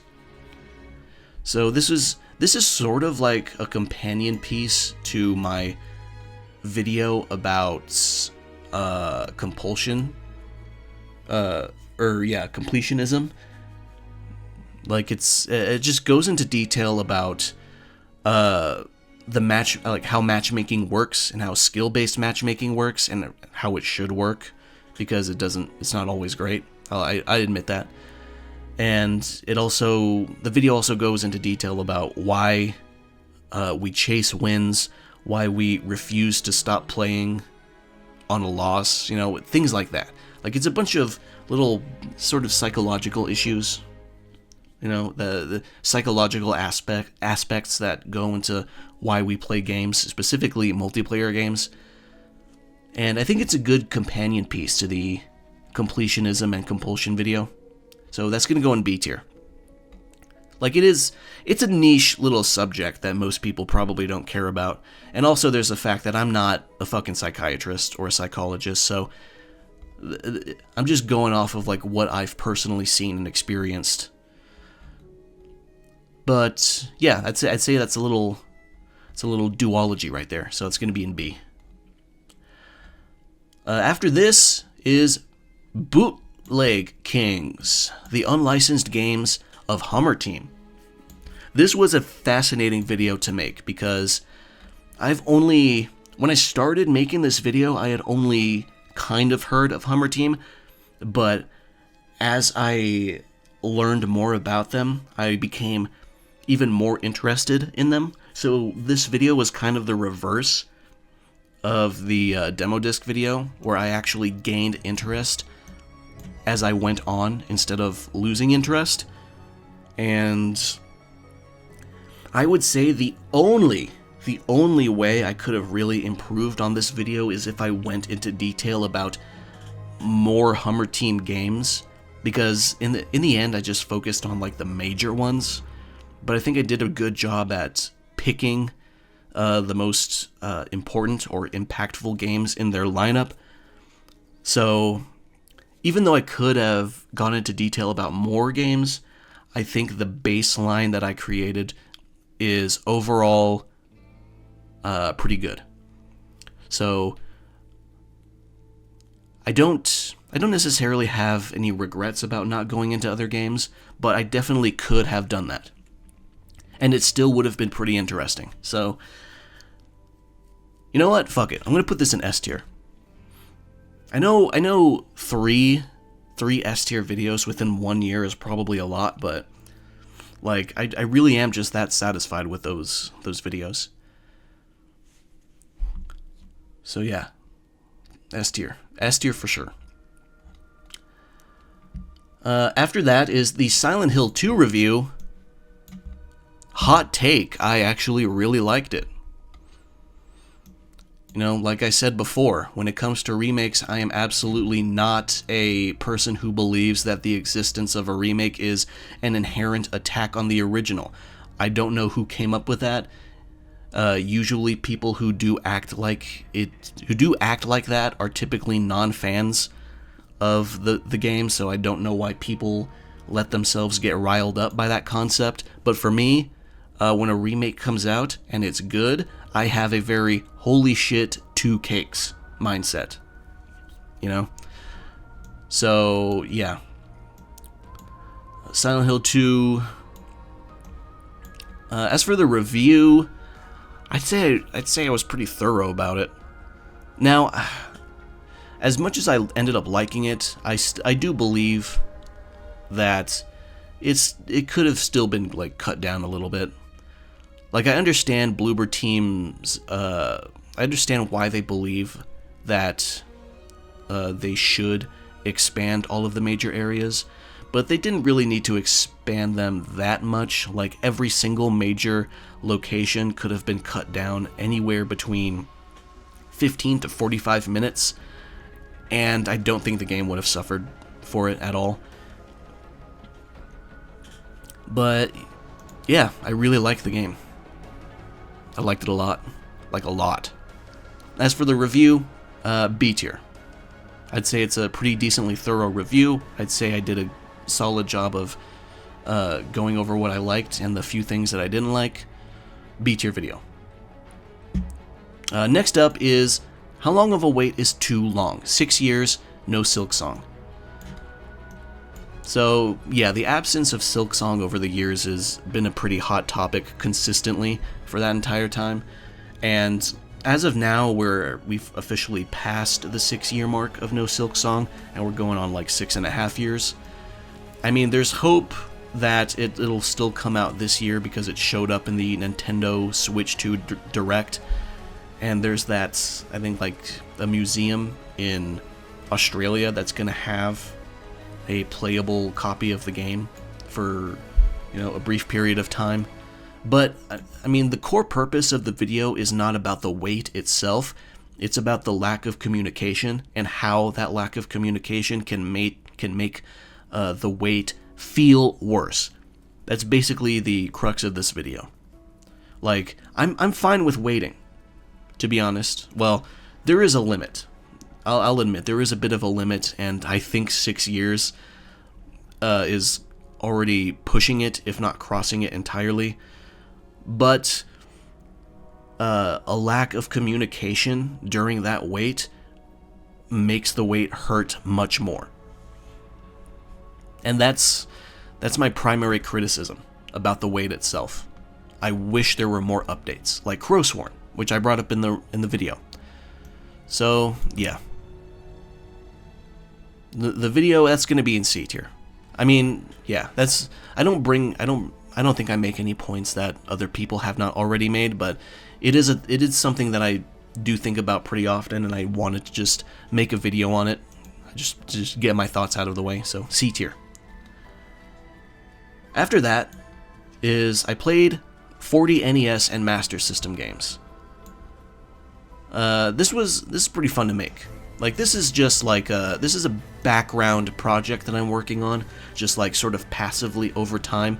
I want to play a ton of old games that I missed out on as a kid, and you know, I'm just chipping away at it. I'm doing it platform by platform, generation by generation, all the way up to the PlayStation 2 era, and I'm just chipping away at it, and it's a fun little project. I'm enjoying doing it.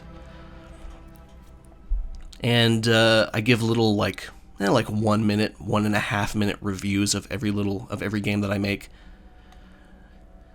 I mean, it's fun. It's enjoyable. I've been liking it a lot. So that's gonna go in B tier. There's a part 2 that'll come up in a bit, which will go there too. Up next is my Japan trip 2024. My trip to Japan was fucking awesome, and I cannot wait to go back there again. As for the video, I mean, I'm satisfied with it. I'm glad I made it. And I said in the video that I was going to make more videos about my Japan trip, but unfortunately, you guys, I mean, I'm not trying to like pass blame here, but literally you, as like the royal you, the general you, like as you, the viewers, decided that you really, really did not fucking give a shit about my Japan trip, so I'm probably not gonna end up making any of those videos that I said I would. But hey, you know what? In this one video that I did make, I liked making it because it was a reason to go back and look at the pictures and videos that I made. And dude, the post-vacation depression was hitting me really, really hard when I came back home. Like I can't even look at any of those pictures that I took without just feeling this overwhelming sense of longing and wanting to go back. Like, I still feel it. One of these days, though, we'll go back. C tier video, otherwise. Just basic trip stuff. Normal ass trip video. Nothing super special. Up next, though, is Nintendo versus the People, a history of litigious aggression. You know what? Maybe I'm getting overzealous here. Maybe I'm tooting my own horn. But this is another S tier video. An hour and a half of Nintendo being dicks. God, what was the number? Like 40, 41, maybe 42 individual little cases and instances covered in this hour and a half long video. Like, this is the Nintendo equivalent of the EA video that I made. Just an hour and a half of me just unloading all of the shit that I felt about the company over the years. And, I mean, you know, honestly, Nintendo, they get a lot of flack, rightfully, for going after fan projects and being super fucking aggressive with takedowns and cease and desists and whatnot. But, frankly, they've done worse things than those. Like, the very first lawsuit that I bring up is Nintendo wanting to take away Blockbuster's right to rent out computer software. So it really frustrates me when people criticize Nintendo, but corporate bootlickers, frankly, say that it's within Nintendo's right to do these takedowns and send those cease and desists. And I mean, you're right, it is within their right. but it was also within the right of consumers to rent computer software from Blockbuster in the 80s, and Nintendo lobbied to have that right taken away. So I don't want to hear about, what's within Nintendo's right, because frankly, I don't care. If Nintendo can have consumers' rights taken away, then I think consumers should be able to take Nintendo's rights away. Frankly. I know I'm getting really extreme here. I'm getting really heated, but that's my honest thoughts. But yeah, S-tier video, pretty damn thorough. And it's not even exhaustive. Like, the video is an hour and a half long and has like 40 little cases and instances, but it's not even exhaustive. Like, the video could have been 2.5 hours if I really wanted to, but I decided not to, and to just keep it nice and lean. But yeah, S-tier video, very satisfied with that one.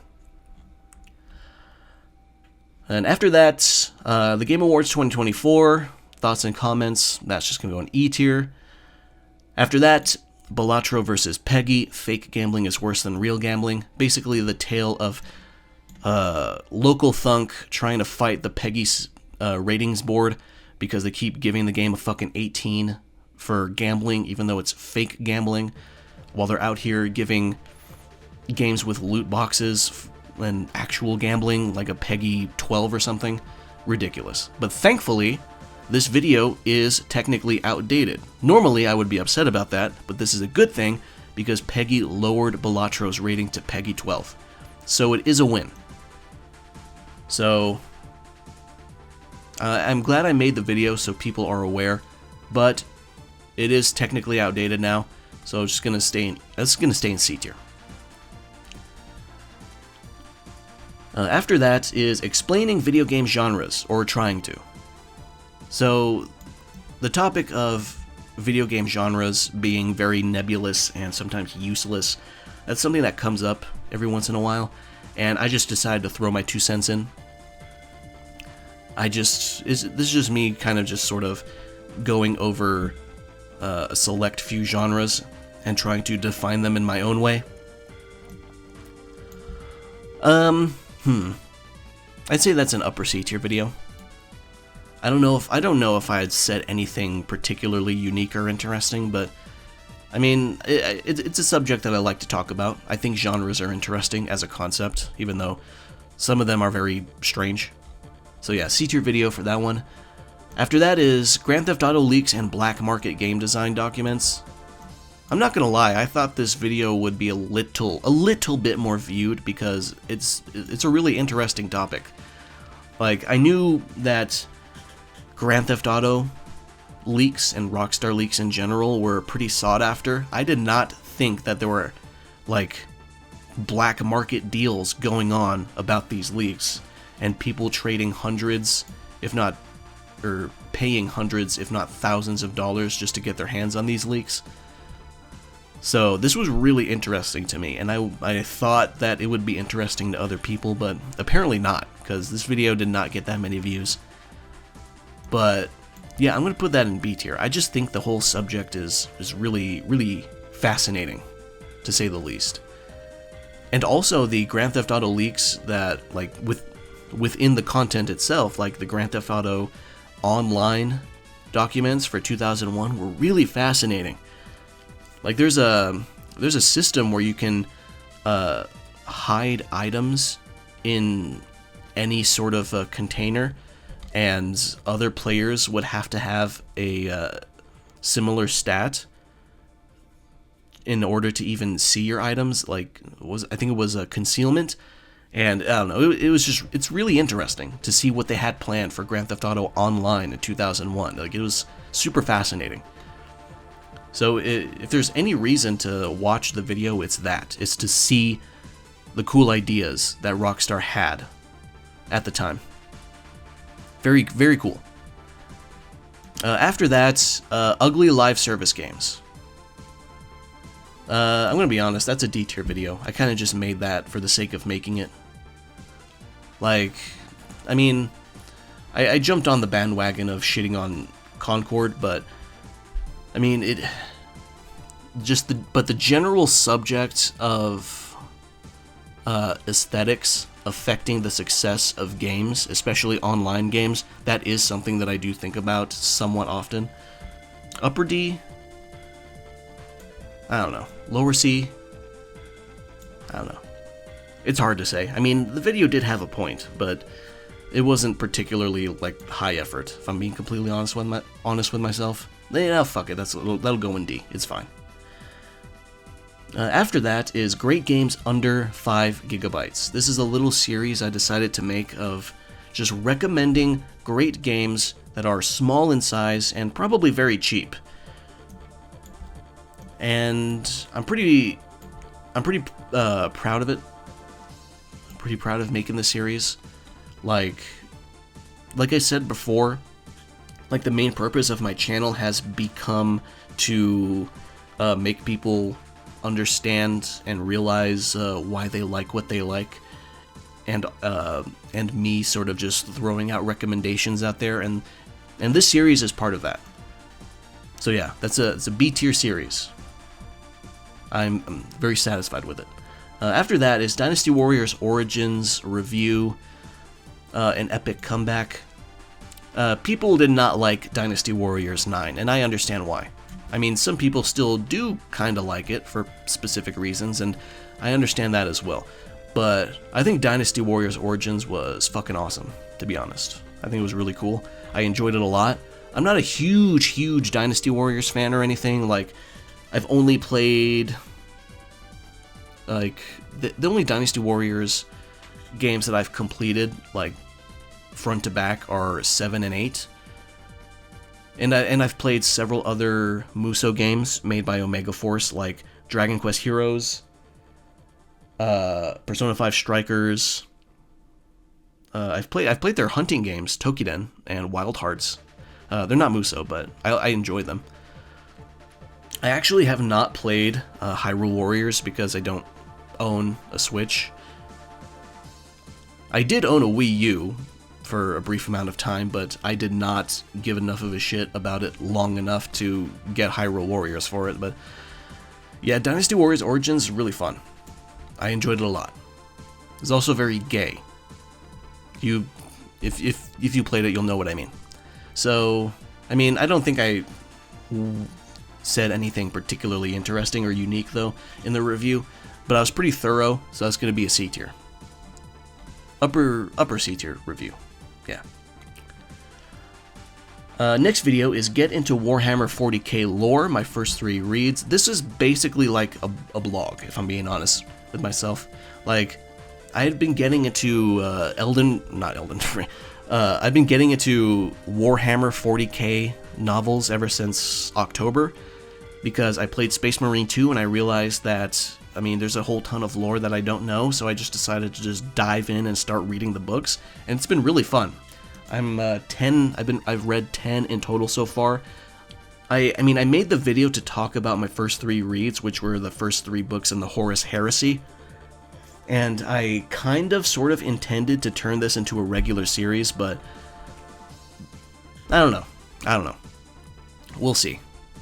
Like, if you want me to talk more about 40k lore and the novels, then I'll do that. But as of right now, I've just decided to make the one video and then continue enjoying the novels.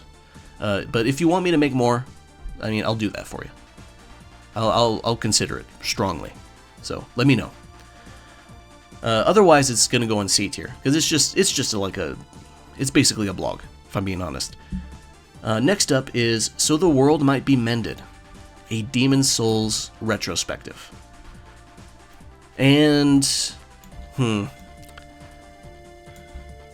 I'm more proud of that retrospective than I am for that failed Final Fantasy XIV one, but I'm not as satisfied with it as I am, with the Death Stranding retrospective. Because the Demon's Souls retrospective is more or less just a play-by-play of how I played the game, as well as like just the order of how I experienced Demon's Souls for the first time, and just my thoughts on it. So in that respect, I'd say that's a B tier video. Yeah, maybe upper B, maybe. Next video is NetEase and William Ding, Global Parasites. This is basically another news video about NetEase's very unceremonious layoffs and potential layoffs.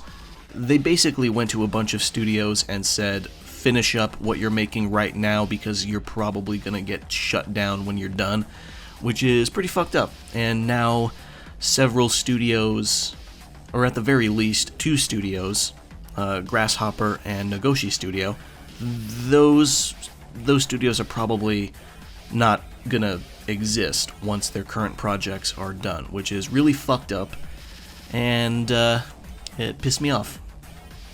It frustrated me a lot reading about that. So I mean, it's just news though, the video itself. It's just me reacting to news and being frustrated and angry about that, so that's gonna go in D. I'm gonna put that right next to the ill-fated video that I made earlier about the thoughts of Nagoshi leaving Sega to join NetEase in the first place. That's a fitting spot for it. After that, the next video is Souls-likes versus pure action and the parry problem. So I made this because I started to see more and more talk of people thinking that pure action is dead and Souls-likes fundamentally replaced it. And I mean, I kind of see where that concern comes from, but I don't think it's that bad. Like, yeah, pure action games are a bit more rare these days because, like I said in the video, they're much harder to make from a mechanical standpoint. But they had their time in the sun like years ago. Like there was a pretty big rush of pure action games coming out, like between like the mid 2000s to the early 2010s, and now they're starting to come back, kind of, at least a little bit, especially in the form of indies and China, surprisingly. So those are pretty much my thoughts on that, as well as the so-called parry problem. A lot of people are getting mad at parrying in games, which I sort of get because it's become a very common mechanic, and sometimes the implementation is kind of mediocre. It doesn't always feel great, and sometimes the game likes to pretend it's not the one and only real defensive option that the game has, but I mean, it is, which is also pretty irritating. One comment that fucking made me feel very dumb was that I stupidly left out Metal Gear Rising in the discussion of parries that feel good, and I felt so fucking stupid, because that comment was totally fucking right. Metal Gear Rising has an excellent parry, because it's not just a button that you mash in rhythm with the enemy attacks that are coming your way. You have to press forward or towards the attack, and you have to push the analog stick toward the enemy and the attack button at the same time. So it's a lot more difficult to get down parrying in Metal Gear Rising, but once you learn to do it, it feels incredible, and it's great. Metal Gear Rising does have an excellent parry mechanic, and I completely forgot to bring that up in the video. I absolutely should have mentioned Metal Gear Rising. Overall, though, I mean, also another thing I need to bring up is that the video got picked up by the algorithm a bit and got shared around way more than I expected it would. And with that in mind, I do kind of wish I went into a bit more detail about the whole subject, so I do regret that. But overall, I mean, I think I covered most bases that I needed to cover about the subject. I'm overall satisfied with it. Could have gone into more detail, especially if I knew it was going to take off as much as it did, so that'll be in B. After that, though, is mobility and game feel, or mobility in games. What works, floatiness, and game feel. Mobility in games is something I think about fairly often, especially since I tend to enjoy games with more complex mobility, and how mobility feels good and how it feels bad. Like, what are the differences? Like, what does a player feel that leads them to think, hey, this feels good, versus hey, this feels bad? And that's basically the premise that led me to create the video. As well as the topic of floatiness, because floatiness is kind of nebulous sometimes. People will say that a game feels floaty, but they don't really describe what that means. And unless you've played the game yourself, you're probably not going to know. But generally, floatiness is associated with a type of a laggy feel. It feels, especially towards the end of an animation, like you jump up into the air, but it feels like it takes too long into the jump before you can finally move or alter your direction. Or maybe you land, but it takes too long after you land to start moving again. Or you attack, and it takes too long after the attack animation ends to start attacking again. You know, floatiness can feel pretty bad, and it makes the combat and movement feel slower than it probably should be. And for a video that's just shy of 15 minutes, I think I did a pretty good job at efficiently getting my thoughts across. I honestly don't think I would really add any more to the video without probably just retreading what I've already stated. Especially in different ways, you know, across different games, which I guess would be useful, but I don't think it's completely necessary with what I got already, so I'd say that's a B tier video. Probably going into some recency bias here, but whatever. After that is I played 40 more NES and Master System games. The second part of my journey playing old games. That's just going to go into B tier right there, next to the first part.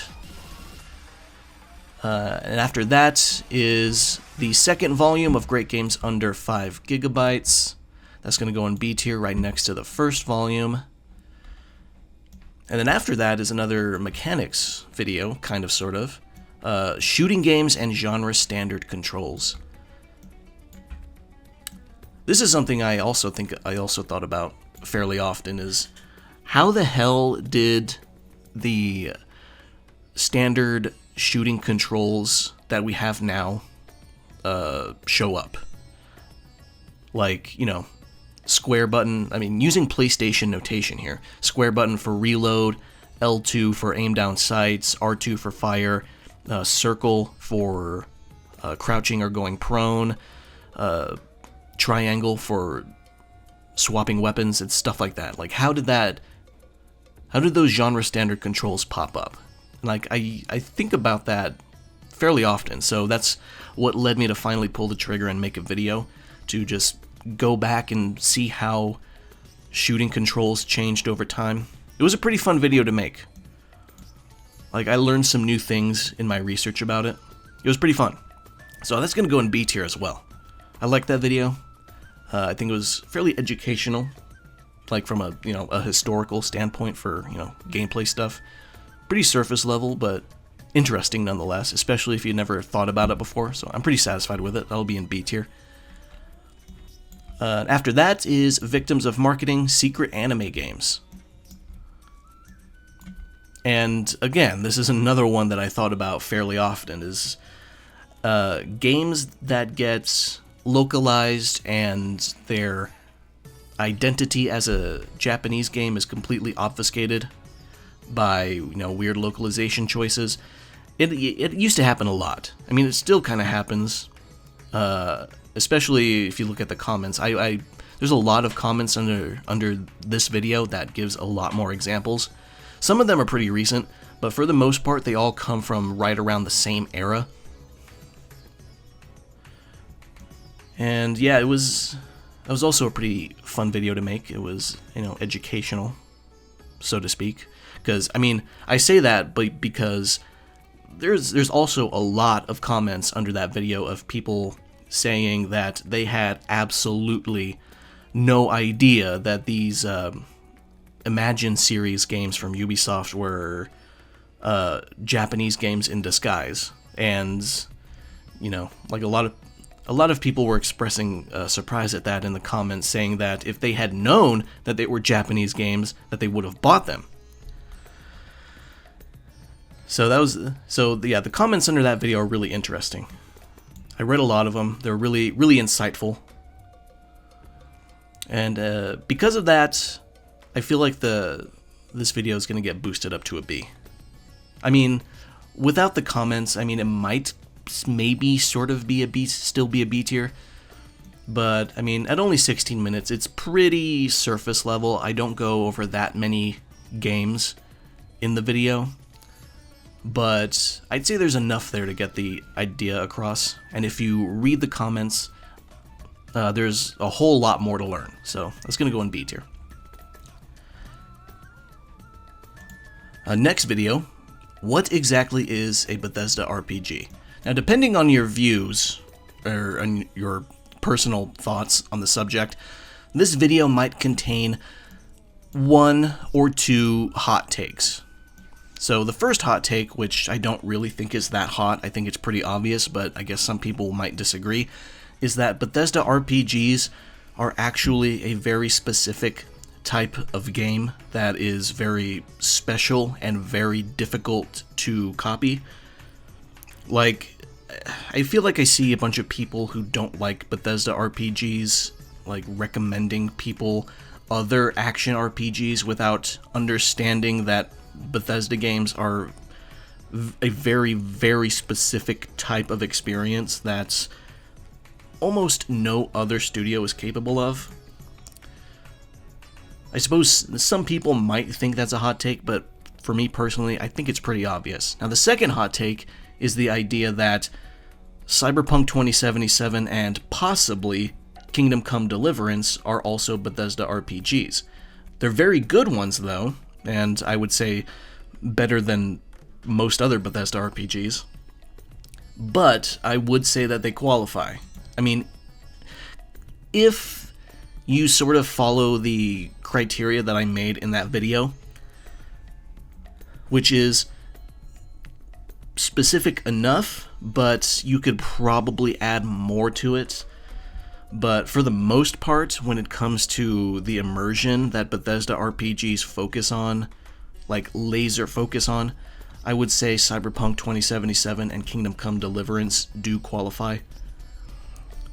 Especially Cyberpunk. I'd say Cyberpunk fits the Bethesda RPG definition perfectly, but Kingdom Come Deliverance is missing the ability to create your own character, and also the ability to more literally live in the world, because you can't buy property.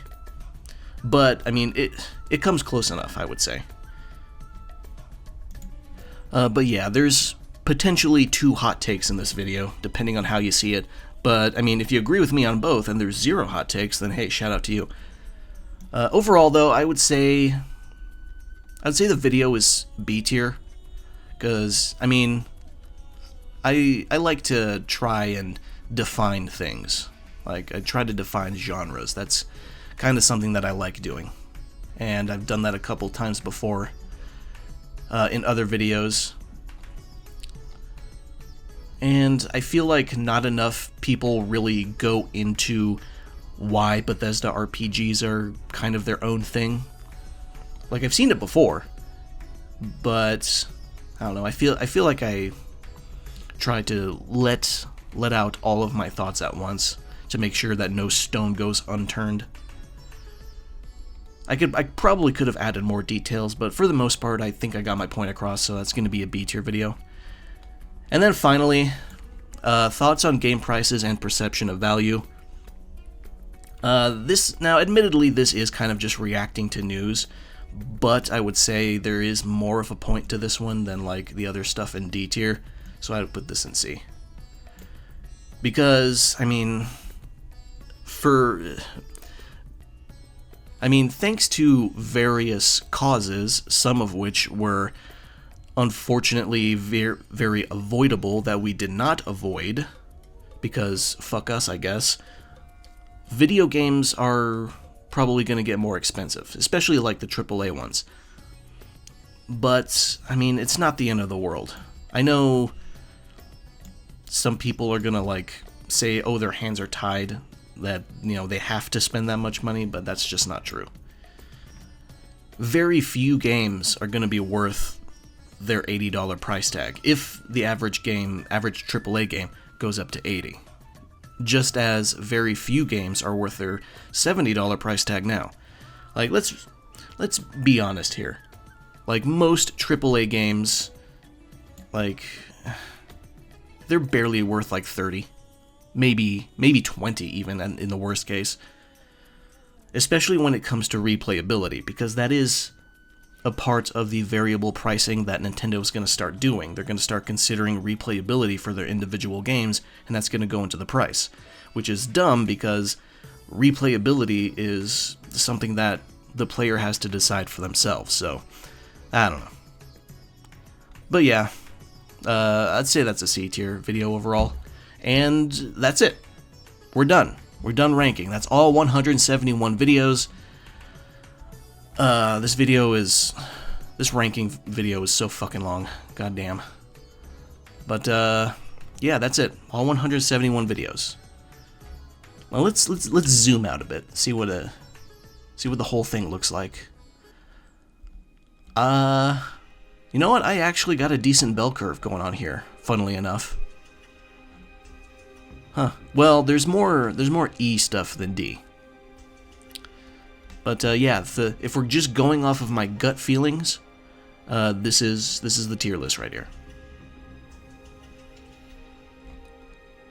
I said at the beginning of this ranking thing that I would probably only have 5 S tier videos, but I ended up with 6, so giving myself a pat on the back on that.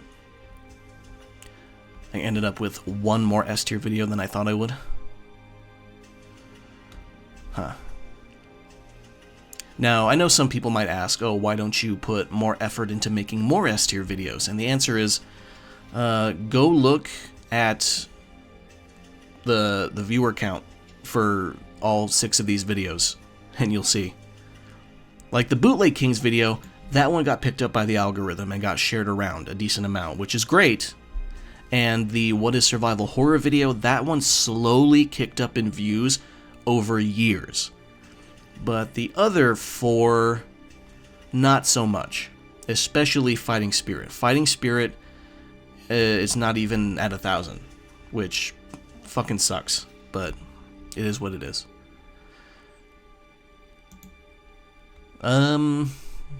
Yeah, that's a pretty good chart. You know what? Actually, let me see if I can switch some stuff around here in D and E tier. I'm gonna try and actually make this into a bell curve. I'm gonna force myself real quick. Let's see. The easiest way would be to move up some E tier stuff into D, so let's try and do that. You know what? We'll move up my hopes and concerns for Street Fighter VI, because now that I think about it, I do actually remember some of the stuff that I mentioned in there. I specifically did not want a single-player content drought that Street Fighter V launched with. That was a fucking huge problem with with 5. Let's see, what else? I guess I can move up E3 2021 review. What can I move down from C tier? Maybe there's a couple of them from there. You know what? I can move down this one. The Larian and Baldur's Gate 3 versus the AAA standard. I can probably move that down. I kind of just made that for the sake of making it. I'll be completely honest with you. You know what? I'll just be a shameless fanboy and move up these 2 Final Fantasy VII Rebirth, or Remake, Integrate, and Rebirth videos up. I'm gonna be a fanboy. All right.